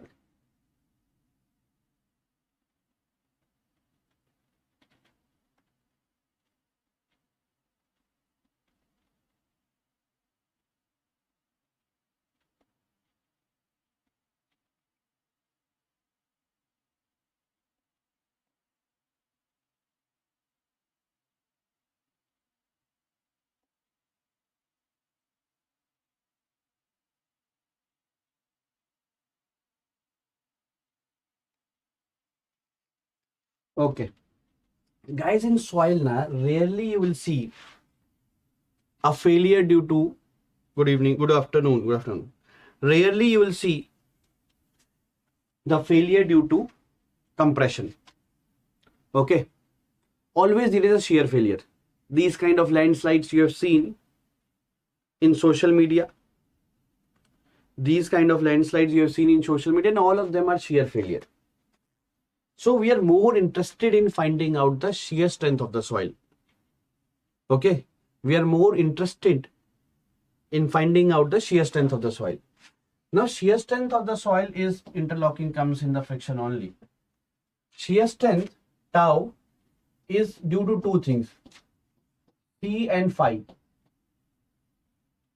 If cohesion is more, then strength will be more. It will not be shearing because they will be bonding with together, not shearing. Phi is the friction angle. More, phi means friction angle means if these kind of friction is more between the particles, then it is good, na? It will not shear off. And it can be interlocking also. The particles are interlocking like this, then also there will be a good shear strength. It will not shear off. And total shear strength is given by C plus or it is given by C plus sigma tan phi. Okay, both of them will not give exactly same result, but somehow same result. What is C and C dash? Difference between C and C dash, I'll tell you. What is the difference between phi and phi dash? I'll tell you.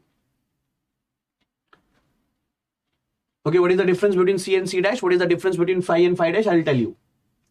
Till then you understood that C and phi are total stress parameters and C dash and phi dash are effective stress parameters. If more is the cohesion, more is the shear strength. Obviously, if more is the phi, friction or friction like this interlocking, more is the shear strength. And if sigma bar is more, see, this bottle can be easily sheared off from my hand. But if more load is here, more load, then it will not be easily shear off. So sigma bar is more, then also the soil will not be shearing much. Now, the question is, for clay, it is flaky shape. Clay has a flaky shape. So it is almost smooth. So phi is equal to 0, but cohesion is not 0 due to intermolecular forces and electrostatic attraction. For sand and also NCC clay, phi is not 0. There is interlocking. And for NCC clay also, phi is not 0, but C is 0. There is no electrostatic force. In NCC clay, it is very, very less that we take it 0. Now, how to find C and phi? How to find C and phi? Let me explain you here. We take a soil sample. Okay, suppose this is a sigma graph and this is a tau graph. We take a sample, sample 1. Okay, and we put in a triaxial test. Triaxial test is applying. Okay, we put in a triaxial apparatus where from all around the stress is sigma 3. From all around the stress is sigma 3. That is confining stress. The sigma 3 is confining stress or minor principal stress. It is holding the soil from all around. It is holding the soil from here, holding from here, confining. Now, this is the sigma 3. This is the sigma 3. Now, we are applying the deviatic stress only in vertical. Sigma 3 is from all around. We are applying the deviatic stress only in one direction. We are applying the deviatic stress only in one direction.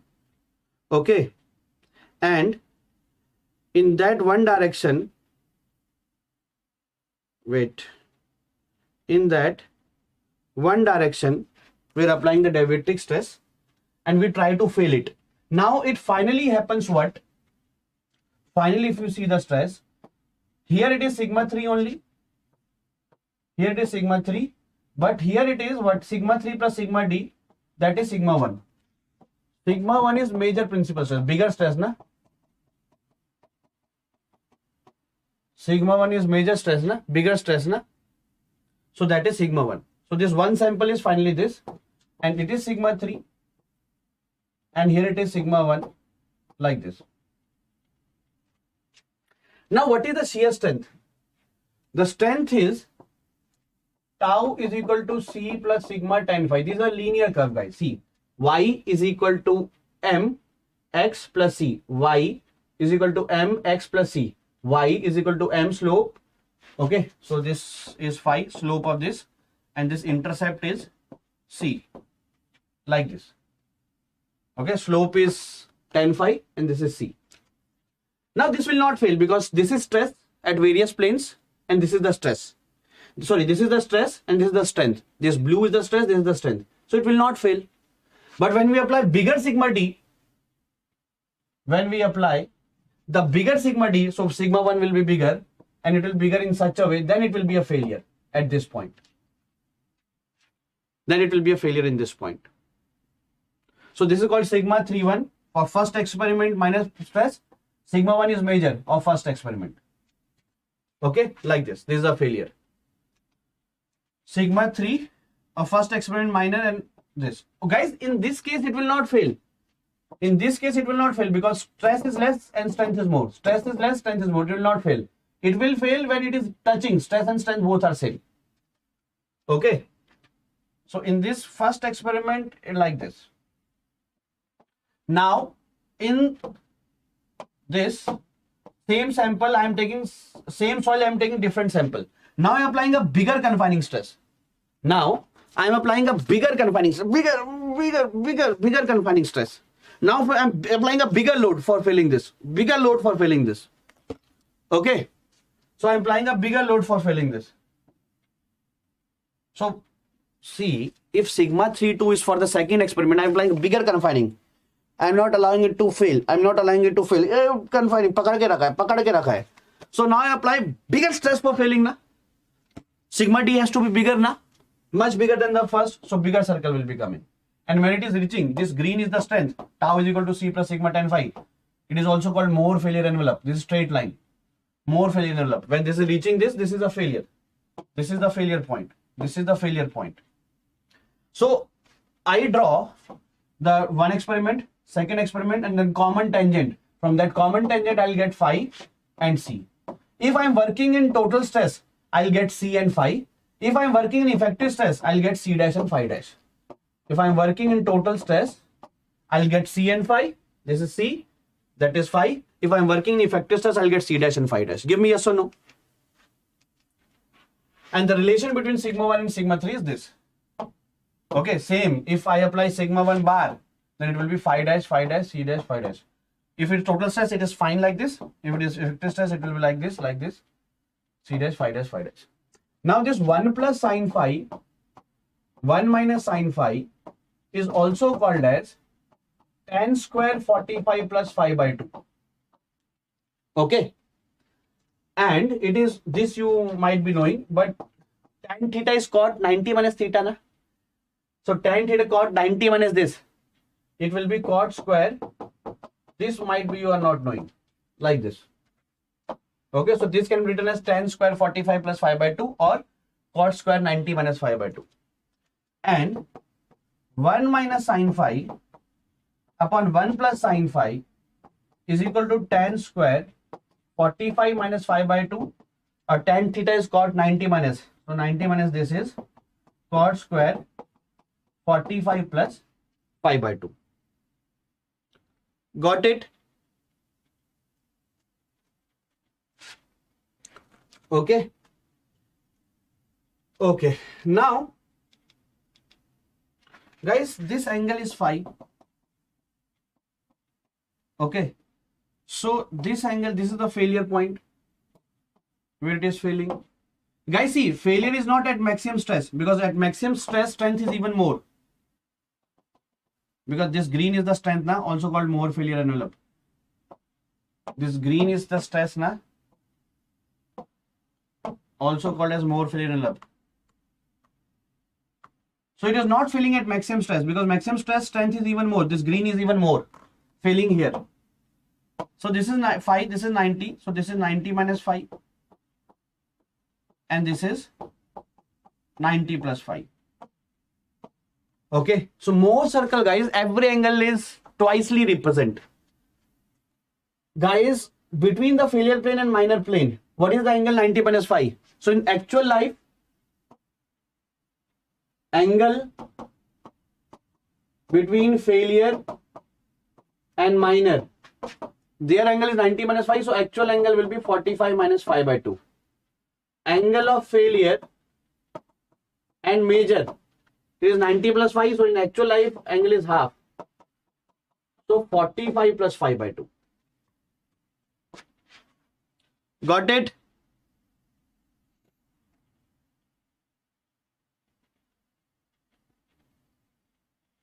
Everyone?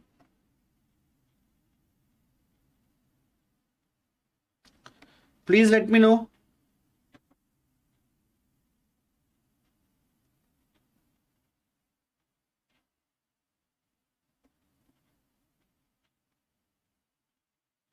Any doubt?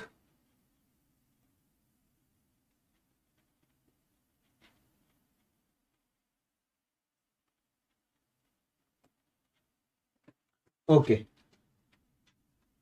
Now guys, if I draw for clay, this sigma and tau. So clay tau is equal to C plus sigma tan phi, na? But for clay phi is 0. So tau is, this is the clay. This is the more failure nebula for clay. And for sand, C is 0. So C intercept is 0. This is tau. So it will start from here. It will start from here. Give me yes or no. Give me yes or no. Everyone.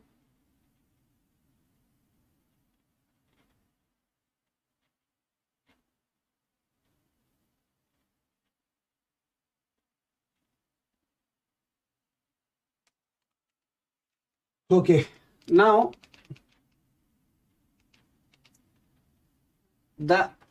what is the angle of internal friction here? Tell me. Just some basic questions.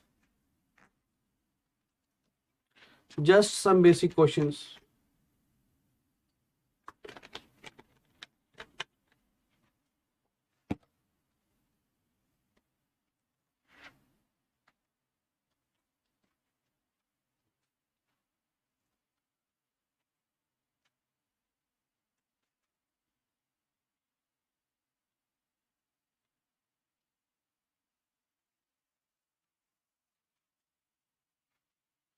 Guys, angle of internal friction for sand, na?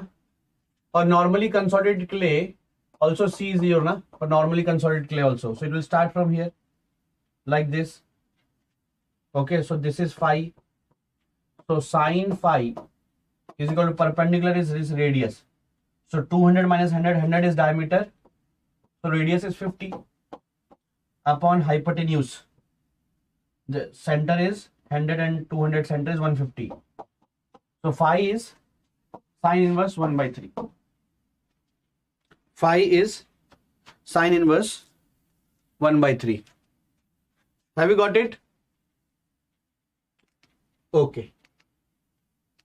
Now this all you can do. This is just for finding out C phi. Now what we do? What is C phi? Let me tell you. What to PQ plot?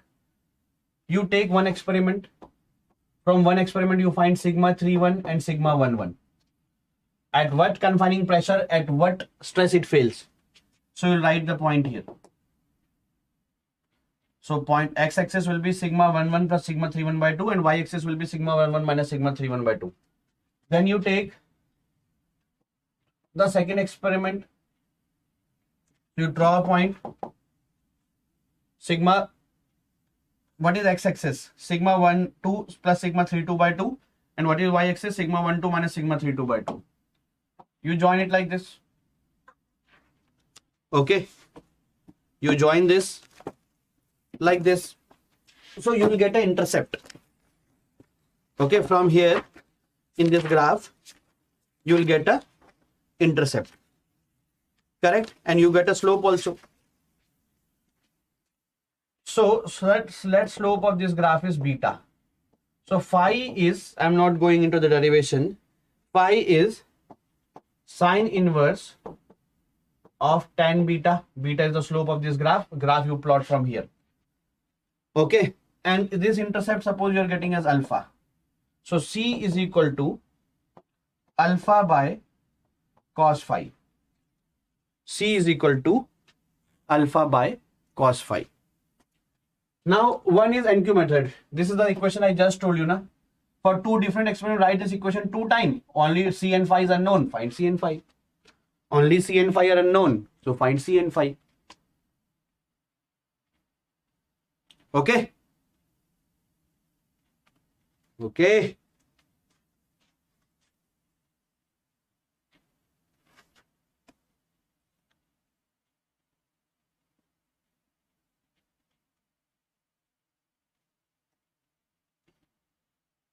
Got it?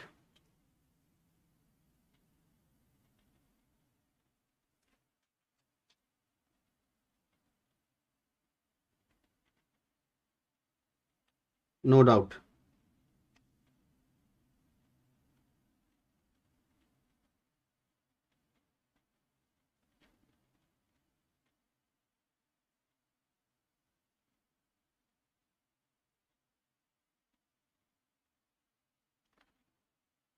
Any doubt to anyone? Okay. Now this vein shear test. In this, we insert the vein. Okay, guys, it is used for clay, especially for sensitive clay. In all suppose we are doing triaxial test or other tests now. What is the thing there? That all the tests for finding CN5, we are taking the soil to the lab, and then we are making the sample, and then after making the sample, we are finding the CN5 by applying sigma 3 and getting sigma 1 and all. But suppose the soil is very sensitive, like a soft clay. A soil is very sensitive like a soft clay. In that case, if you take that soil to the lab, then properties will be changing now, because it is very sensitive. So properties will be going to change now. In that case, you have to test in the field itself. In that case, you have to do the testing in the field itself, so that the CN5, you are getting the right CN5, because the properties will change if you come to the lab. So you go to the ground level, insert the vein. The vein is something like this, and you rotate and find the T torque for rotating. Find the T torque for rotating this. And there is some relation, I will give you the relation in notes. There is some relation between T and C. So find the T, that how much torque is required to rotate it. And from that T, you can find out the value of CN5 from that relationship. Give me yes or no. Everyone got it? Okay. Now there's direct shear box test. It is used for sand. Why it is used for sand? Guys, actually, you have to see one thing. Guys, for next 5 to 6 minutes, whatever I'm saying now, every word that is coming from my mouth, please understand this with the deepest concentration. Guys, C and phi of soil is not the inherent property. C and phi of soil is not the inherent property. That depends on type of testing. For the same soil, C and phi can be different if the testing is different. For the same soil, I'm repeating again. For the same soil, C and phi can be different if testing is done different. For the same soil, C and phi can be different. Now, friends, we should be performing such conditions in our lab that is simulating the field condition. So the C and phi we are getting in the lab, is same as that of field. We should simulate the field conditions. Like, if in field drainage is there, like sand condition, because sand has high permeability. So in our apparatus also, we should be providing drainage. So we are simulating the field conditions. So we are getting the same conditions as field. So we are getting the relatable C and phi. If in field there is no drainage, so in our experiment also we should be providing the drainage accordingly, or we should be providing no drainage. So it is simulating the field condition. Now, suppose guys, let me give you example. Suppose sigma bar is sigma minus u. Initially, the pore water pressure, excess pore water pressure, which is about to dissipate, because total pore water pressure is hydrostatic plus excess. If initial excess pore water pressure is positive, which is about to zero at the end, initial pore water pressure is positive, which is start dissipating and about to end. So initially sigma bar will be less, na? Because initially u will be very, very more, because excess pore water pressure is positive. So initially sigma bar is less. So we should check the stability of that building just after construction, because just after construction it is most dangerous condition, critical condition. After a long time, when this will go, excess pore water pressure will dissipate. So you will be reduced. So you will be reduced. This will be reduced. So sigma bar will be more. So it is more stable. So if it is stable now, it will be stable later on. If it is stable now, it will be stable later on. I hope you got it. If it is stable now, it will be stable later on. Now, if U initially is negative pore water pressure, if UE is negative, so initially the value is less, so initially sigma bar will be more. But later on, anyhow UE will be at the end has to be 0. So if it is negative initially, so initially U is less, initially sigma bar is more, but later on sigma bar will be more because U will be 0. So this value will increase. So this value will decrease. So this type of testing you should be doing at the end. Now leave this. Coming to direct shear box test. Here is the sand sample. We are applying the load like this. From proving ring is the thing from which we measure the load. And from dial gauge we measure the strain. From proving ring we measure the load. And from dial gauge we measure the strain. So we are applying the load like this. We are applying the load like this. Shearing off. These are tires also. So from this the failure plane will be there. This is the failure plane. This is the failure plane. Okay, from here the failure will be done. Now, from proving ring and dial gauge are exactly same, twin. Proving ring and dial gauge are exactly same, twins. But proving ring measures load or stress, dial gauge measures deflection or strain. So from here applying the load, for some end load, some shearing load T has to be applied. For a bigger end load, larger T has to be applied. So if I make a graph of sigma and tau, so here is some N by A. So shear will be T by A. 1 point. One more point, when I apply bigger N by A, bigger load, so bigger T by A has to be applied. So since it is sand, we do for this for sand. So this start from here. So 2 point we get a phi value. This is how we got a phi value, by 2 points. At what N, what T is required for failure? Then a bigger N, what T is required? 2 points we got straight line and phi is known. Why this is a disadvantage? That this is a predetermined failure. When I'm pulling my shirt from here, it will fail from here. But when I'm pulling my shirt from here, it will be failing from the weakest point.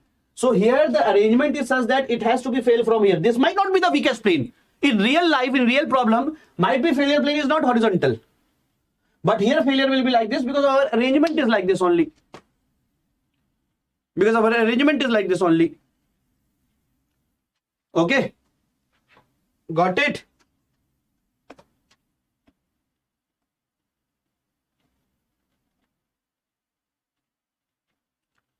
Everyone.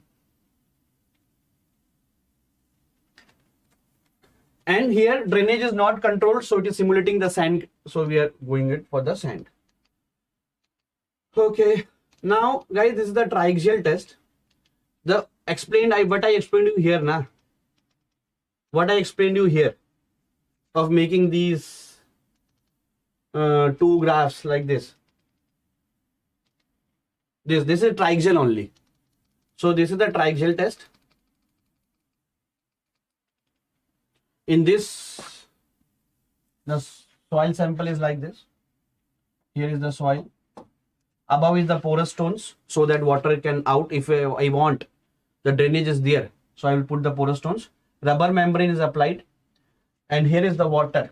Okay, in our lab in IIT, so we have both options in IIT Delhi. Either we can apply the water or engine oil. Okay, बहुत पैसा है ना IIT के पास. So from this water, the sigma 3 will be applied. From this water, sigma 3 will be applied.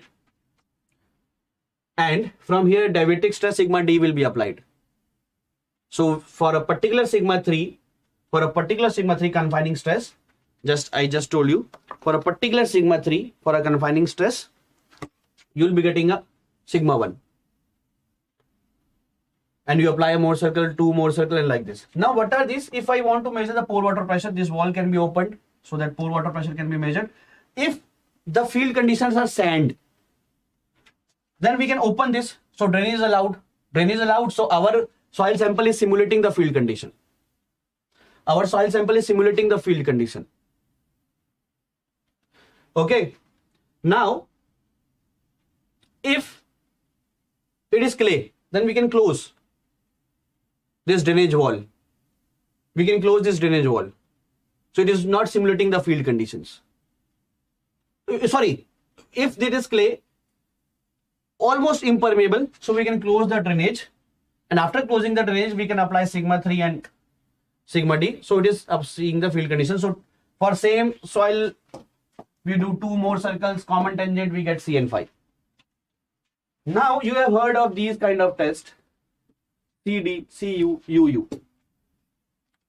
Okay. So in first stage, so what is the first stage?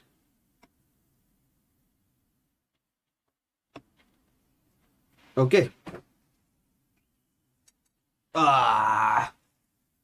First stage means application of sigma 3.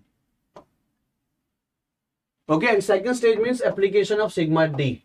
So sigma 1 is sigma 3 plus sigma d. So in first stage, the drainage allowed. That means in first stage this wall is open. Or in first stage drainage is not allowed also.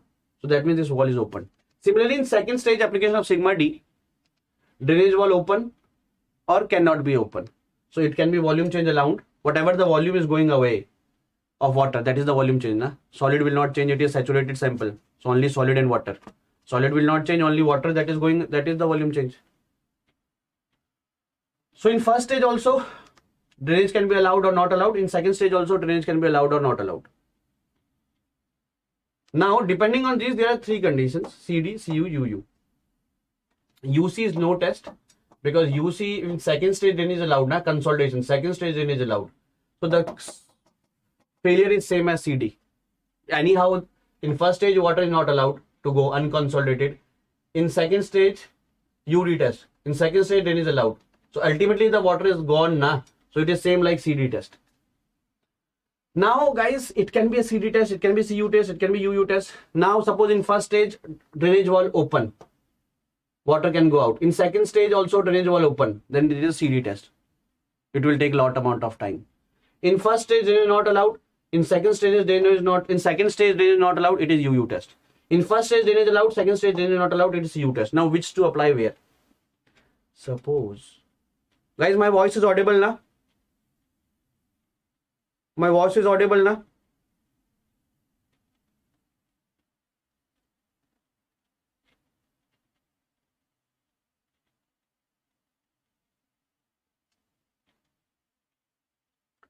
Okay, guys, suppose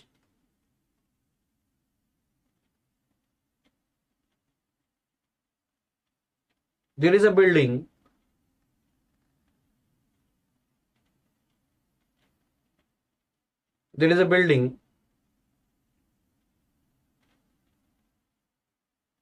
which has lived 100 years of its life. There is a building which has lived 100 years of its life. So consolidation, range, everything has happened now. So now after 100 years, if you want to find out the CN5, now after 100 years, if you want to find CN5, now after 100 years, if you want to find CN5, you should be doing a CD test. You should be doing a CD test. Suppose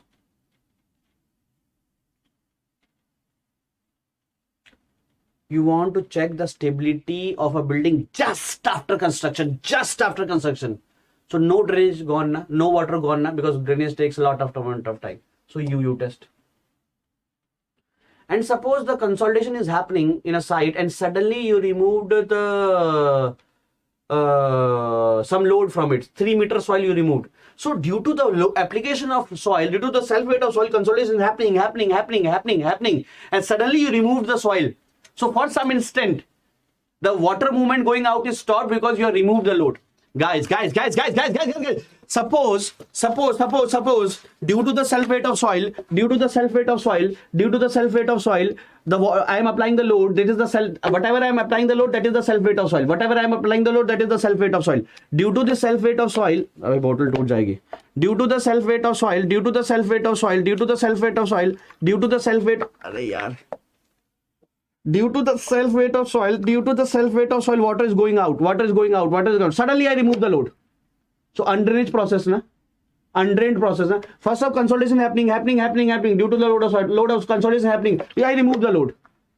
I remove the load. Consolidation solved na, undrained na, CU test na, CU test na, CU test na, CU test na. Guys, come on, give me yes or no. So due to the self weight of soil, the load is applying on the soil, water is going, and suddenly the 3-meter soil you removed from the top, load you removed from the top. For some time, it will not be going out. Now water is not going out now because load is decreased. Have you got it? Give me a heart sign on the comment box.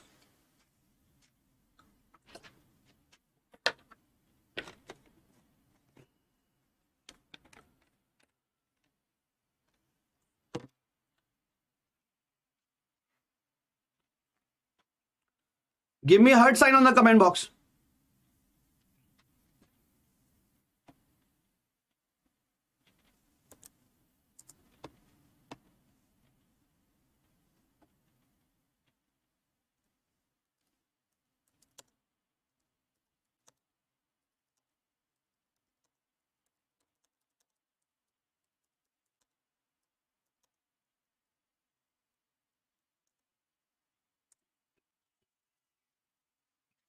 Guys, let me write on my Telegram group yaar.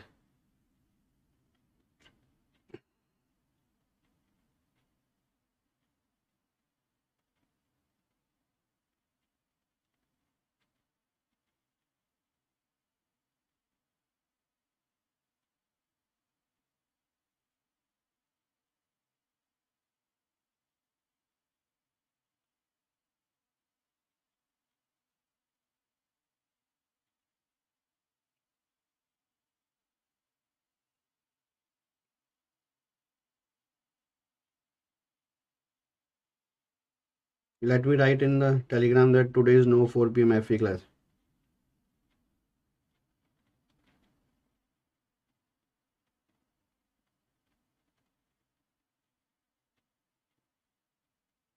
So today is 4 p.m. FE class is shifted to tonight 10 p.m. Tonight 10 p.m. From tomorrow onwards, it will be at 4 p.m. only.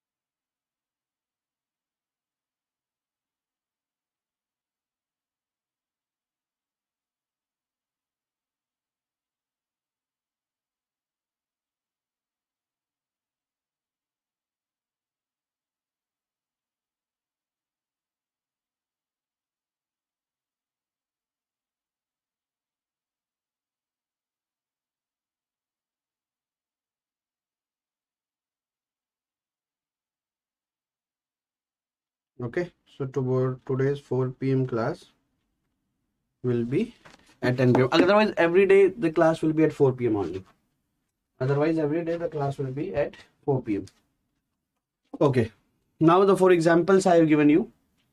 Now, guys, let me tell you now. Usually, what happens in CD test, CU test, we get a more circle when you apply bigger sigma 3. So earlier the sigma 3 was here, so it is failing here. When you apply bigger sigma 3, so more load is required. This happens in CD, this happens in CU. But guys, in UU test, okay, this is sigma, this is tau. In UU test now we get same amount of this. So that is clay na, we get only C. Okay, if this is sigma A, This is also same sigma A. The difference between sigma 1 and sigma 3 is sigma A, na? So here also sigma 1 and sigma 3 is sigma A. Same. Earlier, what happens usually? This is sigma A. So this is a bigger sigma A. Here it is same. The reason being, it is unconsolidated, na? Sigma bar is sigma minus U. Undrained. Water is not going out. So whatever sigma you are applying, that is increase in the pore water pressure, na? Whatever sigma you increased, that is increase in pore water. So sigma bar is unchanged. So strength of the soil remains unchanged. Sigma increasing, U increasing, and U is not decreasing here because it is undrained. So sigma bar same. So it is the same strength of soil because sigma bar same. So earlier it is failing in some sigma A amount of stress. Now again it will fail in same amount of stress. Draw down में effective stress increase हो रहा है. Yes, yes. Then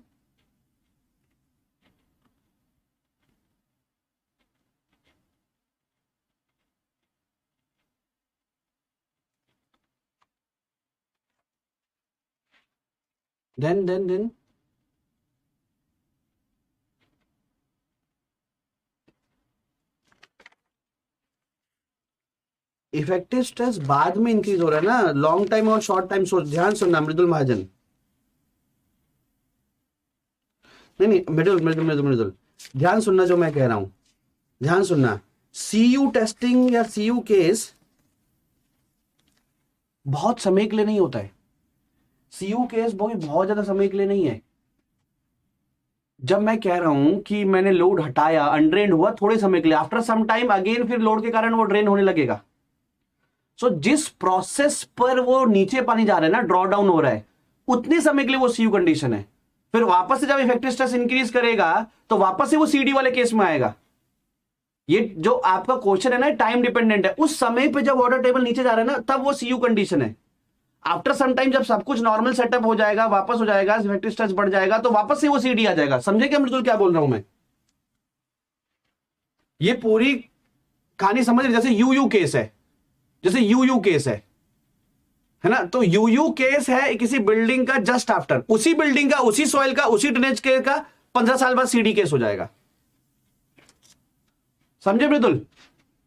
तो उसी तरीके से जब वो पानी नीचे जा रहा है ना, तो सीयू है. आफ्टर सम टाइम अगेन वो सीडी आएगा, CD case. Okay. Now the four type of uncontained, नहीं unconfined. Unconfined means sigma 3 0.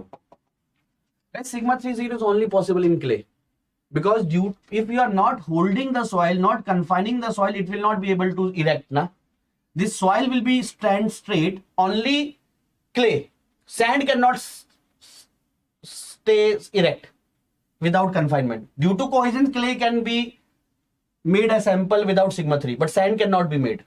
So here sigma 3 is 0.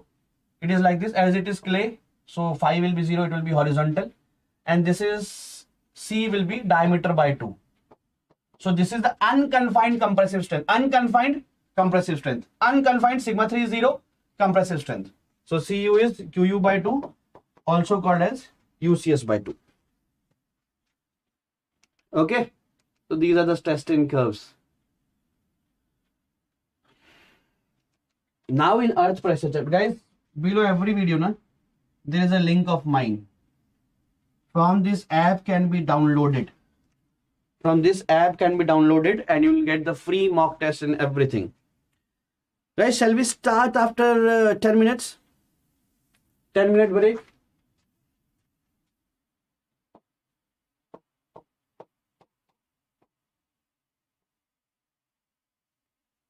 We'll resume. Okay.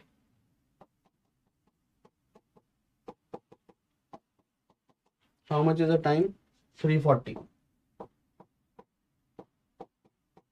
Okay.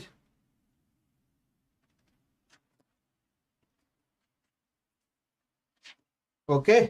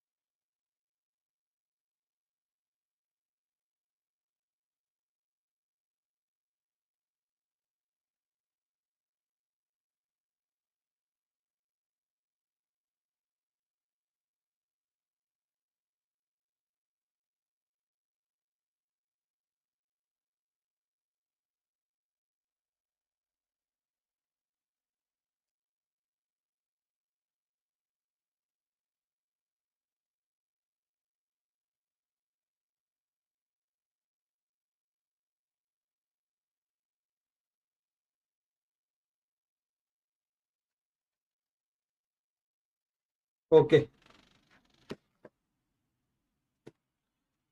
Okay.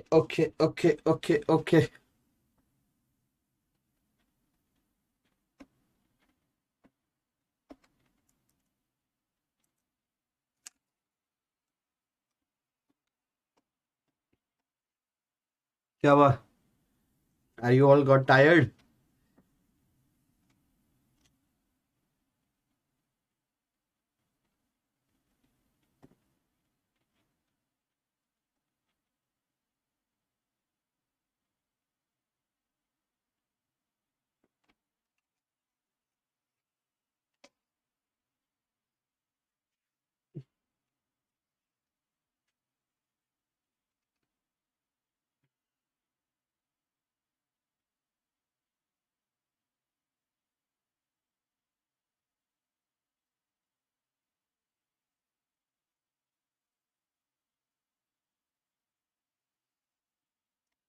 Have energy?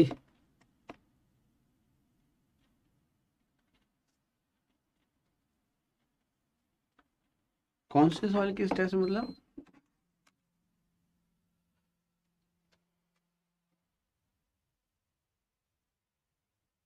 Yes, it is possible. You just have to put the drainage wall close, na Roy? You just have to put drainage wall close. This is possible.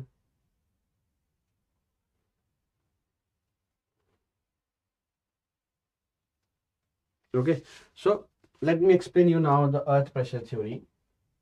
Guys, suppose we are making a retaining wall. Okay,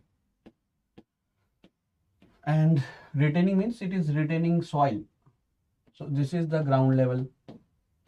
So at this point P, at this point P, there is some vertical stress gamma into Z or whatever. But soil is not as hydrostatic. Soil is not as hydrostatic as water. So here the horizontal and vertical stress are not same. Okay, horizontal and vertical stress are not same. In water at H depth, the horizontal stress is gamma WH and the vertical stress is gamma WH, but not in soil. Here there are three conditions. So rest condition means delta H, the movement of wall is not there. Active condition means this is the retaining wall, this is the ground level, this is the ground wall level, and active case means that wall is moved away from the fill. Okay, by default we assume if nothing is mentioned in questions, because in last 2 years some questions have been asked where nothing is written, so you have to assume active case, because by default if the soil is here, so it is not magnet now, it will not be pulling the soil towards the fill, it will be always pushing the soil or pushing the wall away from the fill, so it is active case. And this is the delta H. So delta H by H is 0.2% for loose sand and 0.5% for dense sand. For loose sand and for dense sand it is 0.5% for full movement or full development of active earth pressure.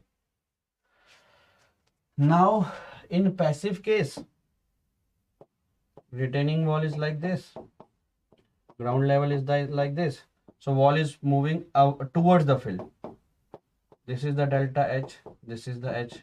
So this may be due to some wind load or some eccentricity, this is moved towards the fill, otherwise by default it is always away from the fill. Though it is not a magnet now that will be pushing it, so and rarely earthquake or dynamic forces will be coming. So here the delta H by H is 2% for loose sand and delta H by H is 5% for dense sand for full movement of earth pressure. Now if I tell you active rest case it is not moving, so sigma H and sigma V is not same, because it is not as homogeneous as water. Soil is not as homogeneous as water. In water, in every direction at H depth the pressure is gamma WH, but here no. So here sigma H is K naught into sigma V. Okay, for Isotropic condition K naught should be taken as mu upon 1 minus mu when the soil is behaving elastically. Otherwise, by default, we assume K naught is 1 minus sin phi. Why we are more interested in horizontal stress in this chapter? Because the safety of retaining wall will be depending on sigma h. If sigma h is more, it can topple or it can slide. Okay, so sigma h is K naught into sigma v, and by default K naught we have to take it as 1 minus sin phi. These are the retaining walls. Okay, so guys, sometimes you have seen these kinds of weep holes. Okay, these weep holes are so that in rainy season, pore water pressure is increased and sigma bar is decreased, due to which shear failure can be there. So from this, water can come out, so you will not be increasing. Okay, so rest I told you, K naught is 1 minus sin phi. Now for active case, this is the ground level. Okay, this is the point P. The vertical stress is sigma V. The horizontal is sigma H. So sigma H is Ka, active earth pressure coefficient, into sigma V. Ka value is 1 minus sin phi, 1 plus sin phi, which I just told you in shear strength chapter, that is tan square 45 minus 5 by 2 or cot square 45 plus 5 by 2. As Ka is less than 1, so here sigma H is minor principal stress and sigma V is bigger, so major principal stress. So this plane, the bigger stress is acting. So horizontal plane is major because bigger stress is acting on this, and vertical, the minor stress is acting. So this is the minor plane. Now the expression is actually sigma H is equal to Ka sigma V minus 2c root K. You can, this is minus stress, na? So you can relate this with this. Just I just told in shear strength chapter. This formula. This is bigger. Okay, this is coming from here. Actually, general formula is this. This is only valid for C is equal to 0. When C is equal to 0, then only this is valid. Otherwise, the general formula is this. Okay, and here, if I draw the more circle, this is sigma 1, that is sigma V, and minor is sigma 3, that is sigma H. Now this is the strength, more failure envelope, and this is the failure plane. So this is 90 minus 5. So from horizontal is major plane, na? So from horizontal, that is major plane, this one, how much angle it is making? 90 plus 5. From the plane, horizontal plane, this is the plane of major plane, na? So from here it is 90 plus 5. So the failure will be making 90 plus 5 more circles. So in real life 45 plus 5 by 2. Because this green is actually this one, na? This green plane is the major plane. So 45 plus 5 by 2. Like this. Okay. And for passive case, this is the ground level. At any point P, the vertical stress is sigma V, the horizontal is sigma H. So sigma H is equal to Kp into sigma V. Okay, this is only valid for C is equal to 0.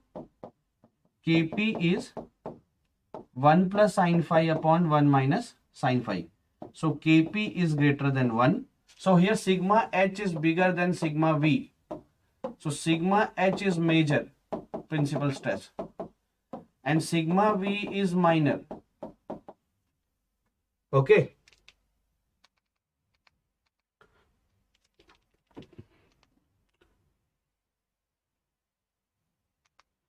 Okay. So sigma V is smaller, so it is minor. So here this plane is minor. Minor stress is acting. And here this plane is major. And actually here also na, you have listened this formula na in CS10 chapter. 1 plus sine phi, 1 minus sine phi. Actually, sigma 1 is sigma h, sigma 3 is sigma v. Actually, the real formula is this. Actually, the real formula is this. Only for C is equal to 0, when this term is cancelled, only for C is equal to 0, this is coming. Sigma h is equal to Kp into sigma v. And guys, this Kp into K is 1, where they are reciprocal. Okay, so biggest is Kp, 1 plus sine phi, 1 minus sine phi, then it is K naught, and smallest is K. And let me tell you the difference of, you take any angle, any phi, this difference is much larger than the difference of K naught minus Ka. Now guys, from the failure plane, what is this green plane? Minor is making how much angle? 90 minus 5 in more circle. So real life, this is making an angle of 45 minus 5 by 2. Now guys, how the questions will be coming now? Like, this is a retaining wall. This is the ground level. Okay. So let it be active or any passive case. Vertical stress is like this. So horizontal will be how much? Ka into sigma v. So Ka into sigma v, or if it is passive case, Kp into sigma v. So what is the total force? Stress into area. So half stress at top is 0 and bottom let it be active case into area is h into 1. So it is half Ka into sigma v. Sigma is, this is h. So sigma v is gamma h. So or if it is passive case, it is Kp into gamma h square by 2. And this total force can be assumed to be acting at center of mass, Fa or Fp. This will be at h by 3 distance. Now for this guys, various cases are there.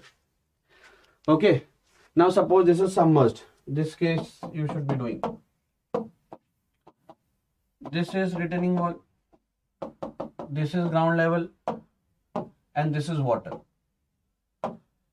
Now let it be active case. Let active case. So sigma h is equal to K into sigma v. Sigma h is equal to Ka into sigma v. Okay, for C is equal to 0. So we can write Ka, total stress is this plus U. So this is Ka sigma bar plus U, because water pressure is equal in all direction. Water pressure should not be multiplied by U. So for water, Ka is 1. Got it? Okay. So here, this is Ka into sigma bar, that is gamma submerged into H, plus U. So water pressure in horizontal, vertical, all the same. No need to multiply Ka. It is gamma WH. So total pressure will be Ka gamma submerged H plus gamma WH. So either you think in two different way or single way. So what is the total force? Fa is average of stress. Stress at 0, above is 0. Let this value be alpha. So into area, H into 1. So now guys, there are various cases are there. The different soils are also there. Na?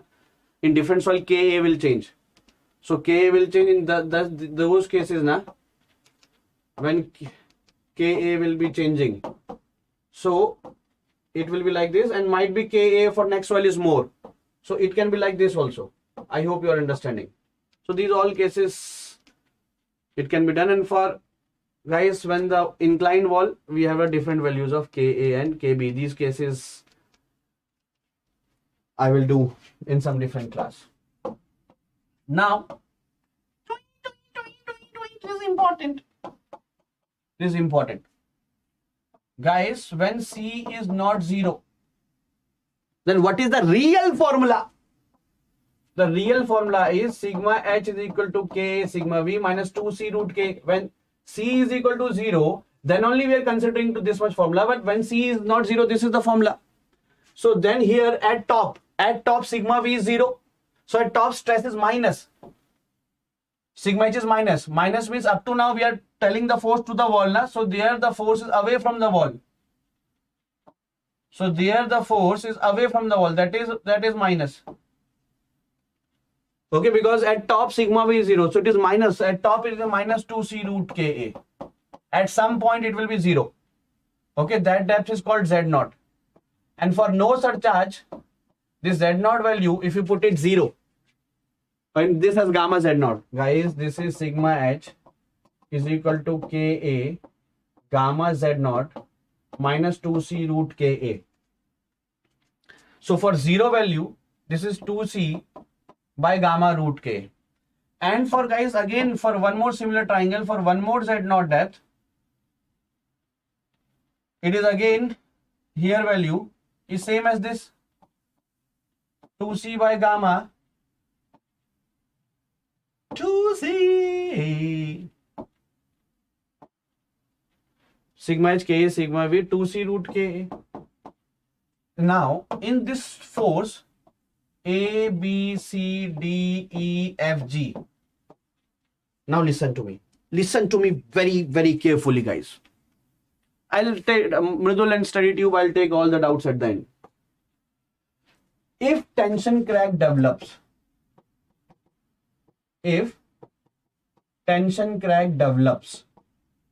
tension crack develops means this portion is lost. Crack is developed. It is not touching. So not touching, so how it will apply the force? If it is not touching, how it will apply the force? Then force is due to only this region, CFG. Okay. Stress will be half 0 plus this stress by 2 into area, that this depth into 1. If tension crack develops. Now, if no tension cracks, then force either due to, you can take whole A, B, C, F, G whole if you want to do long calculations, but the same answer will be coming if you take only D, E, F, G, because A, B, C and C, D, E, this minus and plus both will be cancelling. So why to take this whole area? If tension crack, no tension crack, that means force here is left and force here is towards the wall. So this and this can be 0, na? Will be reduced to 0. So how, if you take this and this, answer will be same, but why to take? So only take this one, that is DEFG. Okay. And guys, up to this 2Z0 depth, net force is 0. Net force is 0. This is critical height. So up to critical height, net force is 0, so no bracing is done. After that, bracing is done because the wall may collapse because more pressure at the bottom, na? More pressure at the bottom, na? So it may collapse. But up to this HC, no need to bracing. And factor of safety is equal to HC by H. Up to HC height, guys, because this is minus, this is plus, net force is 0. So net force is 0, so no bracing is done. So HC is 4C by gamma root Ka. Okay, guys, these are the things. Now, this slope stability I'll do differently in different class. Soil mechanics then foundation marathon will take differently. Okay. Okay, now your doubts. This whole PDF and assignment I'm giving, no password protected. Yeah, no password protected. I'll give it. I'll give it as it is only. I'll give it as it is only.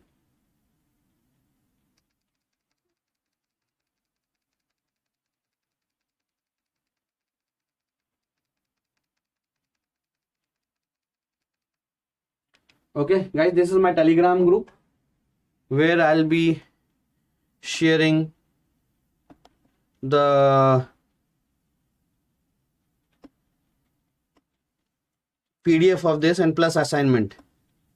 PDF and assignment. That is, I applied in the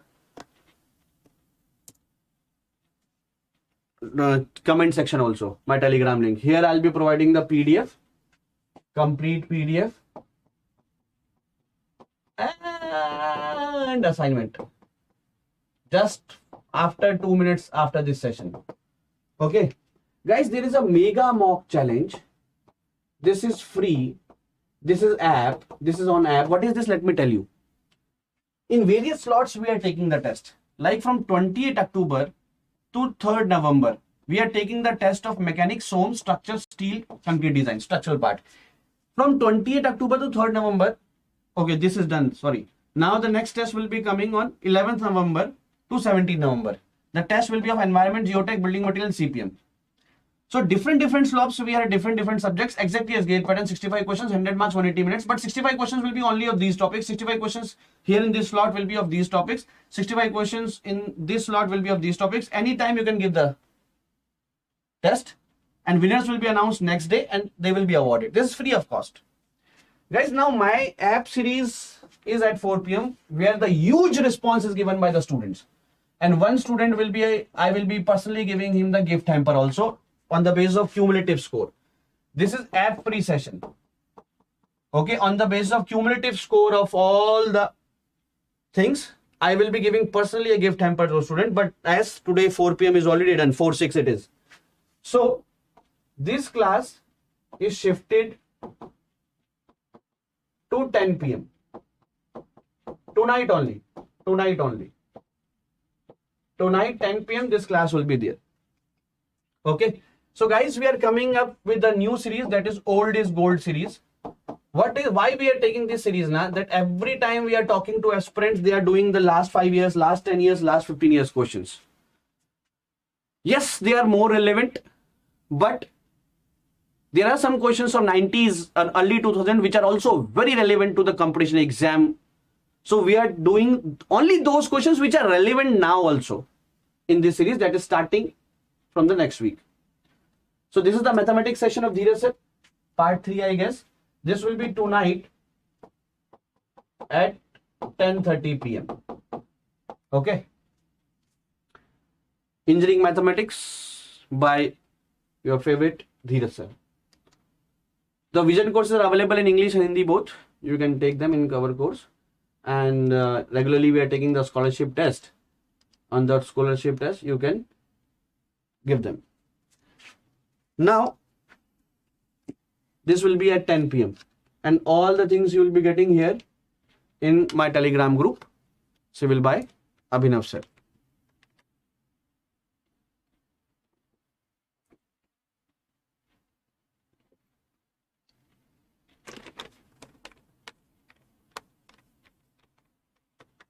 You are going to watch now TV. India versus South Africa.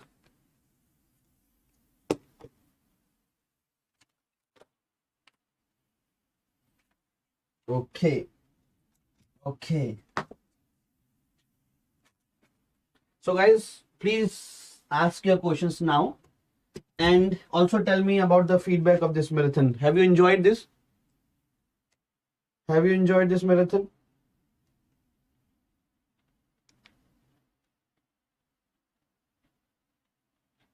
Everyone, next marathon I'll tell. Have you enjoyed this?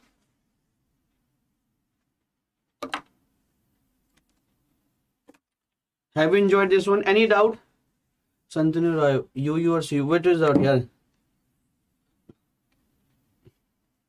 I cleared your doubt. Sand we can test on you by putting the wall closed. Any more doubts? Have you enjoyed? Please write down yes or no.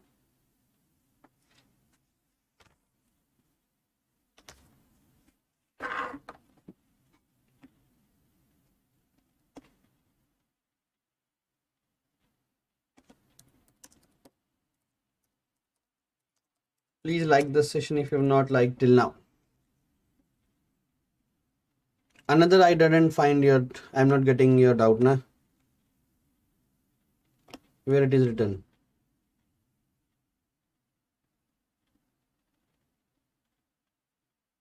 Write it again or copy paste it.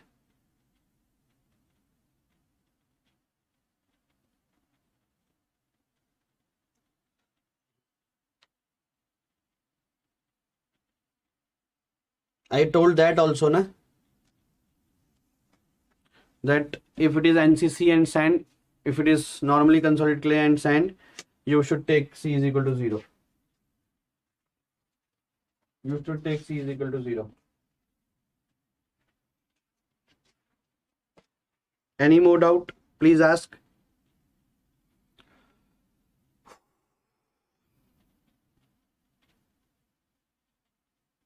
Any more doubt?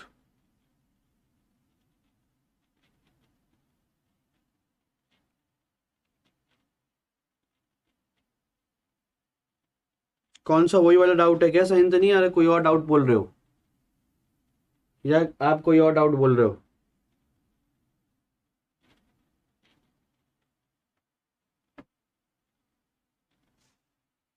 This is my Telegram link, guys, where I'll be sharing you the PDF of this session plus the assignment. कोई और copy paste कर दो ना भाई, मेरे को नहीं दिख रहा.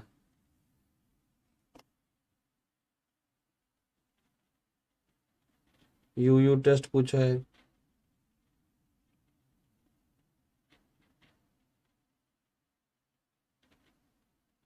ओके, आप मेल कर देना मेरे को डाउट abhinav.negi@byju's.com पे, ठीक है?